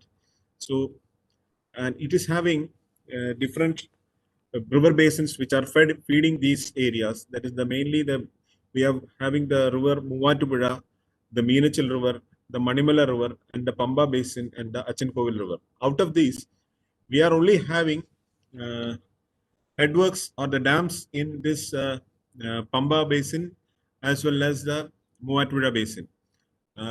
We were not able to construct dams in this area because there were not much hindrance due to the dams, non-existence of dams in this area.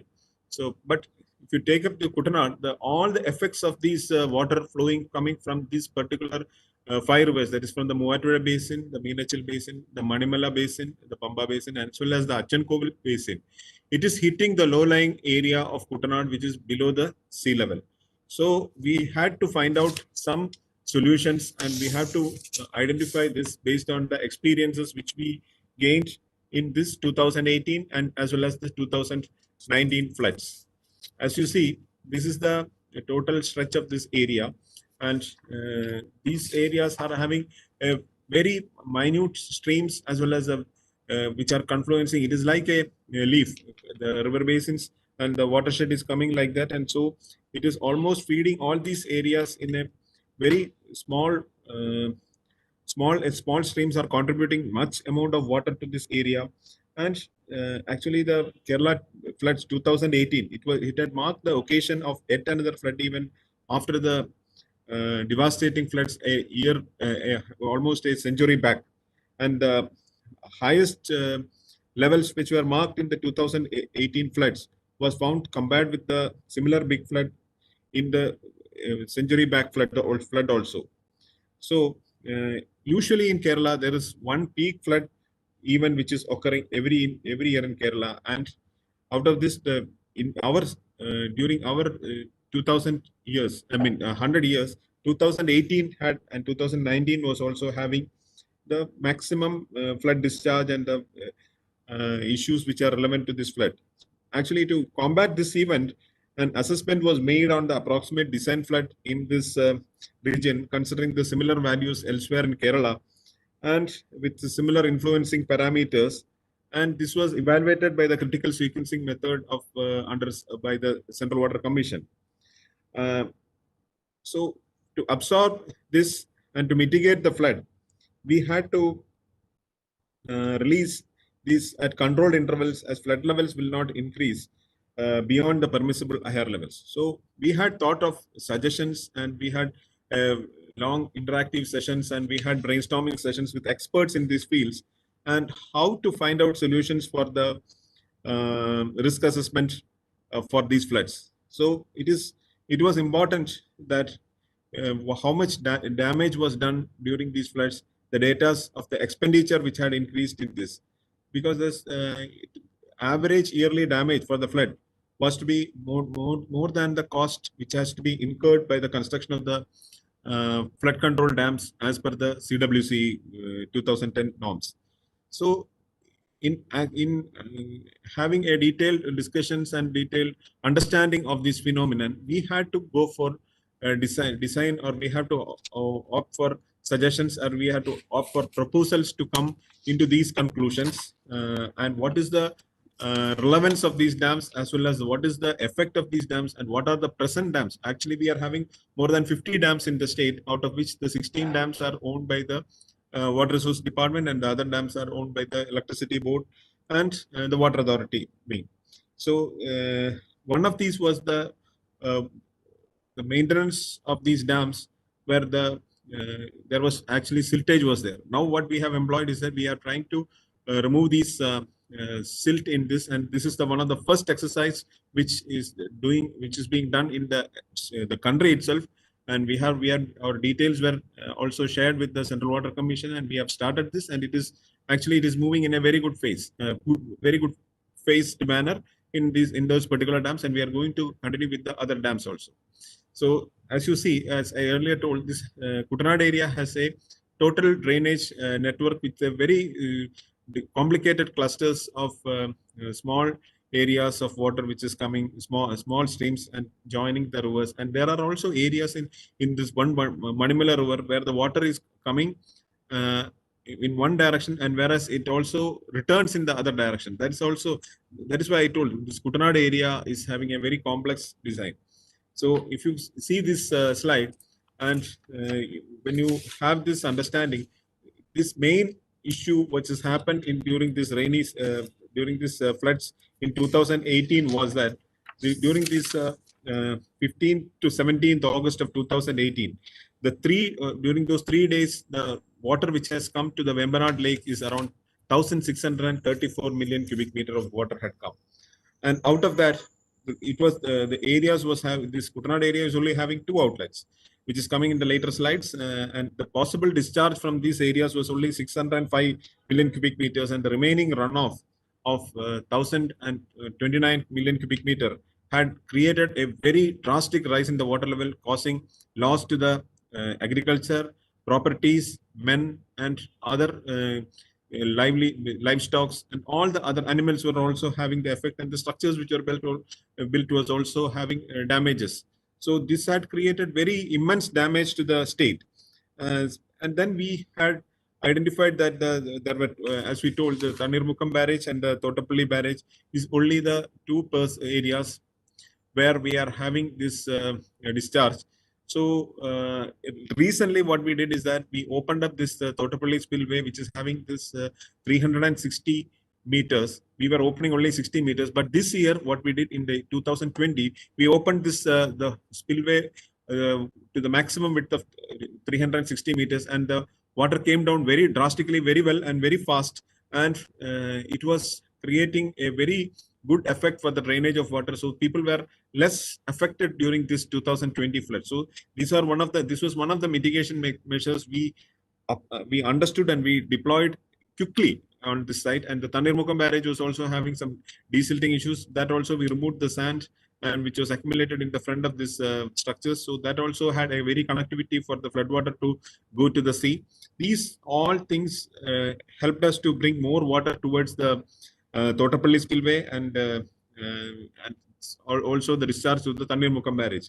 So how we can bring more water towards the Thotapalli spillway was another thing which we had to take in. So some floods has to be stored in the lower regions of this in the lying above the Kutanad area, and that's one thought process was that we have to go for flood control dams. And as you see this slide, this was one of the areas in the Manimala River, wherein in the monsoon season the river is having very high runoff, but in the non-monsoon seasons it is practically dry. So this was another issue which we are also facing. So by construction of dams, this will have a very great effect for the drinking water, especially in scarce seasons in the month of starting from the month of January, February till May 15th. So we had thought of one small dams, and that is why one small regulators was also thought to be constructed, and the regulators will be having only 0.25 cubic meter. And even though we were having this small dams in this river, but that was not serving the purpose at all, because the quantum of water which has to be stored was very negligible. Similarly, we had to take in this Meenachil also all the rivers, and the quantum of water was proposed to have the storage was 77.4 million meter cube, and in the so that was one option which we thought of building. And then another dam at Pamba and Achenkovil, which is having a comprised storage of around 295.9 cubic meter. And after this, we understood that these has to be taken. There's a risk factor also coming up for these dams. So this risk factor also had to be taken into account while we are going for these constructions of these dams. And we had gone through the proposed typical risk registers for dam, and we had found out the probabilities of failures of the proposed remedial action based on these things.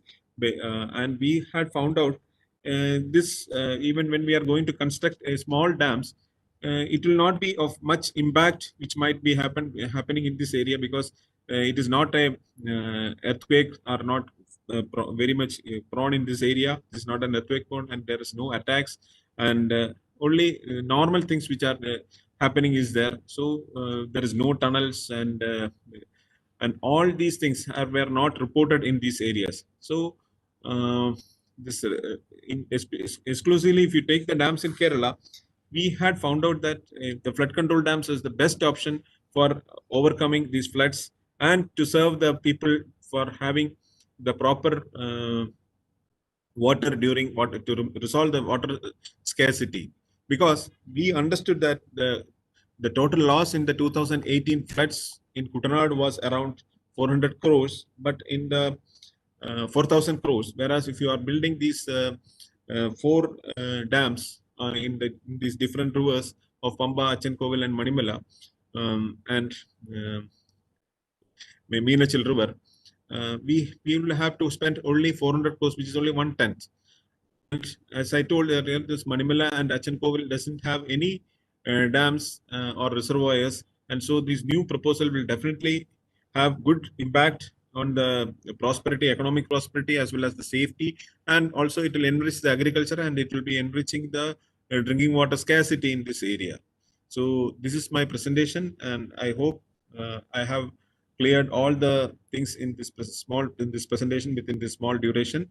And thank you for listening, and I welcome you for any questions after the next speaker is coming on. So I next invite the next speaker for this session is Mr. Stefan Hope, implementation of tablets for the periodical calibration of the monitoring sensors and the data reading. Thank you. And thank you for listening. Thank you once again. Thank you.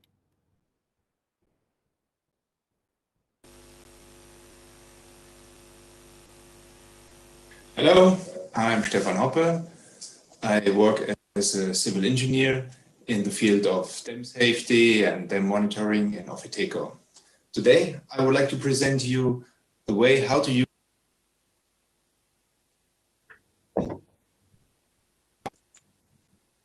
Hello, I'm Stefan Hoppe.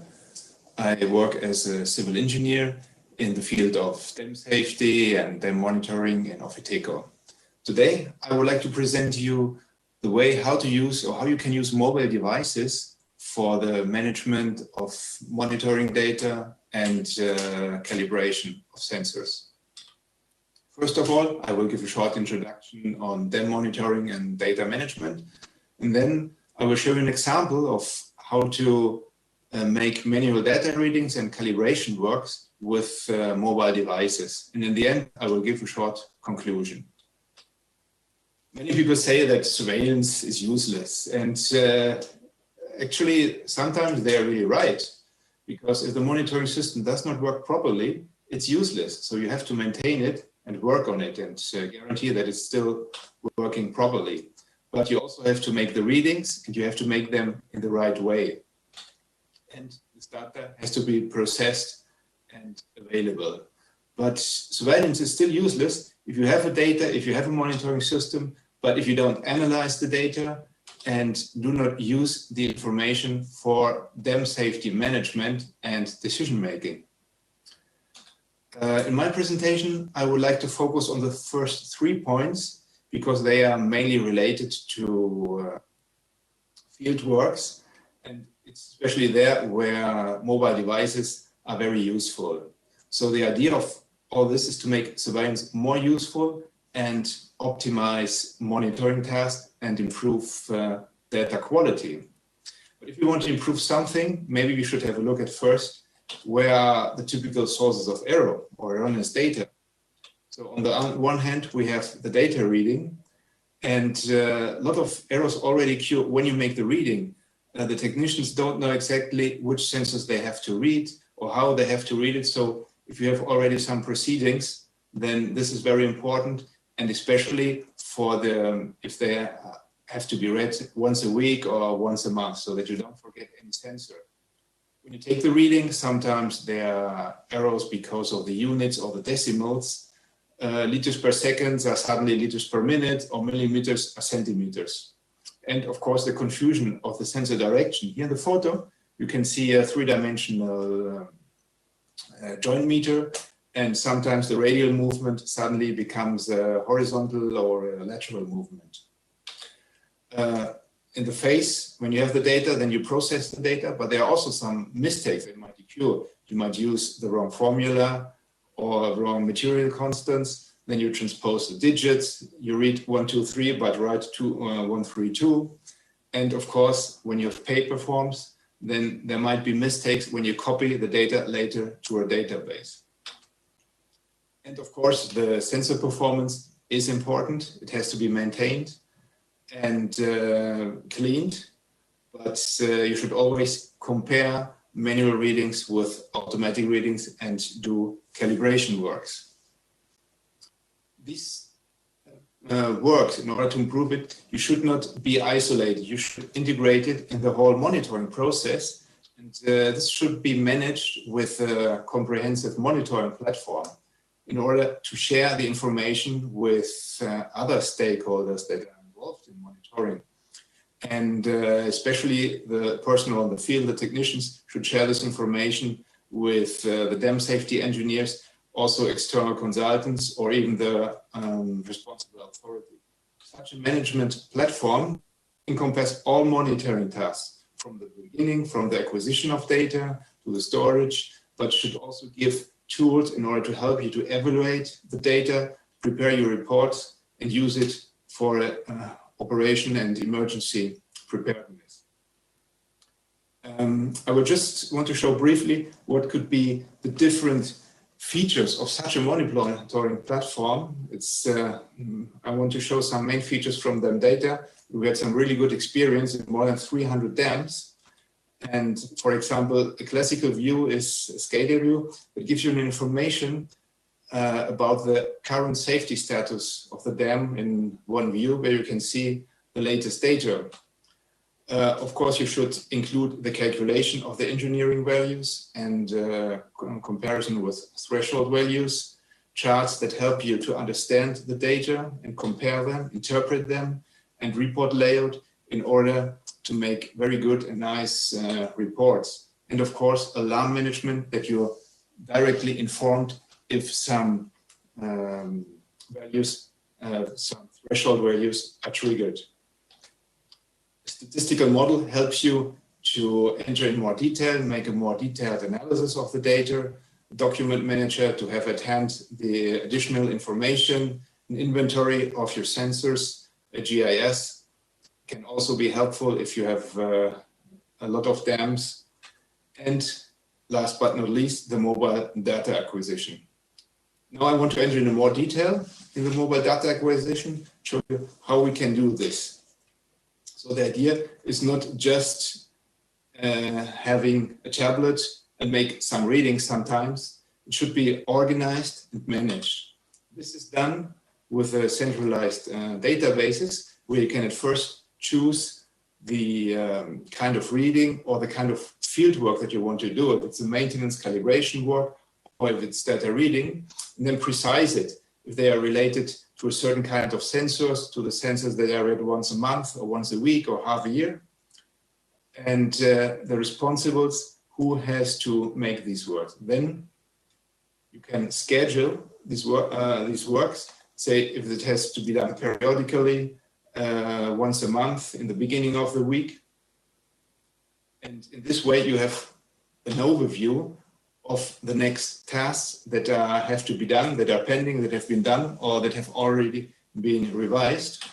And even with a nice Gantt view, it's quite easy to have a control about the execution of your monitoring plan and the readings that have to be done.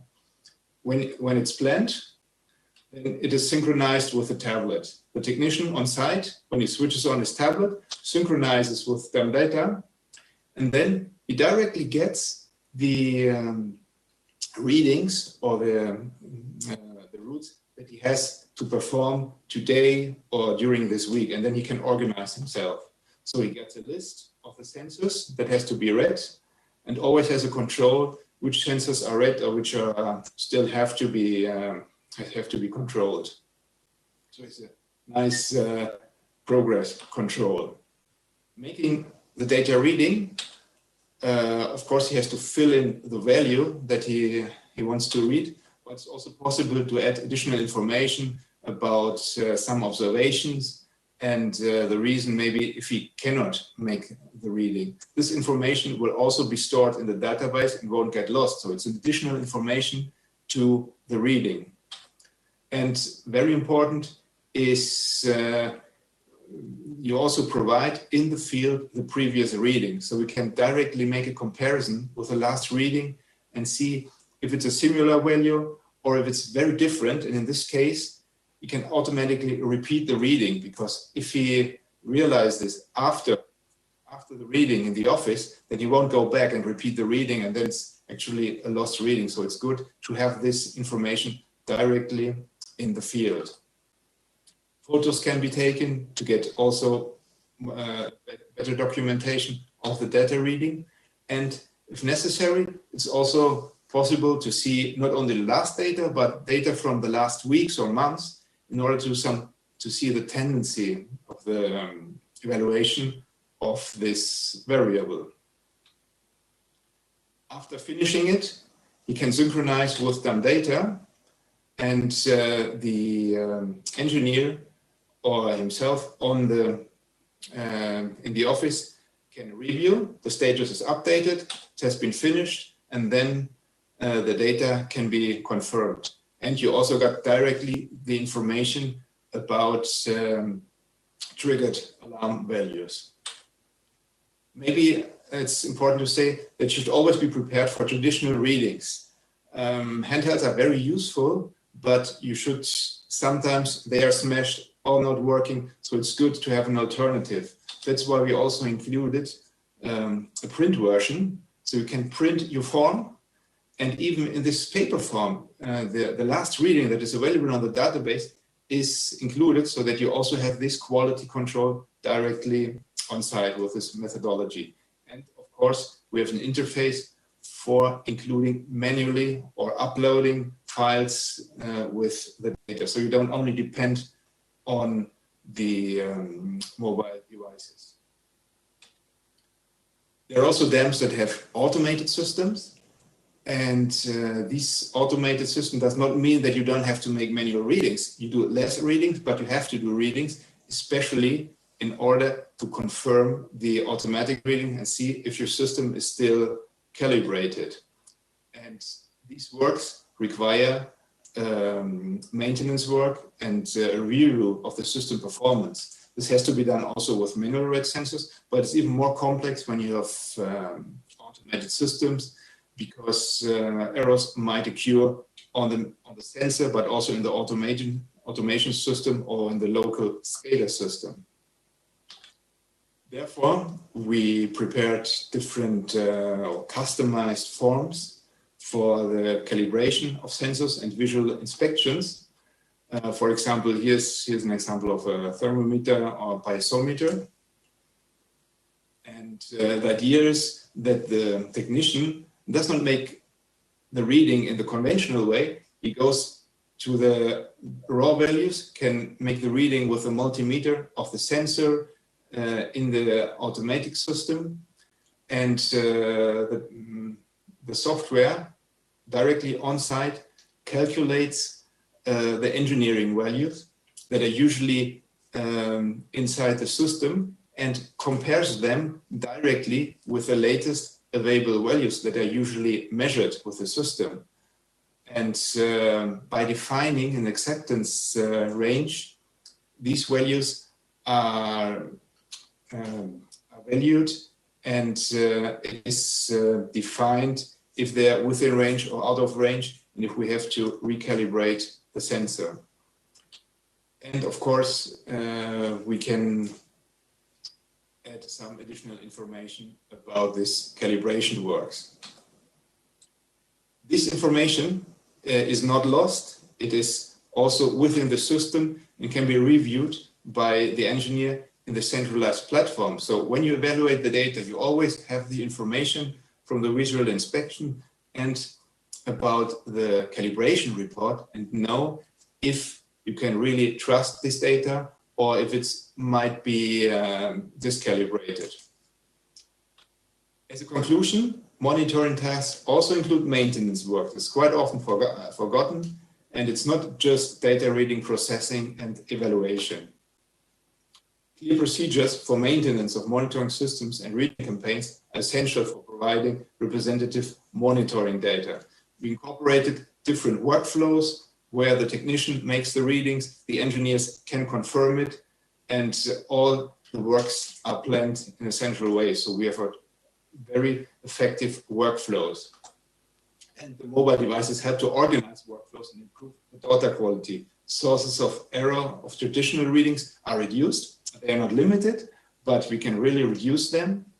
And by making updated data available on site, the sensor calibration and data reading is improved, because you can really compare the same and updated data and don't compare old data with new data. And a centralized monitoring platform helps to manage all information and optimizes the evaluation process of the dam safety status. That's where we really want to go, to get the information. How is the safety status of our dams? And it creates an added value by combining monitoring data with the results from the sensor calibration. But in the end, the training of the engineers and the technicians is essential for effectively implementing, running the dam safety program. So everybody should know what the software is for, how it is working, but also how to do their work, how to do the measurement, how to do the evaluation. So this is very important and should be trained directly on site and in the offices. Thank you very much. And if you have any questions, please feel free to ask me.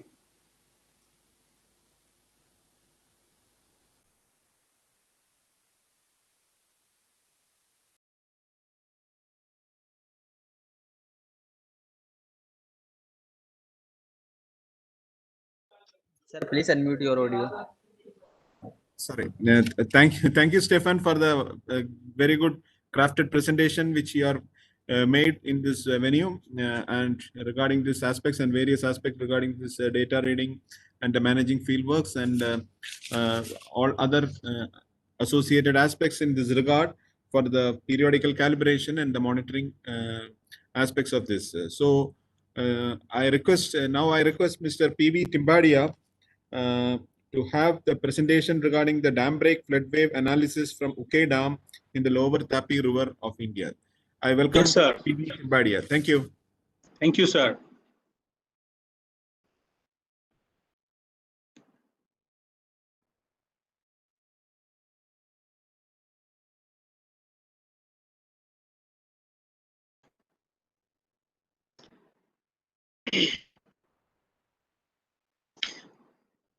Good afternoon, all of you. I wish that my slides are visible to all of you. Yes, it is. All right. So, thank you very much, Chairman, sir, for this opportunity. Today, I am presenting our work on dam break flood wave analysis from Ukai Dam in Lower Tapi River. Myself, Dr. P.V. Timbadia. This work was carried out by our student Subham M. Dipate and also guided along with me by Professor E.L. Patel.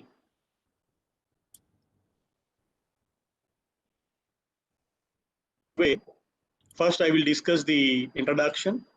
Then we will discuss the study area, data sources we have collected for this work. What is the strategy we have taken for model development that we will discuss. One-dimensional hydrodynamic model, its calibration, and we will discuss the dam break structure simulations and how we have wave model using Mike 11 for the study area. Then we will see what are the impacts of this dam break, which is certainly we do not wish. Then we will see the conclusions. As we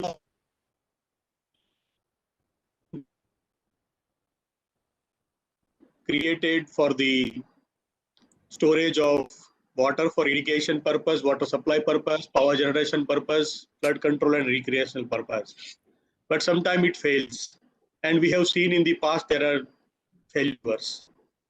So devastating floods occurs when it fails.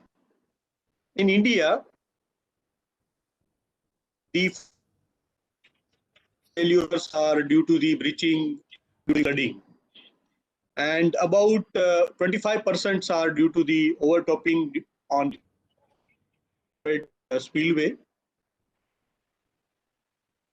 Is number of failures which has occurred in India since 1925 at the decade wise. We can see that in the last decade, from 2001 to 2000, there are 9 failures as per the Central Commission records. So hence, it is very important aspect. As far as concerned, Ukai Dam is situated about 100 kilometers upstream of the world's 4th fastest growing city, Surat. It is situated in the state of Gujarat of India. There are, apart from the population of 55 lakhs, there are critical infrastructure situated downstream the Ukai Dam. Kakrapar Atomic Power Station. In the area is oil and natural gas facilities, Reliance, L&T, Kripco, and many other companies are situated. As you all know that India has introduced the dam safety bill very recently, and it has already mandated to carry out the dam break analysis for all the large dams. The dam break modeling is an important aspect of planning of major structures, so that we can identify the critical infrastructures, and how we can go for the resiliency creation amongst the citizen of the country for this kind of catastrophic failure. So keeping this in the view, we have taken the objectives as listed on this slide, that to develop the one-dimensional hydrodynamic model for lower Tapi River and simulate the dam break scenarios, and to obtain the dam break flood hydrograph for the downstream of the Ukai Dam. Then for entire basin, we taken as an and we simulated the dam break floods for different scenarios and find out the submergence of lower Tapi Basin, and particularly for Surat city. So this is our basic objective of this work.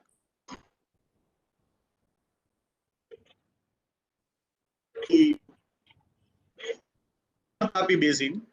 Tapi Basin is about 65,145 kilometers. Whole Tapi Basin is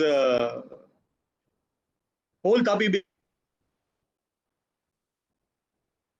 5 kilometer square area, as you can see in the figure.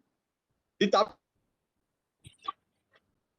and it travels up to somewhere around 650 kilometers, reaching Ukai Dam, and from Ukai Dam to Surat city is about 100 kilometers.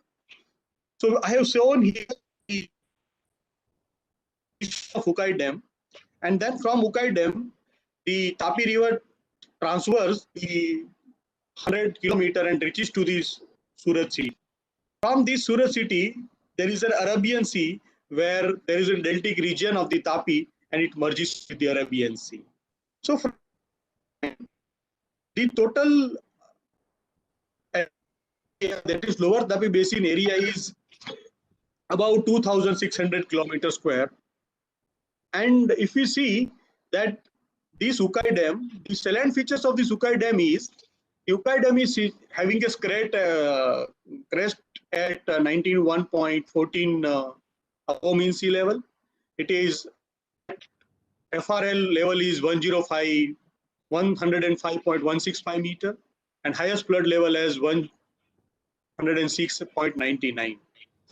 At FRL, the gross storage available for this reservoir is 8,511 million meter cube, whereas the live storage available for this dam is 7,414 million meter cube.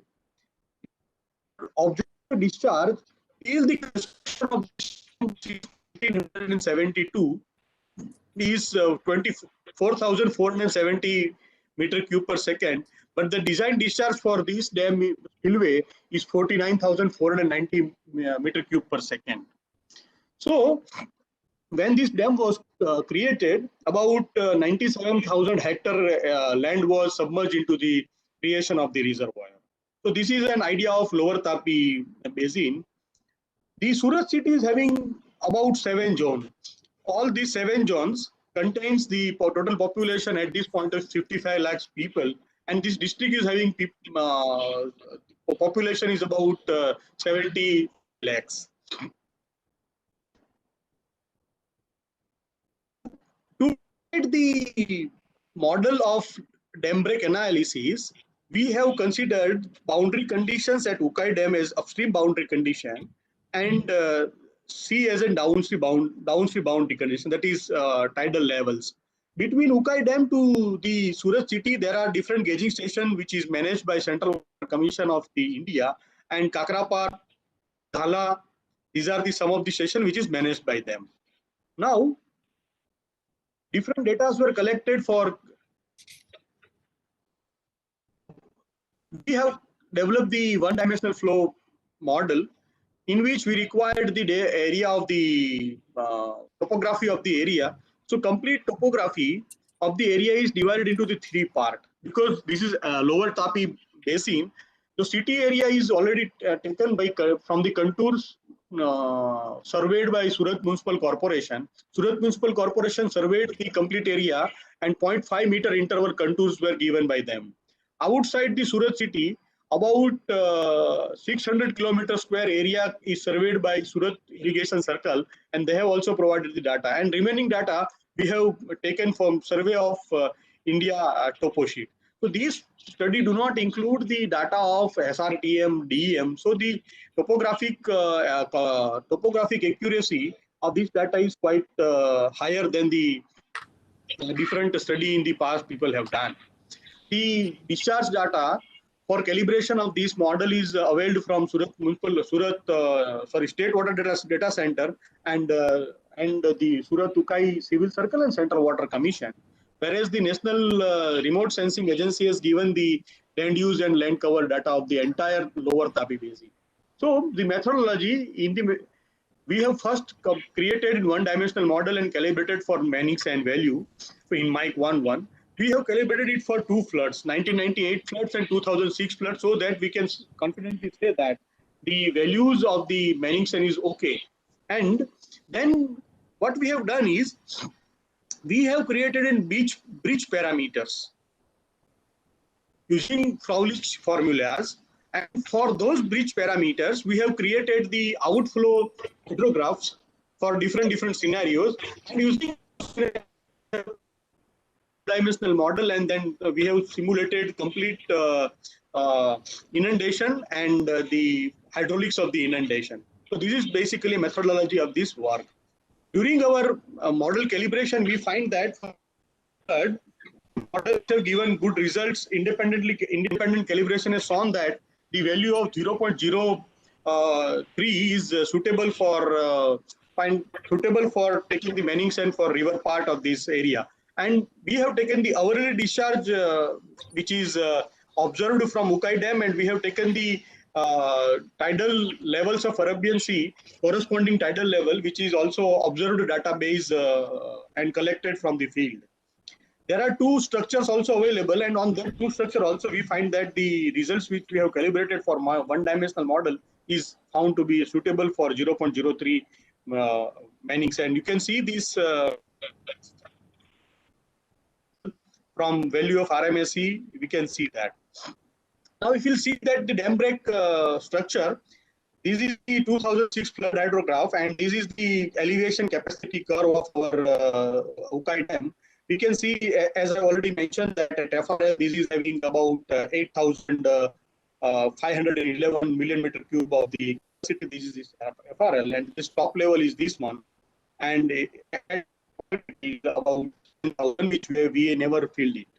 This is the maximum observed hydrograph after the construction of the Ukai Dam, and this is the discharge released from the Ukai Dam. There is 35,000 peak discharge in the 2006. We have calibrated using this data, and then we have taken the Q point at the reservoir branch to allow to define the location of the dam geometry, and the dam failure movement. So these are dam core. The cross section of this dam shows that this is RL of 111.52 is top, and if you see this portion is of semi-pervious material. This is impervious material, and this is the rock zone. So we have thought that the possibility of the dam break is from top due to flooding from top this impervious zone starting. So hello. So we have said that from top 30% of the failure, 50% of the failure, and 75% of the failure.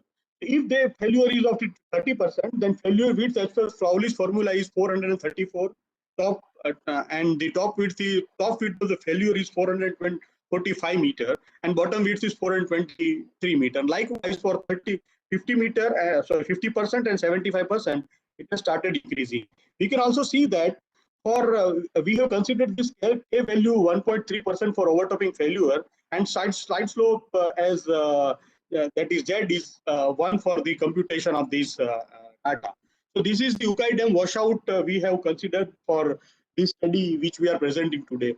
The base of the Ukai is at RL of 64.52 meter from mean sea level. So we can see that from 64.52 to 1.252 is the complete concrete gravity structure which was available there on the Ukai Dam.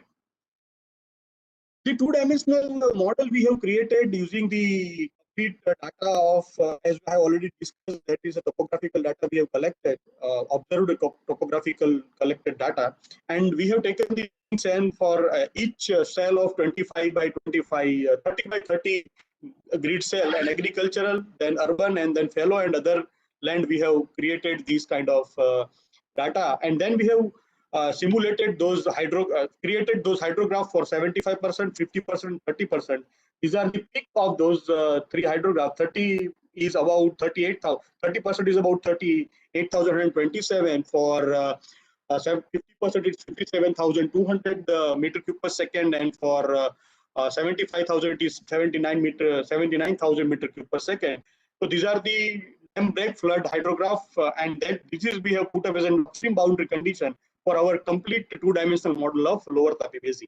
So the simulation result shows that this is the inundation statistics for the floodplain area for the maximum depth for the dam break analysis, and this is the time at which the maximum inundation was occurred in the lower Tapi Basin. So this is the pictorial qualitative view we can see. These are the results on the depth of the water into the Surat city due to this dam break flooding. Friends, you can see that all the zones are flooded due to this dam break flooding. And if you see here, the most affected zone for this dam break flooding is west zone, north zone, and even the east zone. The highest depth of flows we can find it out at the 11% of the area is get inundated in the west zone, which is more than 6 meters. The 6 meter height of the flood, it is quite high of the submergence depth. It is depth. 6 meter is depth. So we can see that from more than 6 meter, these are the area which is get inundated, and we can see that from 1 to 3 meter also it is not comfortable to live with this flooding area into the city. So if there is a flooding occurred in this Surat city due to the dam break, then it will be creating a lot of issues for the city of the citizen of the Surat city. So we can conclude from this study that the dam break flood hydrograph can be generated using the concept of 30%, 50%, 75% washout, which is giving the highest maximum flood as 38,000, 57,000, 79,000, which is having velocity of 9.63 meter, 11.4 meter, and 13.45 meter respectively. And for the dam break hydrograph of 57,000, creates the havoc into the lower Tapi Basin, and about 30% of the area which is get inundated. So we can also identify the critical area using this way, so that we can say that what would be our resilience policy for such kind of catastrophic event. Out of total 326 kilometer area of the Surat city, we find that the about 11 kilometers square is more than the 6 meter water depth in the city. So Surat city is highly vulnerable to this, and these results of this city can also be useful to locate the of the critical infrastructure, such as the expansion of the existing hydropower plants, existing nuclear power plant. So with this, we are thankful to our Center of Excellence for Water Resources and Flood Management, and for all the data providing agencies, CWC, Surat Municipal Corporation, Surat State Water Data Center, Surat Irrigation Circle, and the Survey of India and NRSC. Thank you very much for your patient listening, and now I invite questions from the audience. Thank you very much, sir. Chairman, sir, Thank you, To Mr. you, sir. Timpadia, Dr. Timpadia, for your presentation. And actually, it was very much having this regarding this dam break analysis. It is having very much importance based in India regarding this implementation of this dam safety bill, in which dam break analysis plays a vital part for future aspects also. So your presentation was very much informative, not only to all the participating states, and it was for all the other participants from the different countries also. It was very nicely presented and with proper data and proper backup. Thank you once again, Timpadia. And now let us go to the next presentation from Hussein Roshanomid. He will be presenting the safety aspects of the Rudbar Lawrencetown Rockfill Dam located in Narrow Canyon on the multiple seismic faults. I welcome Mr. Hussein. Hello, this is Hossein Roshan Omid.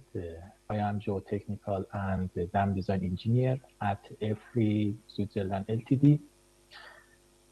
I'm going to present our paper, which was prepared for Icold 2020 and now for Icold 2021. First of all, please let me share my screen. Here we are. The topic is safety aspects of Rockfill Dam in Narrow Valley with seismic faults in the foundation. The paper is prepared by Dr. Martin Wieland, chairman of the Icold Committee on Seismic Aspects of Dam Design, and me. Rudbar Lawrencetown is an ECRD dam which is located in a narrow gorge in the seismically very active Zagros mountain range in the southwest of Iran. The dam height is 156 meters and the reservoir storage volume is 228 million cubic meters. The main purpose for construction of a Rudbar dam is to energy production. So the hydropower project has an installed capacity of 450 megawatts and provides peak power to the Iranian national power system. The dam has two tunnel spillway, which both of them are ungated and located on left abutment, each of 11-meter diameter, with a total discharge capacity of 3,400 cubic meter per second. Also, the dam has two diversion tunnels, which were used for river diversion during the construction and for reservoir elevation control during the impounding process. In this paper, the seismic design aspects and the special design feature of an ECRD dam located in a narrow canyon and the behavior of the dam during the first impounding and the first 2 years of operation will be discussed. Although the location of the dam in a narrow canyon would have favored a concrete arc or gravity dam, these options had to be abandoned when the result was obtained of the seismotectonic assessment of dam site, with multiple discontinuities in the footprint of the dam. At such location, following the recommendation by Icold, the only feasible dam would be a conservatively designed ECRD, if no other dam site is available. In this figure, the maximum cross-section of the Rudbar dam is presented with material donation. The core has a slight inclination toward the upstream, which is favorable in a narrow valley. The inclination is limited to a crushed and highly sheared fault zone.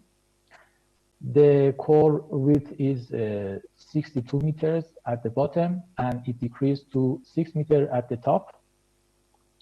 There are several design and construction aspects of Rudbar as an embankment dam located in a narrow canyon. First of all, in the design of the dam body, Beside the core, there are a fine filter, coarse filter, and transition zone, both in downstream and upstream side of the core. This is to eliminate the risk of internal erosion and to cope with possible foundation movement and seismic slope movement. In order to reduce the risk of seepage erosion along the steep core abutment contact, the width of the downstream fine filter from 5 meter increased to 10 meter at the abutment. Moreover, to minimize arcing effects in the core, a 5 meter thick plastic contact clay layer is provided at the abutment, which can be considered as a slip surface. The rock surface at the abutment is covered by shotcrete, and all protruding rock parts are removed. The slope of abutment should not be steeper than 70 degrees to ensure proper compaction of the core zone and to create a contact stress normal to the abutment surface. In this photo, the dam under the construction with core and the wide filter zone is presented. High shear strength of the core is necessary in the crest area of the dam, where the largest seismic strain occur.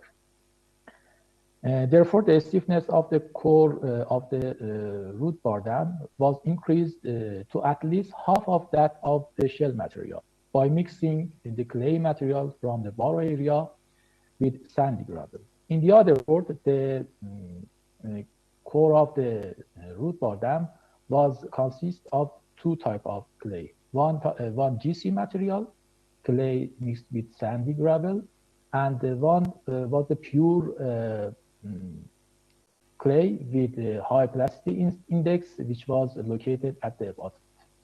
In this photo, we can better see the core with 5 meter wide contact clay zone at the abutment, and also the rock surface of the abutment is properly covered by shotcrete.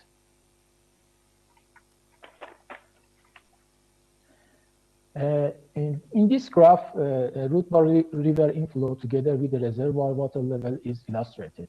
The impounding of the root bar Lorestan was started on May 2016, which was considered a dry season at the dam site, and it was completed on late March 2017. During the impounding process, only one flood event was occurred on December 2016, as we can see in this graph. However, no abrupt or sudden jump in the reservoir elevation can be observed here. As mentioned in previous slides, the reservoir elevation was controlled by means of two bottom outlets during the impounding. In this photo, we can see the operation of bottom outlet during the reservoir impounding to control the reservoir elevation.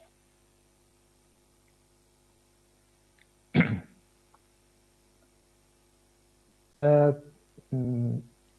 variety of instruments were considered in the design and construction of the root bar Lorestan to monitor the behavior of the dam during the construction and during the impounding.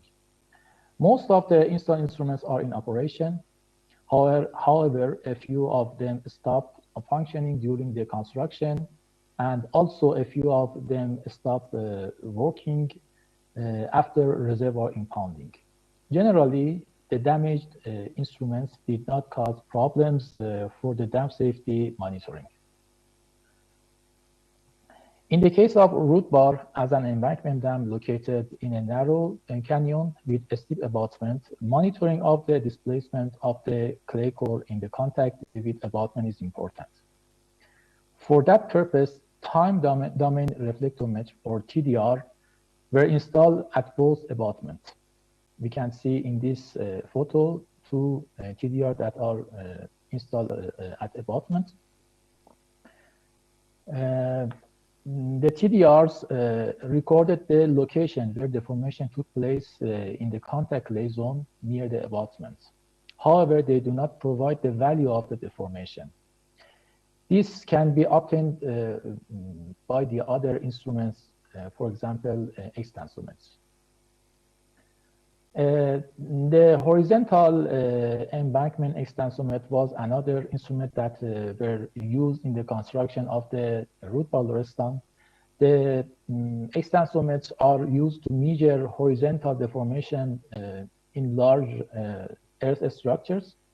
They are buried in the filling material, chained together by means of extension rods.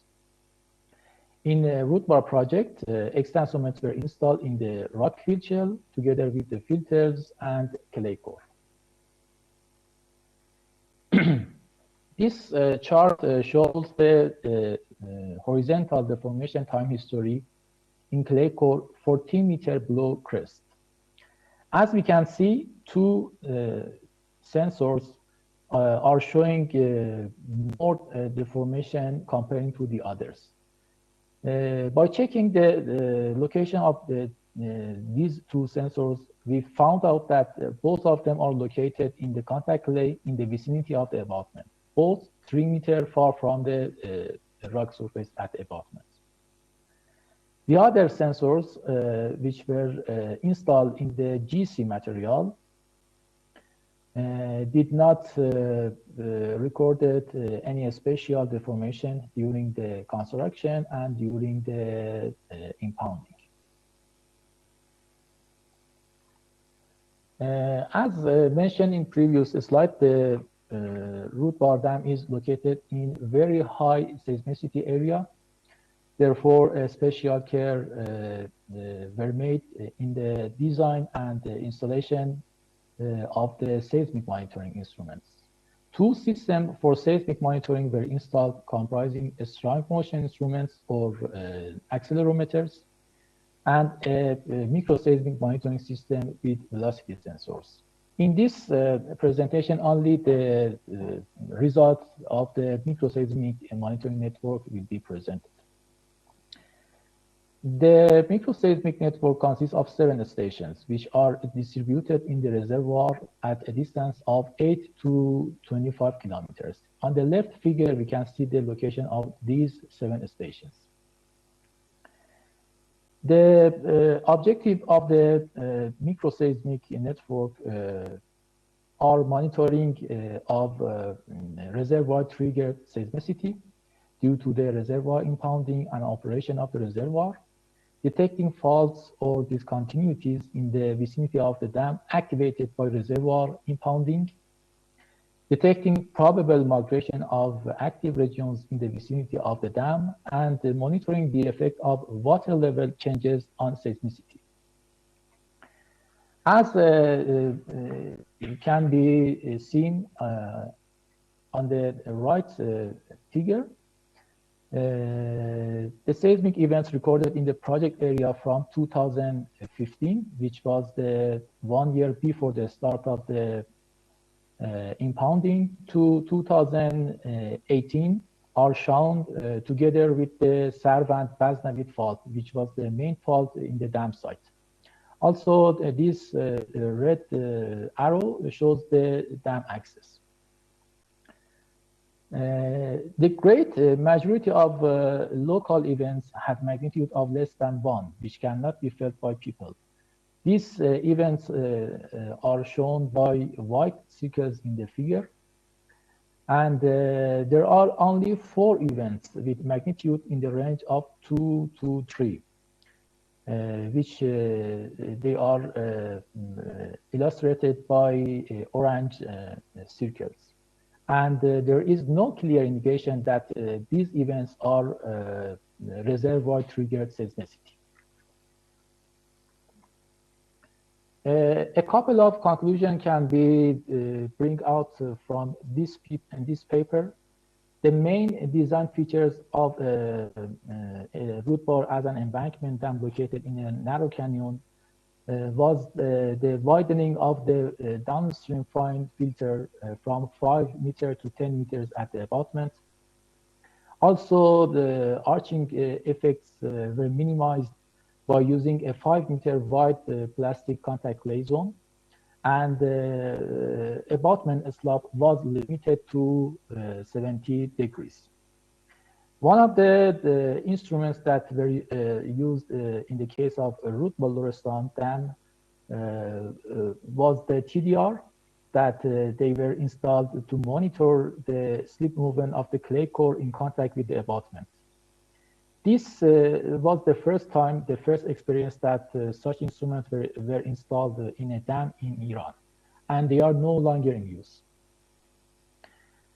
The other instruments type that were used in root bar dam body were the horizontal embankment extensometers, which the maximum amounts of 13 centimeters were recorded by these sensors, by those sensors that were installed in the contact clay in the vicinity of the abutment.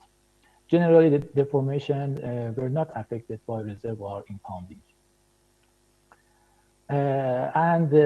Finally, the reservoir triggered seismicity is monitored by a microseismic network, and no unusual seismic activity has been recorded since the start of reservoir impounding in 2016.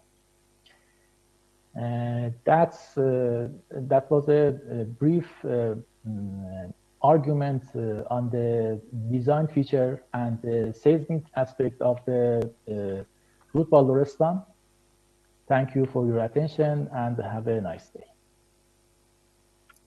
Thank you, Mr. Hussain, for your nice presentation. Actually, it was really interesting to see some pictures and how the dam was coming up in a very rapid manner. And actually, it was like sitting in one of the construction sites, actually, and it was a varied experience compared to the Indian scenario for the persons who are participating, because the terrain and the mixtures and the sand the components of the constructions, especially since it's a rockfill dam, it is mainly the environmental aspects has to be considered into this account. And basically, we are focusing on the embankment as well as the dam axis and the reservoir and the seismicity. All these parameters has been well covered, and it has been very interesting and nice to understand. And actually, I was also able to do some similar type of dams in the Sultanate of Oman. So it was very much impressive to me from the personal view also. Thank you, Hussain, for having this nice presentation. Now we have the last speaker of this session, Dr. Suman Sinha, and I request him to please have the presentation regarding the review on site-specific estimation of the seismic design parameters. I welcome Mr. Suman Sinha. Thank you. Okay, thank you.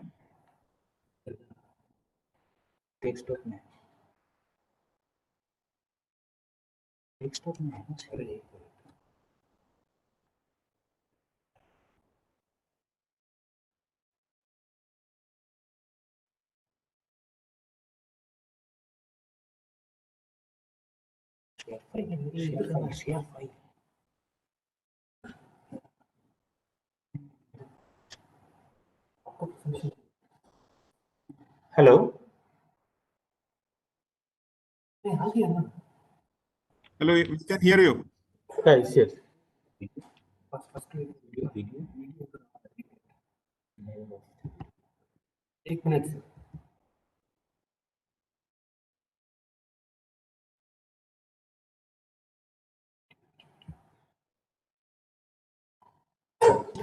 Thank you. So the topic of my talk today is a review of site-specific estimation of seismic design parameter. I have planned my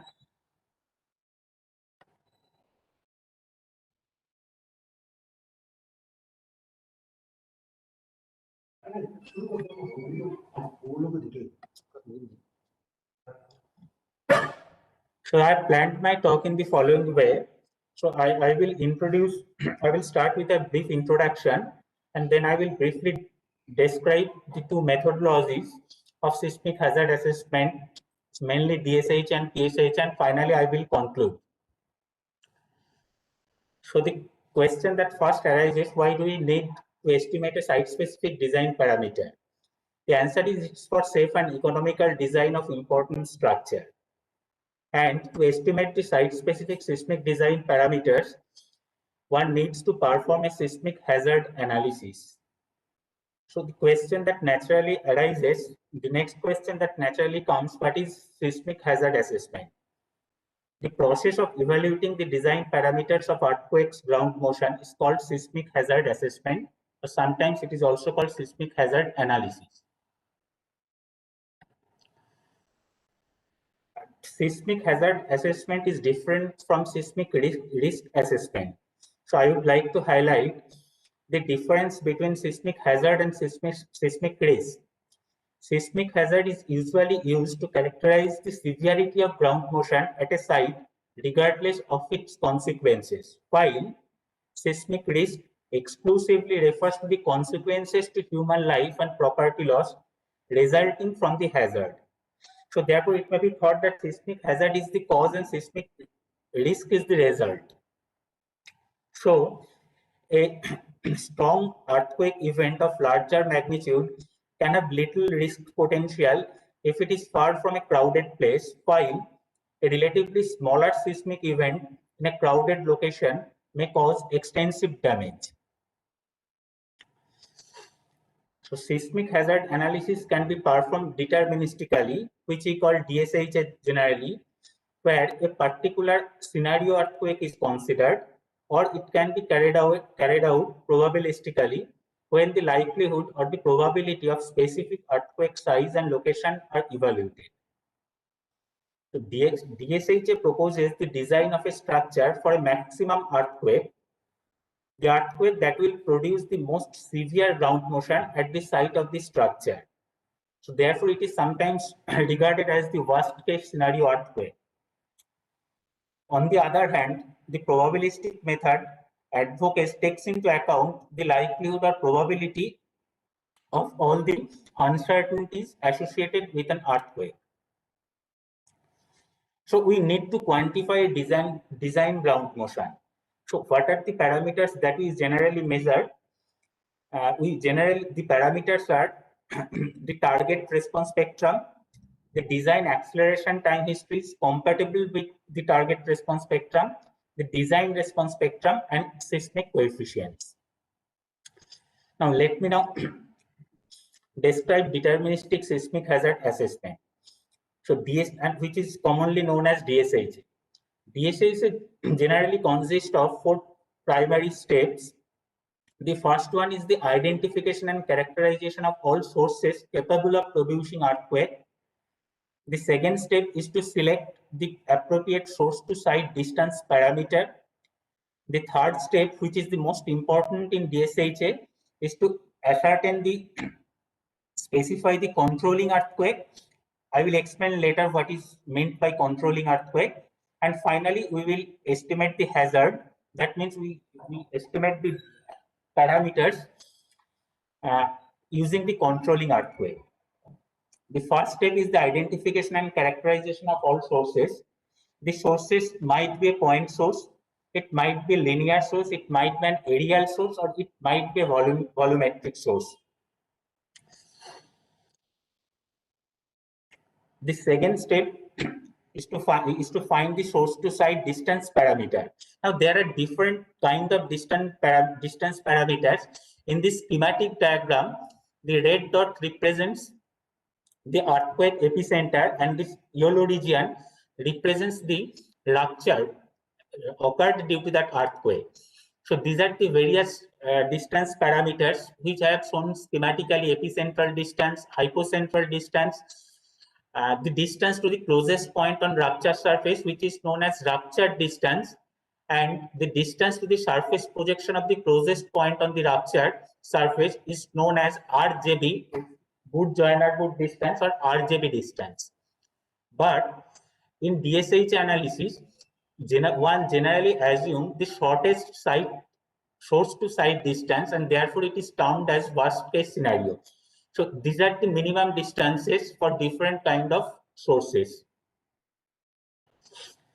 The third one is the selection of controlling earthquakes. Now let us think that this yellow dot represents a site of the dam or a site of any structure, and around the structure there are three sources capable of producing earthquake. Two are linear sources and one is the aerial sources. So each source has a combination of magnitude and distance. Each magnitude and distance combination will produce our required parameters. So if we find out those parameters and plot, for example, ground acceleration may be such an parameter. So if we plot the ground acceleration against the distance from the south, we get curve of this nature. Now, from the distance axis, as we know the distance from the source to site, so from the distance axis, if we draw a perpendicular to the curve, the intersection on the y-axis will give the value of that required parameter or required ground acceleration. So here for the second source, y2 is the maximum of those parameters. So which parameters, so which the combinations which gives the maximum ground acceleration is treated as the controlling source of the controlling earthquake. So in the present example, the M2, the second source, is the controlling earthquake. The last step of this deterministic process is to find out the ground motion parameters, the design parameters, using that controlling earthquake only. So this is a schematic diagram of the spectral acceleration against the time period. Once we find out the spectral acceleration, this spectra, we can be able to find out the other parameters of our interest. So now I shall briefly describe what is probabilistic seismic hazard analysis.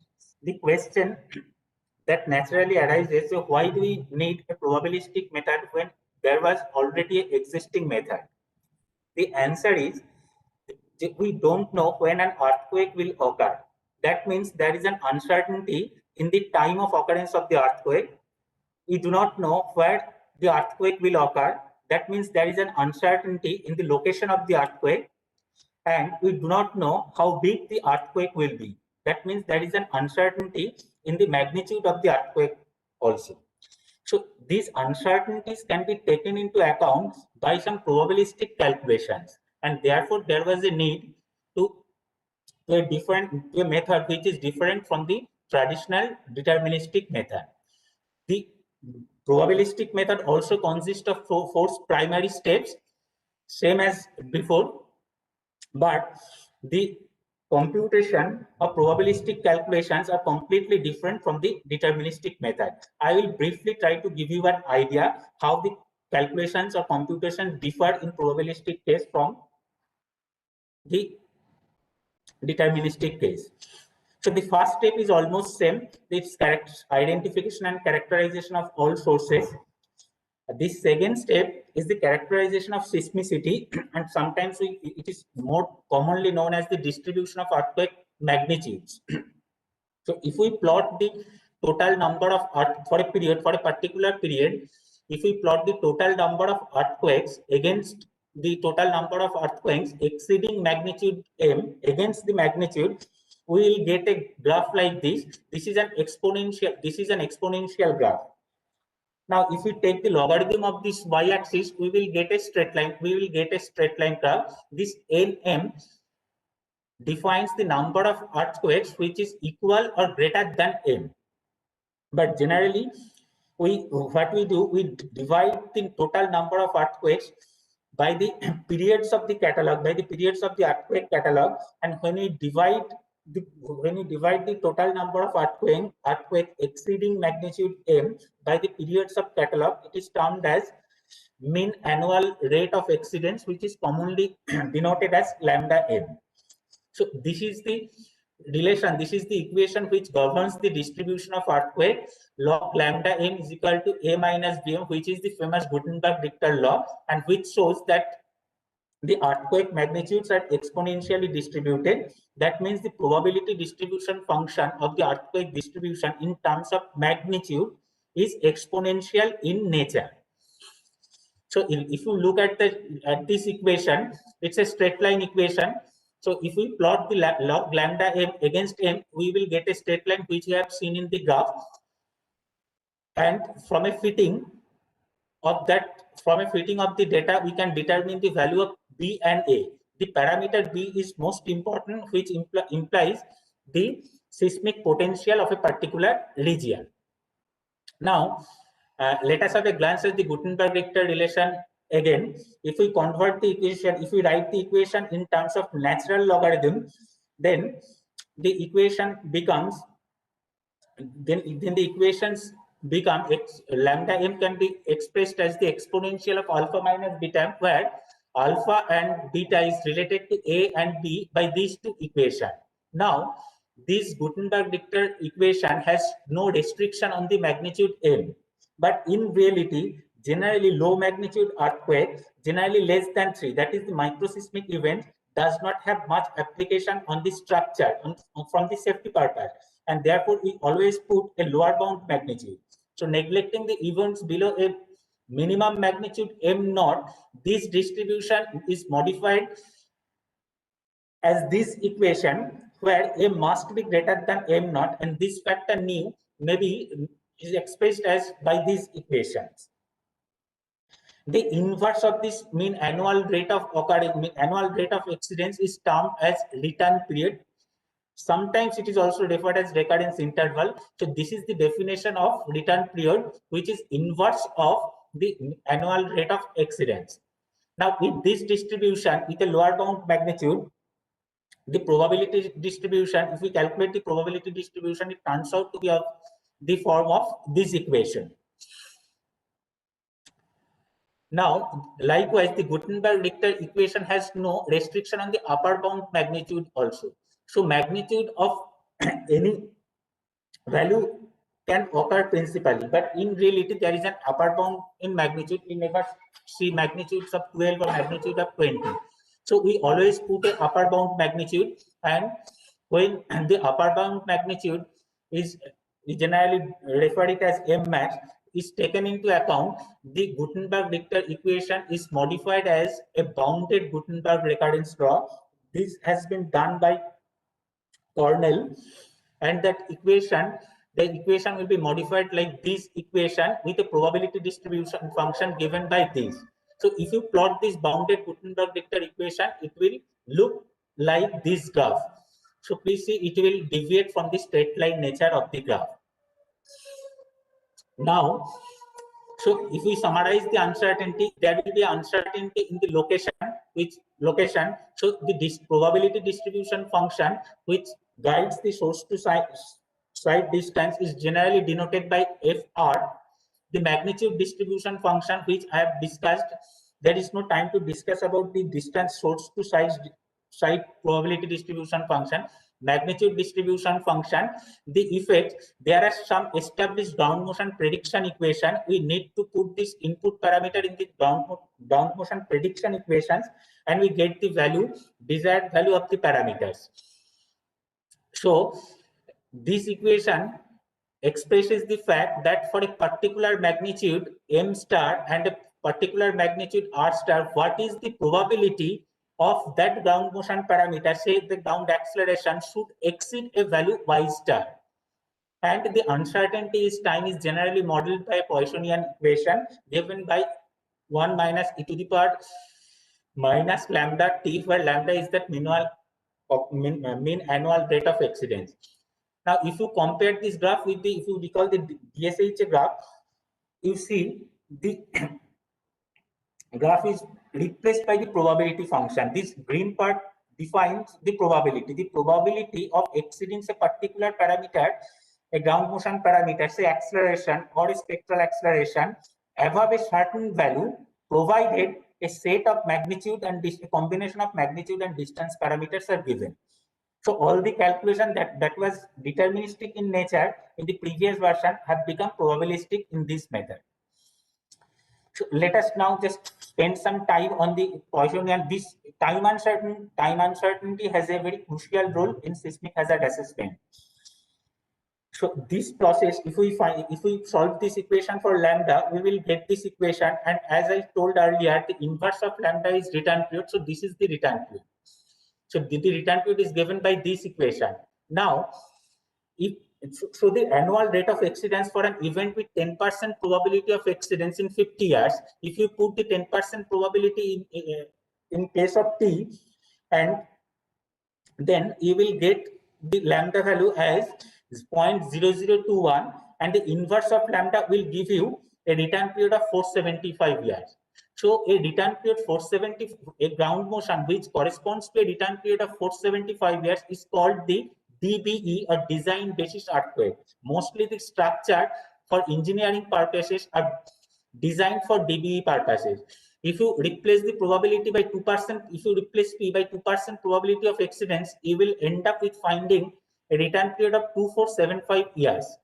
So a ground motion which corresponds to a return period of 2475 years is called the MCE, or maximum credible level earthquake.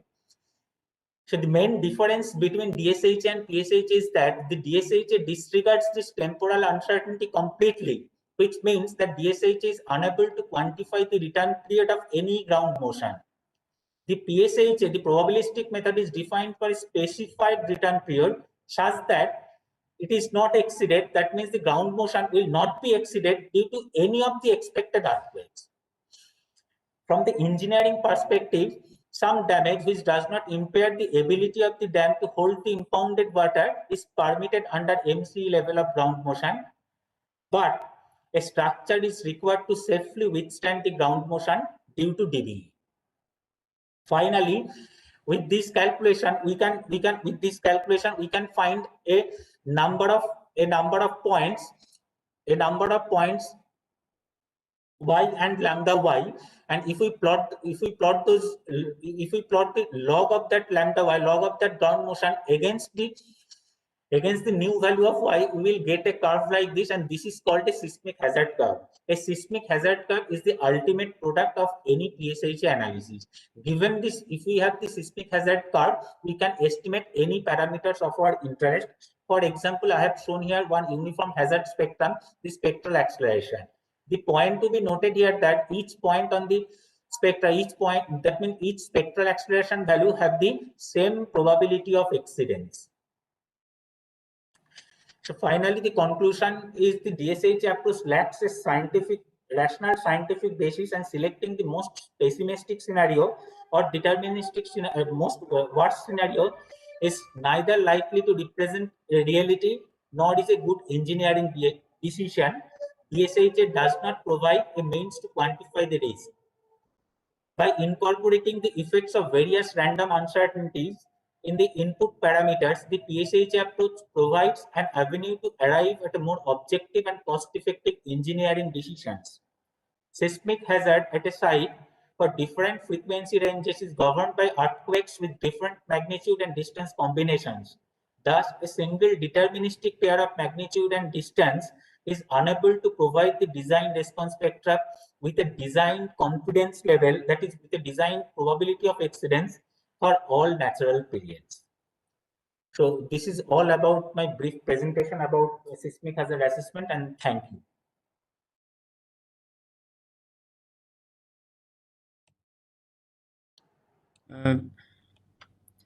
Thank you, Mr. Suman Sinha. I think we have come to the end of this session. So I would like to invite anybody who is having any questions in this regard. Yes. Yes, please. Anybody having the questions, please? Anybody having questions in this regard?